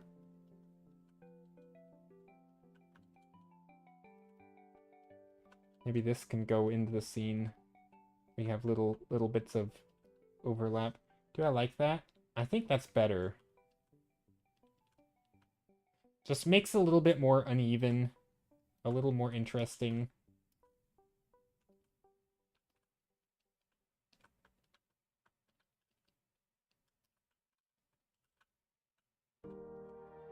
Maybe there's a little bit of rocks back here, just like a little capped area. With a little light blue on top. I don't know. This rock is massive, man. I don't know if I like that. That feels like that's a behemoth. If I've ever seen a rock. That is the biggest rock. I don't know if that's a good thing. I mean, maybe something like this where it sort of has a bit more of an unusual shape to like... I don't know. Gotta think about that. Eyes Full of Cake says, started to learn how to draw backgrounds and perspective. I don't know why people complicate it so much. It's pretty easy to understand once you get the gist of it. I think it can be. It's not a rock, it's a boulder. Fair enough. I mean, boulder is made of rock. But yeah, you're not wrong. Yeah, it do be a large boulder. But no, I think environments... Also, hold on, let me skip this song. It's too loud for me. I think environments can definitely be simple, but I think just like with a lot of painting, there can be a lot of moving parts and a lot of things to juggle, and especially if you start doing like, you know, complicated, you know, lots of materials with complicated lighting, and you know, maybe the lighting does things, or maybe the materials are like, you know, opposite of your value structure that you normally paint. I think it can... Like, I don't think they're inherently super hard, but I think... I mean, I would even argue on the easy end, environments are easier than, like, characters. But I think on the far end, right, you have some of the most confusing perspective, right? You know, especially if you're doing hard surface stuff, you have... You know, stuff has to be even more accurate. If you want to make things believable, there's a lot of little stuff, and trying to manage like focal points and not having it too cluttered, but still having the shapes read with complicated light, like it can become a mess. And so I think on the extreme end, environments can be quite difficult. But I think that's the same is true for all art, right? Like you kind of have that range of like the easy stuff and the harder stuff, and obviously hopefully there's like a nice gradient and you can kind of move along it as you learn and try new things. And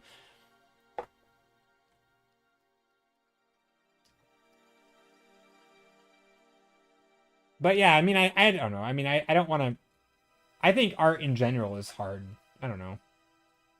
It's learnable. Anyone can do it, and anyone can learn art.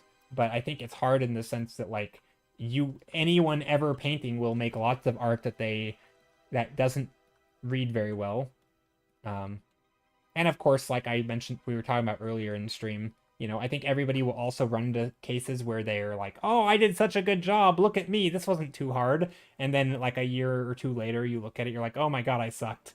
Like, okay, it must have been harder than I thought, and so I think there's always going to be stuff like that where like, again, you get tunnel visioned, you just don't really know what you don't know. And then it's hard to self-evaluate. But yeah, no, I mean, I think I kind of agree with you. I personally find environments to be easier than characters, because you can get away with a lot. But yeah, this do be a large boulder.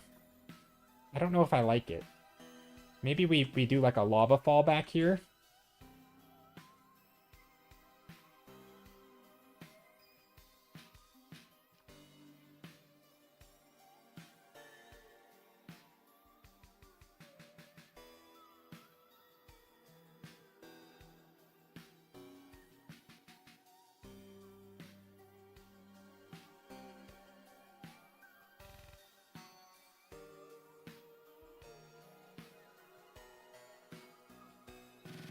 Some lava moving down the rocks. I don't know if it will look good or not, but that's okay. I kind of like that. It's easier for me to convert most problems in landscapes and architecture into math problems. You can kind of do that with characters, but it doesn't feel as easy to me. Yeah, I mean, I think there's a lot of that where like breaking down big forms, and also I think there's a lot of compromise that you can make when you're doing that in environments. Like you can simplify a big rock or a tree into a cylinder much easier. And if even though it's not most trees aren't perfect cylinders, you can get away with a more cylindrical looking tree than you can with like, oh, we'll just call this leg a tube. Well, that's gonna look funny. Like we all know what people look like, and so you can compromise a lot in environments, right? I mean, I do this all the time with the clouds. I'm basically making graphical shapes instead of doing like, proper shading underneath and making sure each of these clouds are sufficiently, formed to where you can actually see the form, and they look like a billowing clouds that, have shape and form. That's oftentimes I just use like a 2D graphical look, and it's like, good enough. It's far away, it can look 2D, fine with me. But that's like not, that's a compromise. That's not, or it could just, maybe not a compromise. Maybe it's just the intent all along. And that's where, like, if I were to like really try and render this out, I would try to focus more on the form. Every single thing I would try to think about, like, where's the light, where's the shadow, and like, let's add the shadow to this thing on the underside and under here. And like, as you work it, it becomes more and more, it makes more sense. Also, this is like already as detailed as I ever go.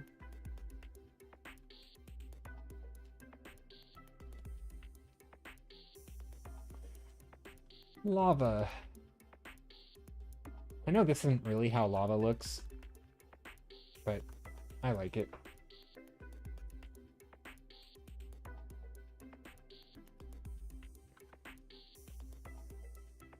Also, this has no fill light. Maybe it should have some. Let's get some blues in there. Some blue light.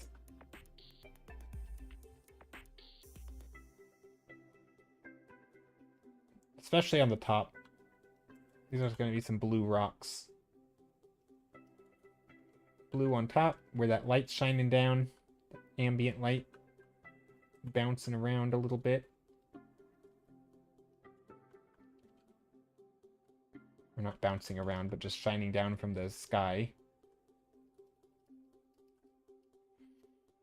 But yeah, I always like it though when people find environments easier. It's nice because I do think a lot there is a fear kind of environments. They can feel unmanageable. But I also think a lot of that comes from like the way that you think about them. And I think there's definitely a truth to like once you find a way of working in environments, the right sort of framework to think about them, whether it's perspective or shape layering or whatever. But once it kind of clicks for you, it's like, oh wow, that was really easy, because it's not complicated. I would say it's simple, not easy. I think it can be very hard to do, but it's simple. Environments don't have to be complex. They can be very, very simple. They can be as simple as 3 objects in, foreground, midground, background. 3 rocks. 3 cylinders. Heck, even 2 cylinders can be an environment. You don't need much. A tree, maybe a person for scale, and it's like, oh, that works. It's it's a simple I mean, this is kind of art in a nutshell, right? Like everything in art is pretty simple. I mean, there maybe color theory and maybe composition can get a little bit unsimple, but most things like perspective is relatively simple. It's, Sagamore Studio, gotta go to bed. Thanks for stream. Yeah, thanks for being here. Thanks for stopping in.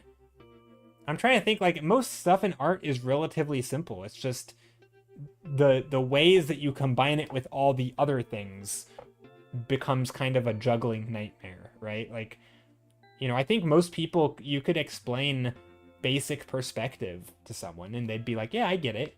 And you could explain basic values to someone and they're like, yeah, I get it. You could even explain basic color theory to someone and they'd be like, yeah, I get it. But then it's like, now paint a scene with color and values and perspective and have it all cohesive. Like, okay, now it's a juggling mess.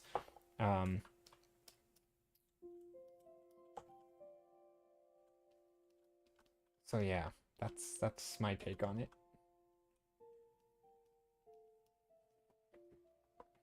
I'm still not satisfied, I think, with the scale of this. It's like, I like that they're big rocks, but this is like the reverse perspective illusion thing that happens sometimes when I paint, where I like to put the biggest stuff in the background, and then because it layers nicely, big things and small things in front, kind of like a group photo, how you always put the big kids in the back. The problem with that is that's opposite of how perspective works. That big things in the back, like, typically things get smaller, not bigger, and so reversing the order, like, kind of flattens your image, because it's weird to, like, always have big stuff in the background, and yet it's such there's such a desire to put the big stuff in the background when you do environments, which is like, you have to fight with yourself not to do reverse perspective, because then it just flattens the image and makes it confusing, and I think I'm doing that on accident here.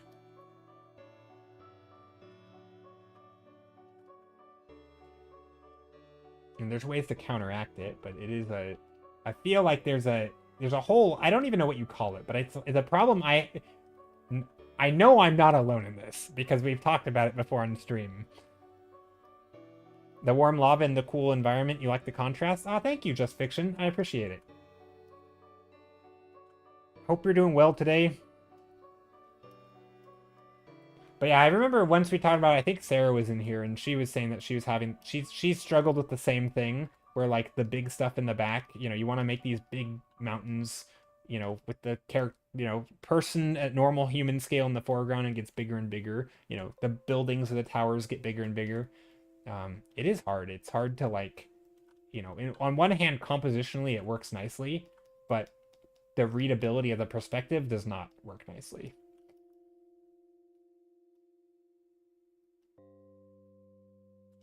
I remember when my art teacher in 5th grade told me to only use cylinders, no other shape, for layout and such. Interesting. Huh. I've never really had a real art teacher. I've never heard that, though. I mean, I can maybe understand some logic. I mean, in some ways, when I block out scenes, I also use more, like, at least for environments, I kind of use, like, this shape, like a rock, you know, and it very easily turns into a cylinder, right? But yeah, I mean, I kind of use cylinders for that, but only because I do a lot of like organic shapes, and so it just kind of makes sense. And also, you can like for a tree, right? If you were to paint a tree in here, let's say this is a tree, it kind of makes sense to think of it as just like a cylinder, right? Like, you know, it goes this way because we're looking up at it. Well, down here, technically, we're looking down at it, right? But then up here, now we're looking up at it. And so if you were to sketch it with lines, you know, there's sort of a shortcut, which is like, you know, just you make these sort of zigzaggy lines with your tree shape, and you're basically drawing the lines of the cylinder around it, right? And so when you're sketching, if you're trying to do loose sketching, I think I kind of do just sketch in, you know, rough cylinders for almost everything. You know, these very contoury lines, you know, just like there's a cylinder, you know, this thing is kind of, this thing is kind of a cylinder, you know, there's some contours here, you know, just kind of sketching out the base of the objects where they meet the ground, you know, like I do kind of draw in cylinder when I'm doing this. And if you know, these rocks, even if it's going to be a square, you know, sometimes if it's like architecture specifically, I might do some sort of like square, but then I have to get it more accurate, and it's sort of like, okay, well, there's a square. And it's kind of easier just to organically like carve in the forms. Right? Everything's kind of cylinders. Even the more square stuff. So I sort of understand it, but I'm not, that's a weird advice I feel like to give. Maybe? I don't know. I kind of understand it though. Especially for organic stuff. It helps you keep it loose. And you can always turn a cylinder into a square once you have the layout. Huh. But yeah, I'm very curious why your 5th grade art teacher would have said that. Also, that feels way above 5th grade level. Like, when I was in 5th grade, we were, like, lucky to be learning 1, 2, and 3-point perspective. Actually, that's basically all we learned. And actually, I think that was in 7th grade. And then I never had another art class until after high school. Or even then. Or I had an art class in high school, because I did, like, a community college running start thing, where I took, like, an elective, and it was art. And it was kind of pointless. But yeah, it I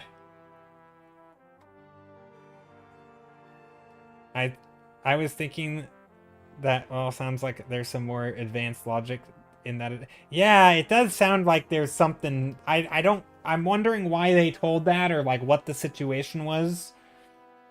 Like, it feels like it'd be weird advice to give, even if that's kind of sort of what you do. Like, oftentimes, if that's the way you want to sketch, like, I get wanting to be loose and more organic, and I think curves are a lot easier to make organically than, like, these sharp angled lines that need to be accurate. So, like, rather than trying to be accurate, allow yourself to just make sort of, you know, vibe out the shape of the cylinder in perspective, you know, if it's high up, make it a little more curvy. If it's down low, make it a little less curvy, and like, yeah, it'll be good enough, right? But if you're doing like a lot of these, you know, rigid lines in perspective, and you're like, here's a cube, you know, and then trying to make this cube the same perspective as this cube is like, good luck, you know, good luck doing that consistently for the whole painting when you're also trying to be loose and freeing. Like, that's hard to like maintain that perspective, right? Like, this one's gonna be a little flatter, and this one, you know, like, it's just a hard thing to do. So I kind of get it from like a practical point of view, but it just, I don't like that as art advice. Like, I rambled about this a couple streams ago, and I had some people didn't agree with me, which is fine. Not every opinion needs to be agreed with. But sort of art advice that is like these sort of self-discovered, like, they're not objective rules. Like, there's no reason objectively you have to start with cylinders for your forms. Like, there's no logical reason that is the right way to do it. I think you could do a perfectly fine, you know, especially if you're like working in 3D and like a program, like making geometric shapes is great. You know, start out with your towers of cubes and stuff. Like, that's fine. But I do think that for some people, it absolutely would make sense to discover for themselves that working, or even, you know, maybe even offer a suggestion, like, what if you tried sketching with more organic shapes, you know, more cylinders than squares, you know? That might be really good advice for someone, and you might sort of take that upon yourself as like your own sort of personal philosophy, but it seems weird to teach that, because I know that a lot of working professionals do not do that. A lot of them actually start with squares and you know, big blocky forms. So I don't know. I don't know what to make of it.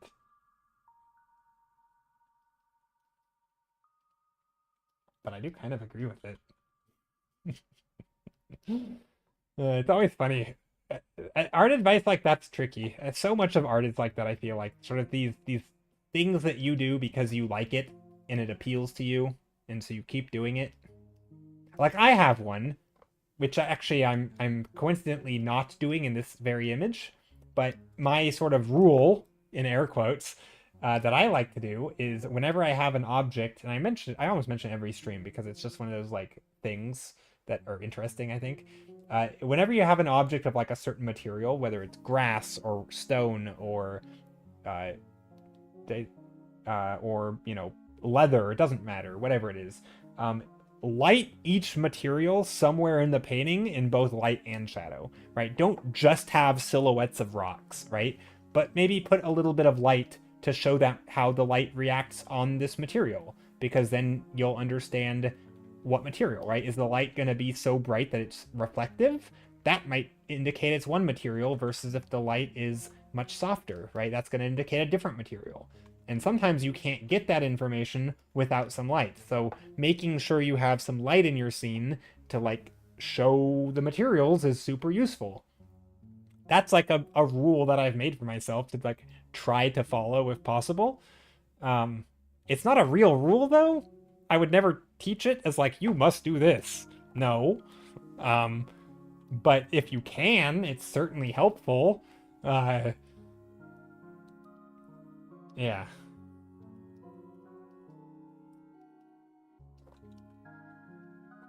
Anywho, it's already past 3 p.m. for me. The time has come, pretty much, to end stream. Not quite, though. Let me go a little brighter back here. Just adding some little bits of, not light. I don't want this green, this light green to be light. I just want it to be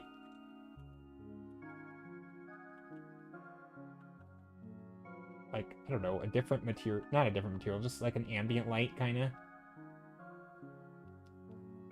Especially on the tops of these hills, as we go further back. Just little bits of variation. Same back here, right? Like, this should be a little bit, not should be, but I want it to be a little bit lighter, because that's where the light is going to fall. This blue. Right, this blue is going to fall on here. Making little bits of light where this rock, you know, has form changes.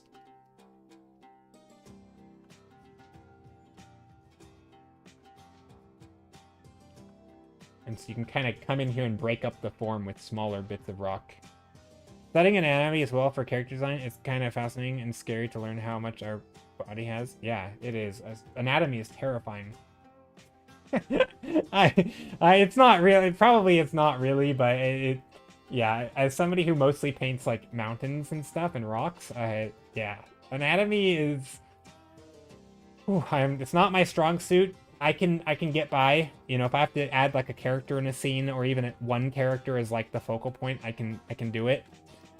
Especially if I've done like a fairly good sketch at the start of like the pose and knowing exactly what I need, because then I can just like, you know, shoot reference and, you know, make sure it's exactly the right thing I need. But if it's just like general sketching, anatomy is so hard for me. I'm sure some people can just sketch loosely with anatomy. Also the names. What the hell is a sternocleidomastoid? Isn't that like the shoulders? I actually don't know. I don't know my anatomy names. I've never really learned them, but I have heard that one. I just don't know what it is. I'm probably wrong, but I want to say it's the shoulders, but I'm probably wrong. I'm kind of just guessing. Just Fix says, you were talking a bit ago about the tendency to put bigger objects in the background when doing environments, and I never thought about that, but yeah, I draw characters more often, and when I do backgrounds, I always feel compelled to fill it rather than let it breathe. Yeah, I mean, it's kind of a tricky thing, because unless you're drawing something from if you're drawing something from eye view, right, from eye level, what you typically have is big things in the foreground, right, because they're big and you know, a thing of the same scale, and then they get smaller as you go further away, right?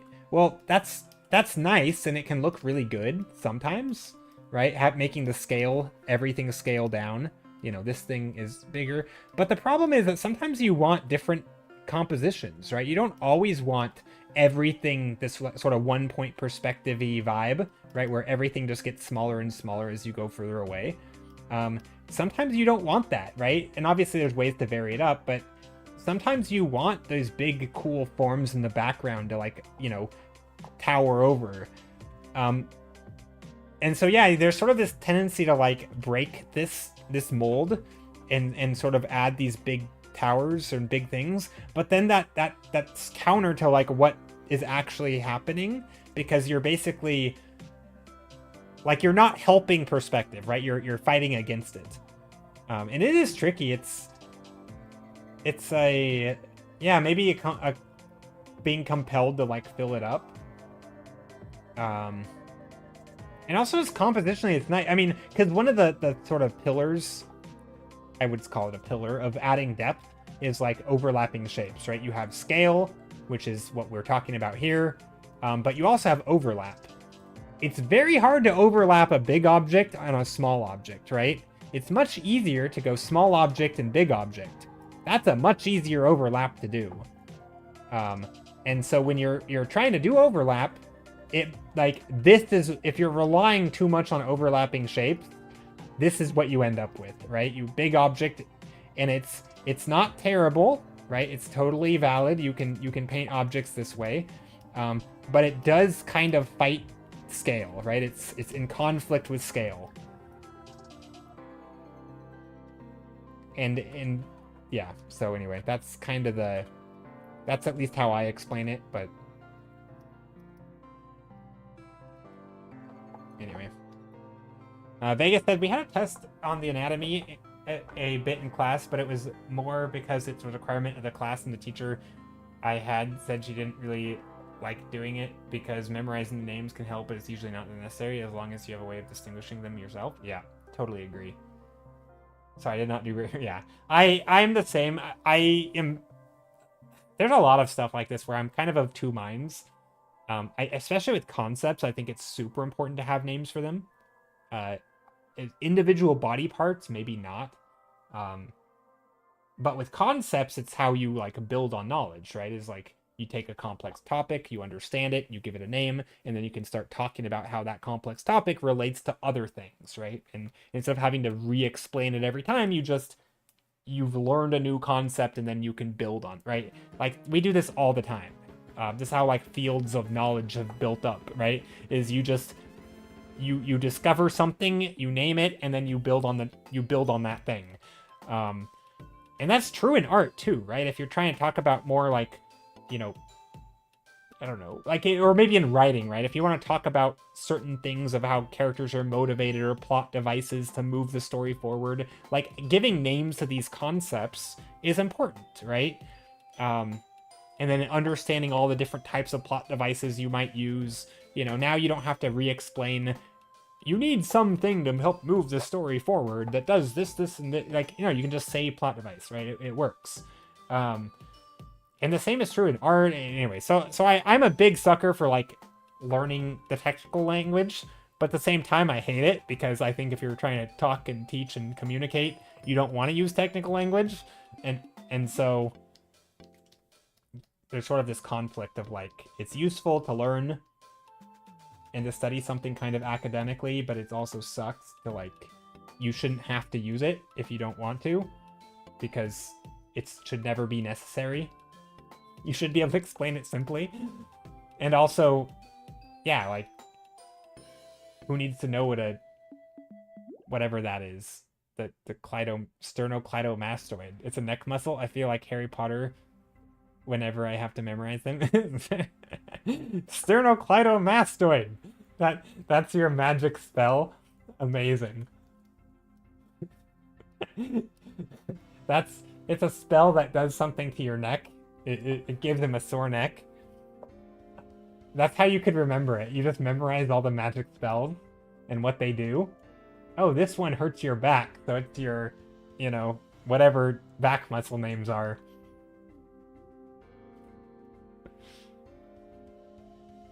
I feel like there's a short comic in there somewhere of people in anatomy class trying to remember names. A little comedy skit.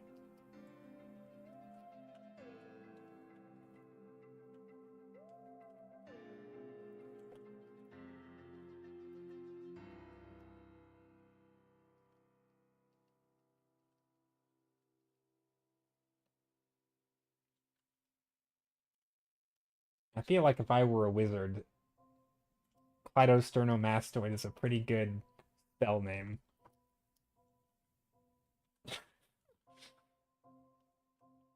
Okay, let's make these things a little bit more towering. That just Steinocleidomastoid sounds like a prehistoric animal to me. It does a little. It does. It sounds like a dinosaur a little bit. There's a painting that I think about a lot called "Sunshine and Haze" by Charles Courtney Curran. That looks has a seemingly simple background and carries all the appeal in the colors and values between the figure in the foreground and the atmospheric perspective in the background. I don't know that. Let me Google it. I don't even know the artist. I might recognize their work. I don't know. Is it an old-timey person?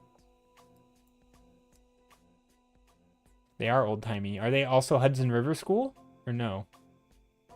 Images. Oh, no, it does. Oh.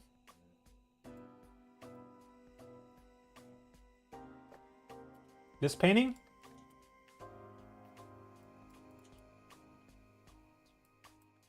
Yeah, the colors are nice. Surprisingly, the background is very gray, right? It's very gray-blue. But yeah, it's the definitely the contrast of the light is super bright, and then the whole rest of the scene is very, very light gray. So yeah, you have this super strong contrast. And also, look at how dark the darks are in the front. You have the little punches of almost near black and everything else. So you have your near white and near black in the foreground, and everything else in the background. This is like classic composition setup. I like it. This is one of those things where, yeah, you have your highest contrast in the foreground, and as you, I mean, this is this atmospheric perspective in all its glory, right? Except in this case, you have like basically just a background and a foreground. You have like very little midground. And yeah, this is just like this is a perfect example of atmospheric perspective, right? You have high contrast, and actually this is how so I'm not going to compare myself to that artist because that would be ludicrous. But this is what I always give my little spiel about how I start environments, or a way to start environments. And I always start with like basically these 4 layers, and I treat them as like foreground, midground, background. And basically this is representing the darkest dark, and then the lightest light is opposite. So the lightest light would be the brightest in the foreground, right? And then they kind of would like get lighter until the background layer is similar, right? And so you kind of, your lighting and your shadows kind of go opposite of each other often. But if we just ignore the light, this is basically an atmospheric perspective layer, right? You have your darkest shapes, the darkest darks here, and if you were to add your light on to all of this, right? again, doing what I just did, you'd end up with like the brightest contrast here, right? And then you'd have slightly less contrast here. And so like you end up with a very similar effect where like this is the obviously in this character everything in the foreground is bright, but you still have the same darkest darks and the lightest lights, and so it's like you have this little atmospheric perspective thing.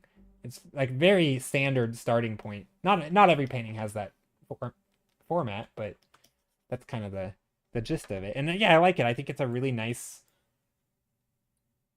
It's a nice painting. I'm not sure why this person's sitting on the ground looking the way she is, but you know, it reminds me a little bit of that the lady in the field looking back at the barn or whatever, that one famous painting,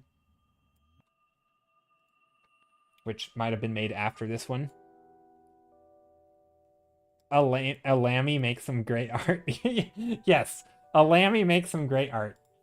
But I do love that. Yeah, it's a nice painting. Good job, Alamy.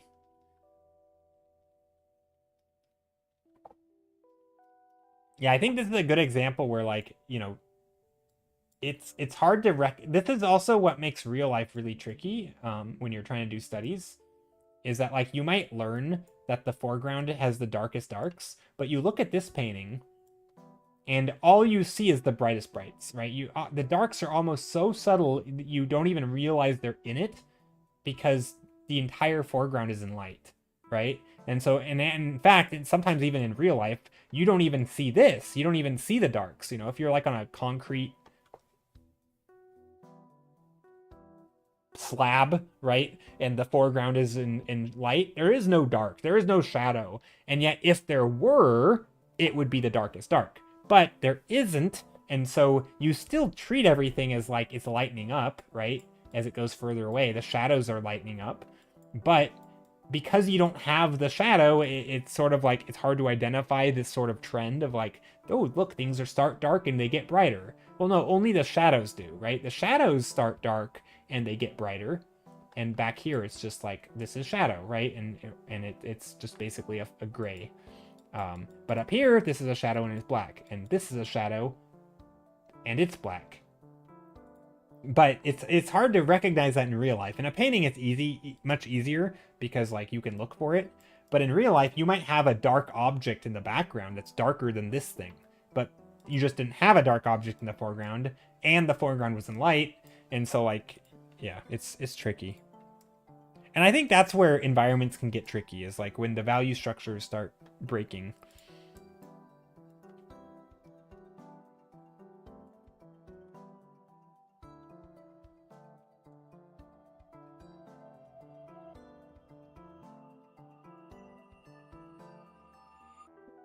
Okay, do I want... That's too green.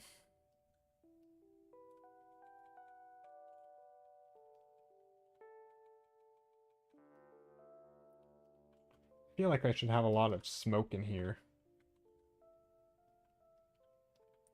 I don't know what's going on.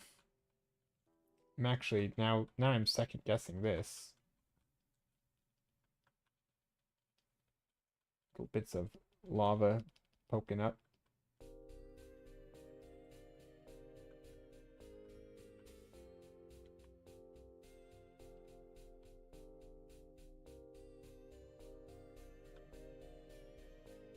Just trying to add little bits of light.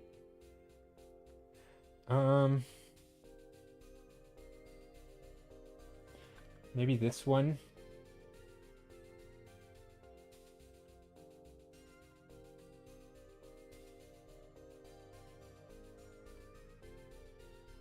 Is a little bit lighter.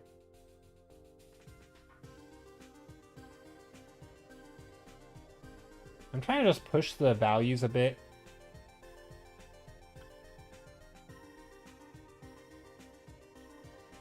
I kind of like it. I'm still debating whether this should go up more. I think it should. I think like that. We do have this again, this is our reference for today that we got after we did the sketch.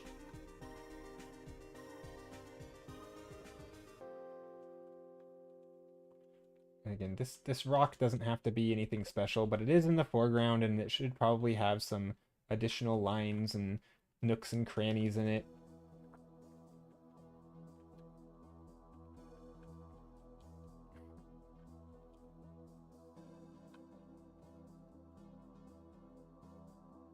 Of course, not every rock needs to be super dark in the foreground, but...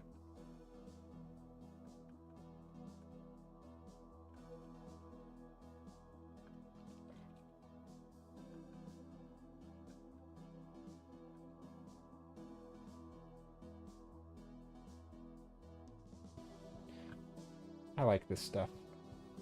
Rocks are one of my comfort paintings topics. Even though I don't feel like I'm amazing at them and I still have a lot to learn, I do really like them.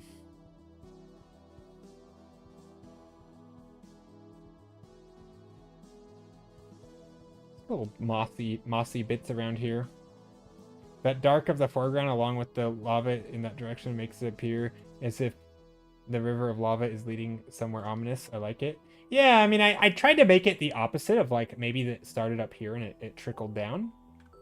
But it does kind of, yeah, it does sort of lead somewhere. I'm not totally sold on the composition. I actually feel like some puddles of lava here would be pretty neat. Maybe. Like, more in the foreground. I'm not totally convinced that this is the right call just to have this here, because we're kind of leaving this side empty. But I don't know. I haven't figured out. Maybe little pools in here. Something like this.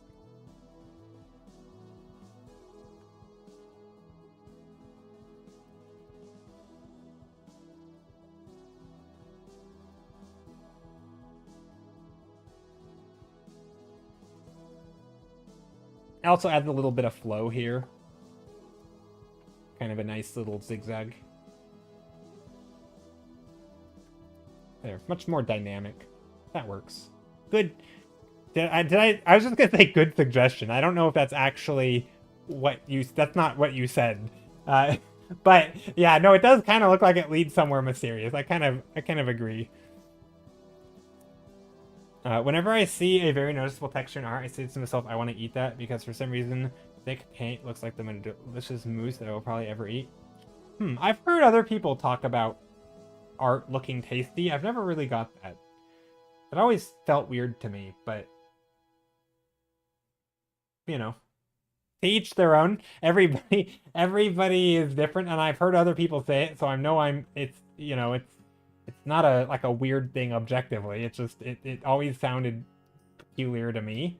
But I know that because enough people, clearly feel this way, that yeah, no, I've heard a lot of, there's like a whole trend of that. Like, what does my art taste like? Or what would my art taste like? Like, I don't know. But yeah. It's always interesting.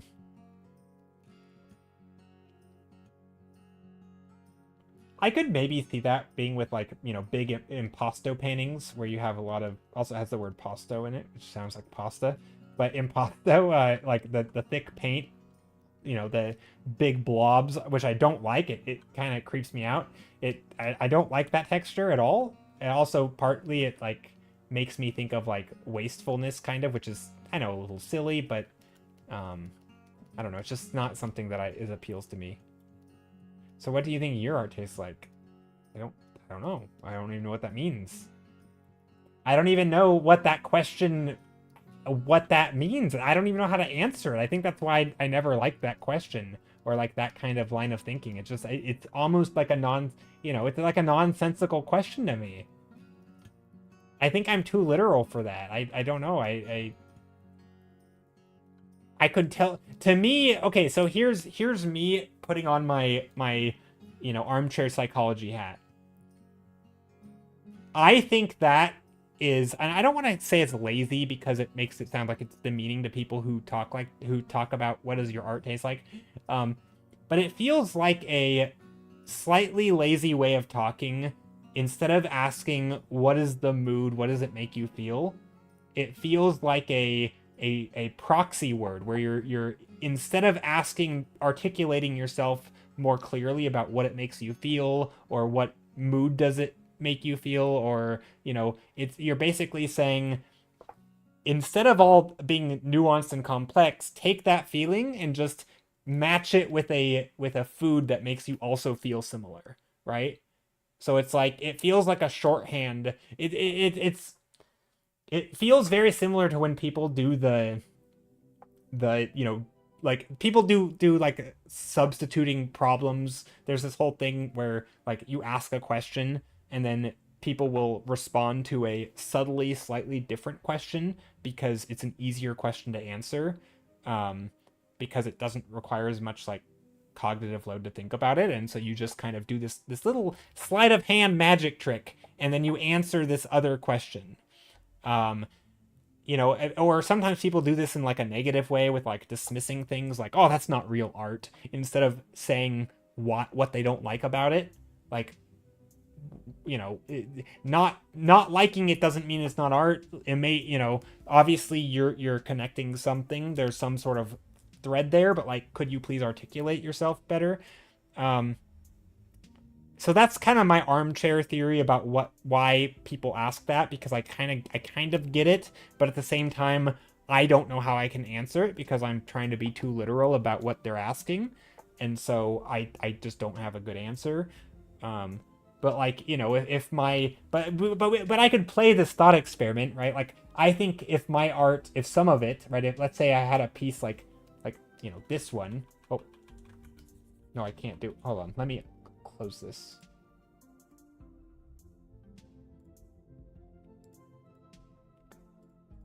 Like this painting, right?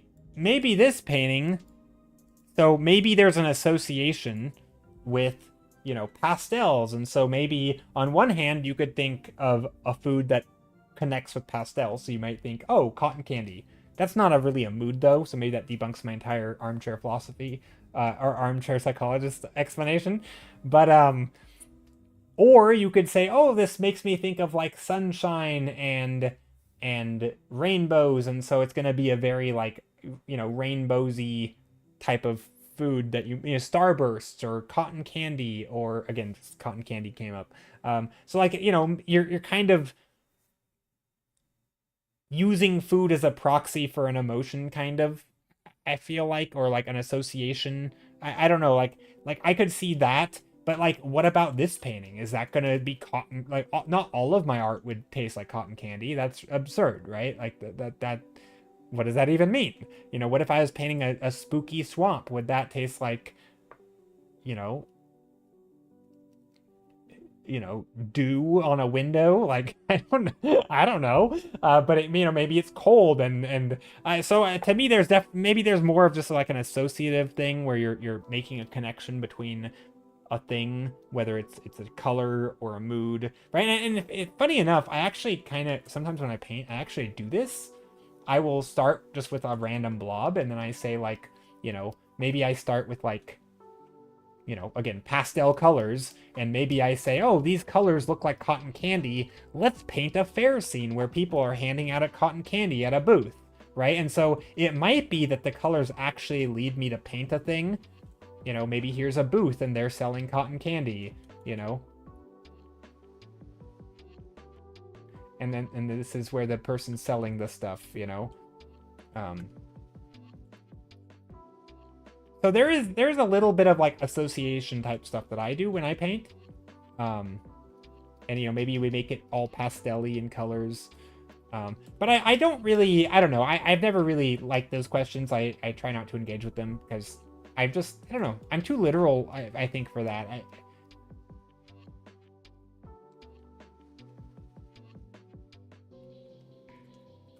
Yeah. Yeah, if you ask me what that something tastes like, I'd be like lava and rocks, like rocks and dirt. Or like Vegas's pixels. I don't know. Whatever pixels taste like. Code? Yeah.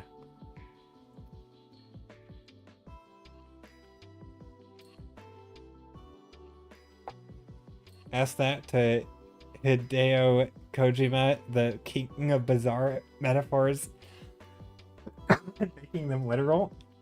Yeah, I mean, it's funny because it's a very artist thing to do, right? Is try to think like associatively and you know, metaphorically, or using different things to describe things. Like that is a very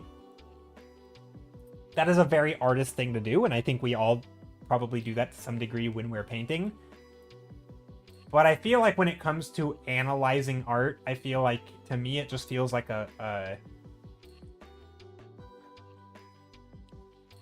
again, it feels a little bit like sloppy language, which I don't like, and it's one of my pet peeves in art, just as a whole. It's one of the reasons. I mean, I don't want to go too much on the story, but for people who are new, I can summarize it. It's essentially one of the reasons why I didn't do art until until after I graduated from college. I was gonna say till later in life, but that makes it sound like I started as an old man.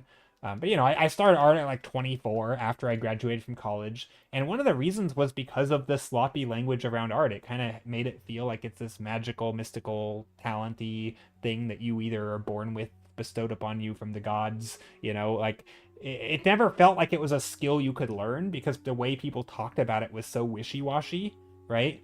And it's just kind of a pet peeve of mine a little bit when artists talk about art as it's like this unknowable, ephemeral thing that is just like this, like, oh, you just paint your emotions and it comes from you, mysterious hand wavy stuff. Like, no, like, we can talk about it a little more clearly. We can describe things, and we can, part of the fun now for me in art is to think about how something makes me feel and really try to put words to it so that I can understand it, right? It's sort of like this, almost like a mini introspective therapy session of like, what do I like about this thing, right? If I want to understand how to paint a topic, I need to be able to articulate it, right? Find the patterns that make my brain excited. That way I can put that on the page. If it just says, oh, it makes me feel rainbows and gumdrops, that doesn't help me paint it, right? That doesn't help me as an artist. I want to be able to understand what makes something feel like that to people and then try to communicate it, right? It's communicate it with pictures and images and colors and shapes, and and so to me, I think I'm a little bit resistant to that way of talking about art, because it feels like it's not helping people. It feels like it's kind of doing the opposite. It's sort of like, well, it doesn't feel like that to me. I must be doing something wrong. I don't know. I think that's why. That's my rant. But I don't know if other people feel like that. I don't really have too much of a problem if other people want to, ask other people what their art tastes like. But because it's funny, I am someone who wants to make paintings with like a strong mood, right? I want you to feel something when you look at my art, hopefully, even if it's just like, oh, that's, maybe it's a wondrous thing, or who knows? I don't. Everybody's gonna think something different probably, but maybe I do want you to feel a sense of wonder or something, right? But hopefully, I don't know. Like, I don't think the viewer needs to describe it, but I think as an artist, I don't want it to be this wishy-washy thing. I don't know. That's my ramble. Thanks for coming to my TED Talk. I think I am gonna end stream here, though.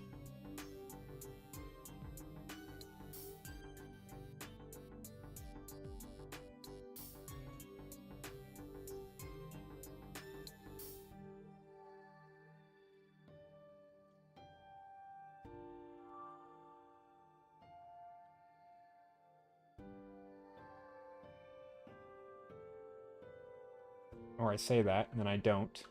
Values first or colors first? Values. Every day, values. I mean, obviously you could do color. I mean, so I don't know how you would do colors without values. Like, just hue and not worry about values. See, I start with color, but values is a part of color, right?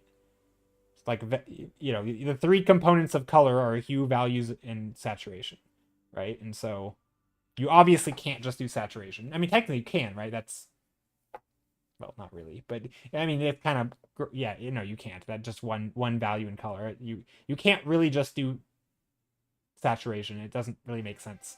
But you can start with a hue and ignore values, but values feel so fundamental to it. I just don't know. Like, I start with color, but I still think about values. So, like, in these paintings, I didn't do a value sketch first. Local color? Yeah, but it still has... But that still has value. So you're going in and correcting.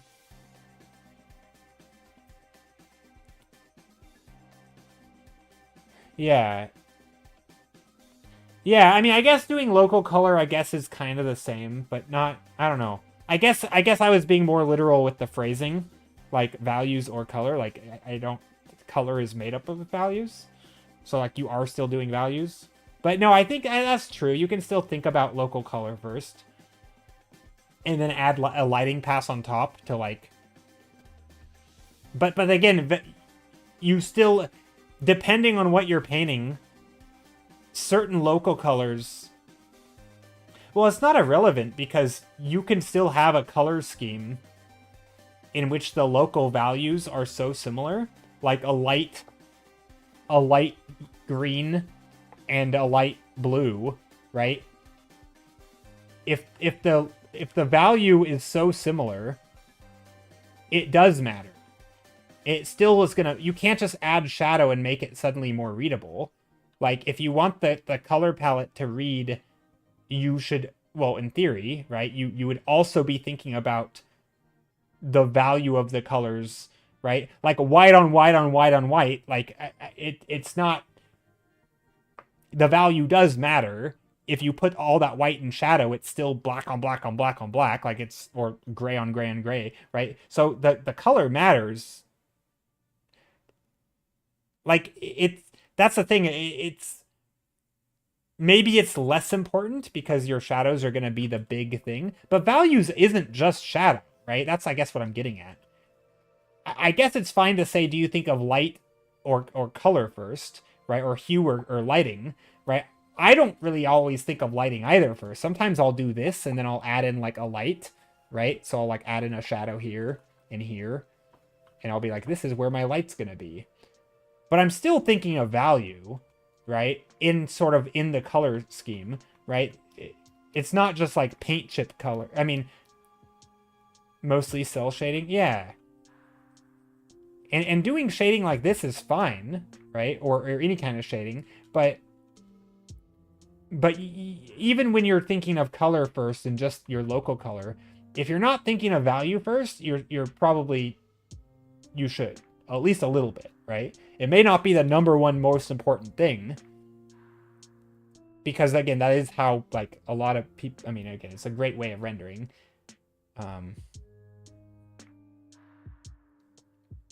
Yeah. I know a lot of people... I remember there's a really good interview by Andrew Silver, I believe his name is. You might know him as... I don't know, I'm name-dropping him like I know him. How do I not know the stream? What's he streams on Twitch? Something Blue. Something Blue Studios. What's the name? Somebody help me out. Somebody will know what I'm talking about. Gosh, what is that? Anyway.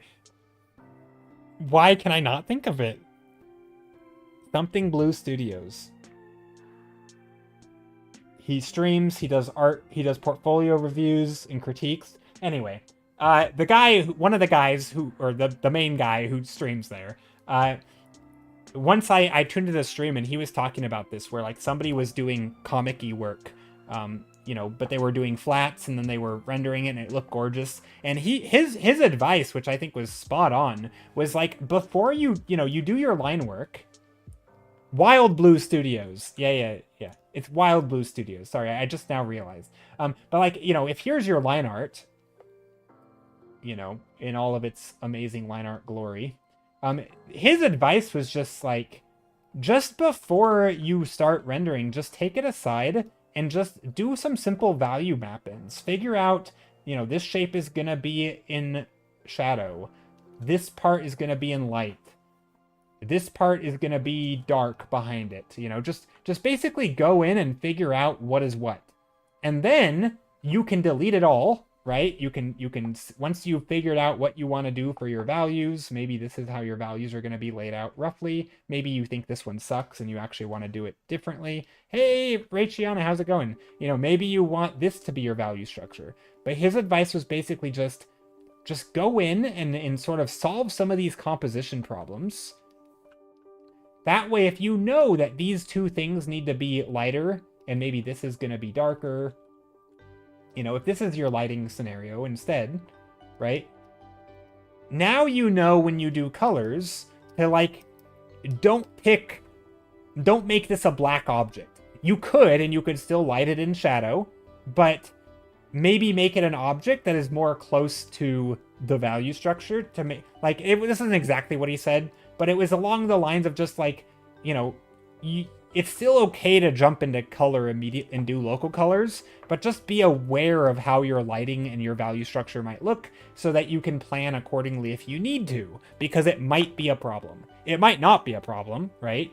But it also might be. And if you know that you want to light a scene this way, you know, like, sometimes there are problems that come up. And so, you know, maybe you delete it now and then you say, okay, well, now I'm going to do my local colors based on this color map that I had. And, you know, obviously you'd want to have saved it. And then you could be like, okay, this is going to be a reddish color.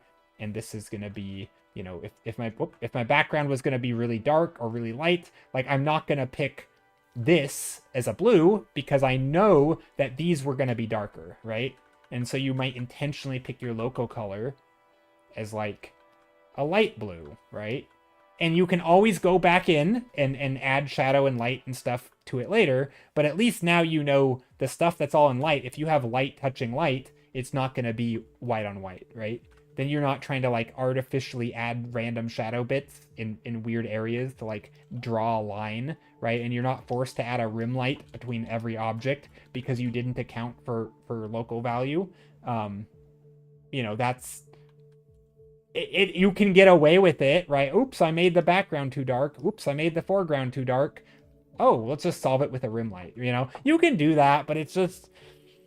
It feels not ideal. So, yeah, anyway, I guess my point is that I don't think you can ever completely ignore value. So that I would start with value, but also I think even if you're doing local color, you should be kind of aware of, like, you know, overall. I mean, this happens a lot in real life where people are, you know, just because you have realistic lighting, but, like, you can still wear, like, you know, a light shirt and light pants, and then it looks like you're wearing a onesie because they're too close in value. And so from even when it's lit in a way, it's like it doesn't quite read. So, like, that's a thing. You don't want to make all your characters look like they're wearing onesies because you accidentally made their shirt and their pants the same value.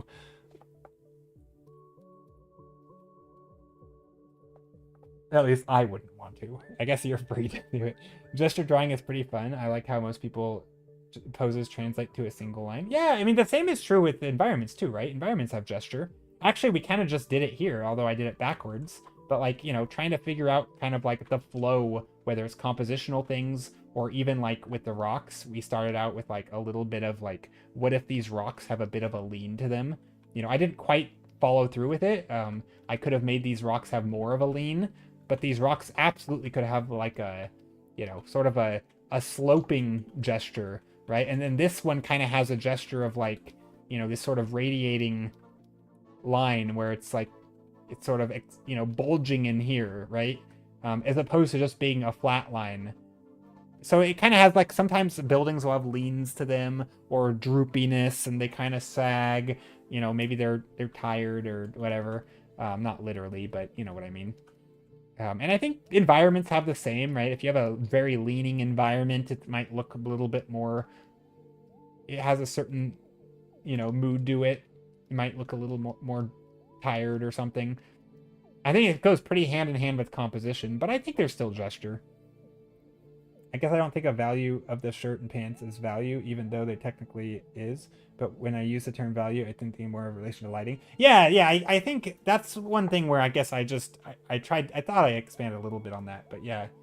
Yeah, that's fair. I think that's probably pretty common. I guess I try to think of value as more than just lighting, even though oftentimes that is the main focus. But like, you still want things to read graphically even when the lighting is flat. Like, now lighting can solve problems, don't get me wrong, right? You can add the rim light, you can put one object in the foreground and the other one not in the, or we can put one object in light and the object behind it can be in shadow, which will create a nice backdrop regardless of your color but and value. But it like it'll force the like lighting can force value contrast, right? But yeah, I guess that's just different ways to think about it. I don't think one is right or wrong. I think regardless of how you think about it, you will have to think about the other missing component, right? Like, same way if I'm thinking about values, I'm probably also thinking about mood, which means I'm thinking about like lighting and color, and like then it comes back around to thinking about value structure again, because the color affects the value. So if I'm going to paint a nighttime scene and have a dark blue sky, or if I know it's a very dark, you know, if a very vividly blue sky, I know that the value for the sky is going to be darker, right? Because blue is pretty dark. And so that's going to affect how I set up my lighting as well, because certain lighting conditions are going to give that color a blue. And so like they kind of go hand in hand. Like it almost doesn't matter how you slice it. If you want to think about color first and not value, you do still have to think about local value. But if you want to think about lighting and not color, you probably also should think about color a little bit in theory, because that does matter if you're going to make it color eventually. Like, again, based on mood, right? If you haven't thought about the color and the mood, like mood can affect color, and color, you know, anyway, they all intertangle. And so, yeah, I mean, I think in theory, if at the highest level, you should kind of have all of them, and you're juggling them. Yeah, it also depends on what you're trying to achieve with the drawing, totally. When I did some pieces that were meant to appear like screenshots of an animated show, I definitely left things simpler. Yeah, true. More local color and stuff. Yeah, I mean, some things just don't have... I mean, again, if you're only worried about local color, you absolutely are still thinking about the graphical read, right? Even if you have no lighting at all. In fact, that's arguably where value is going to be most important, right?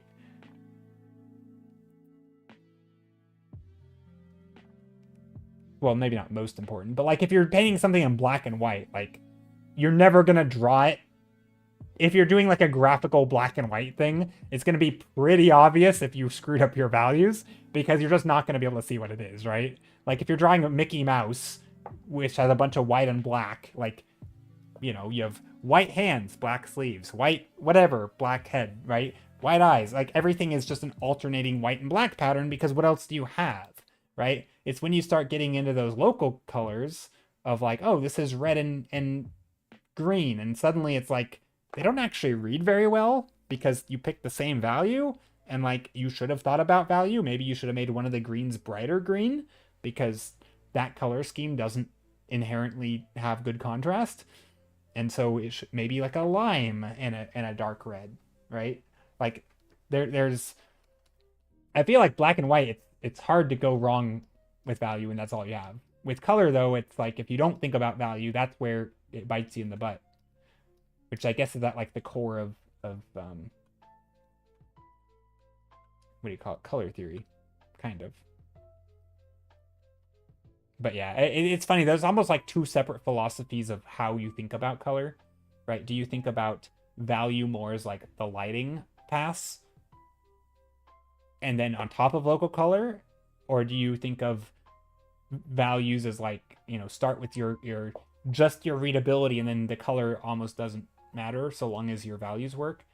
I don't know. I don't think there's a right or wrong way. I still like the value way first, but yeah. I think I've been slightly persuaded. to the other potential way of thinking about it. Vegas says, I am also trying to do things quick, and I'm just a slow drawer, so relatively simple things take me forever to draw, especially since I have a full-time job completely unrelated to art, so I have limited time per day / week, so I tend to keep a lot of my stuff relatively simple right now. Yeah.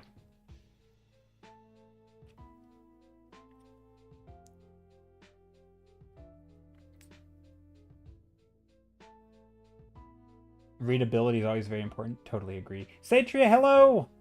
You know who's amazing with black and white readability? Look up Chris Sumney Buttober later. He's excellent. I will. Yeah, there's the whole, like, the Notan thing, which is, like, the Japanese... It's like basically, it's just, like, a black and white value thing, except instead of... It's more focused on, I think, lighting. So rather than just, like, simple values, it's basically using light and shadow to describe form. It's not specifically light and shadow. I think that the technical Japanese term isn't that, but how a lot of artists use it, like the Notan version of a painting. It's basically, if I were to take this painting and turn it into two colors, like black and white, it basically would be the lighting to make sure that this thing still reads as a rock. So you have, like, you know, the light is, you know, the shadow is being silhouetted against the light, and then there's this shape that is also, and so hopefully you can still, and a lot of times when you do lighting, you can't actually tell what the thing is based on the lighting, because it's just like the light is like a frame, which is what I've done a lot. Whereas thinking about it more as sort of this like Notan painting is making sure that the lighting itself describes the shapes that you're painting. So even if you were to only have the white and dark, or the white and black, you could actually still tell what it is, which is not always true, right? You can absolutely do lighting and not know what the painting is, right? If I were to do lighting and, you know, bring in something like this, right, and just have light come down here and like make some very neat looking, you know, bright yellow or whatever, and it might look nice, right? It's not gonna explain what the painting is if you were to make this black and white, right? If you were to take all of this is white and all of this is white and everything else is black and maybe this is white, you wouldn't know what the painting is, because it's not, I haven't planned the lighting past that carefully. And so that's something I actually don't do that much, that I should do more, is sort of do an extra step in between like my initial sketch and my final, which is really figuring out how to describe things in light and shadow and to make it read graphically. So that's definitely an area that I gotta work on. New Year's resolution, maybe.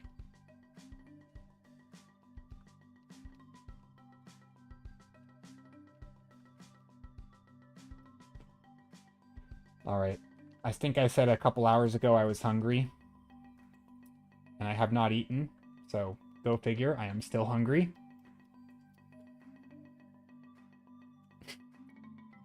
Should probably eat after I add some little layers here. Or not layers, little algae. Lichen. Not like lycanthrope, but lichen like lichen. The other kind of lichen. Algae lichen. Eat your art. Totally. Amazing. We came full circle. Look at that. And that's how you know that this stream is coming to an end. That we've come full circle, back to eating art, or not eating it.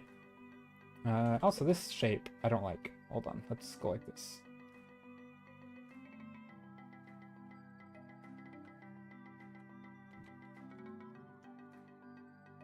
Just wanted to close. Big thank you. Yeah, no, thanks for being here. I really appreciate it. Also, I just realized how big I made this reference image. It's like covering my screen. Anyway. I don't know why it's so large. Okay. But yeah, thanks for being here.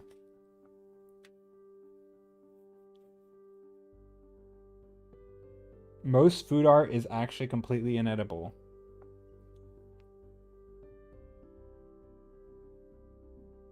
Yeah, I was gonna go and but actually, is it edible or is it just lacking all nutrition and you could eat it, but it wouldn't taste good and it might like I was gonna go on a whole define edible.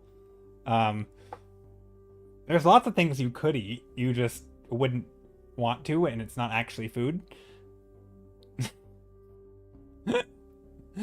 Well, you can eat non-food things. I don't know. Does edible mean it has to be food? I feel like you can eat paper. I wouldn't call paper inedible. It's just lacking all nutritional value, and if you eat too much, it might make you sick. But you could probably manage a sheet of paper and be okay. I don't think I would call it edible. I don't know. Like technically it might be edible. Anyway, we don't want to go down this route. Let's go raid somebody. Thank you for being here. I very much appreciate everybody. You guys are amazing. Thank you for hanging out. And yeah, I stream 3 days a week. Monday's my next stream, but Mondays, Thursdays, and Saturdays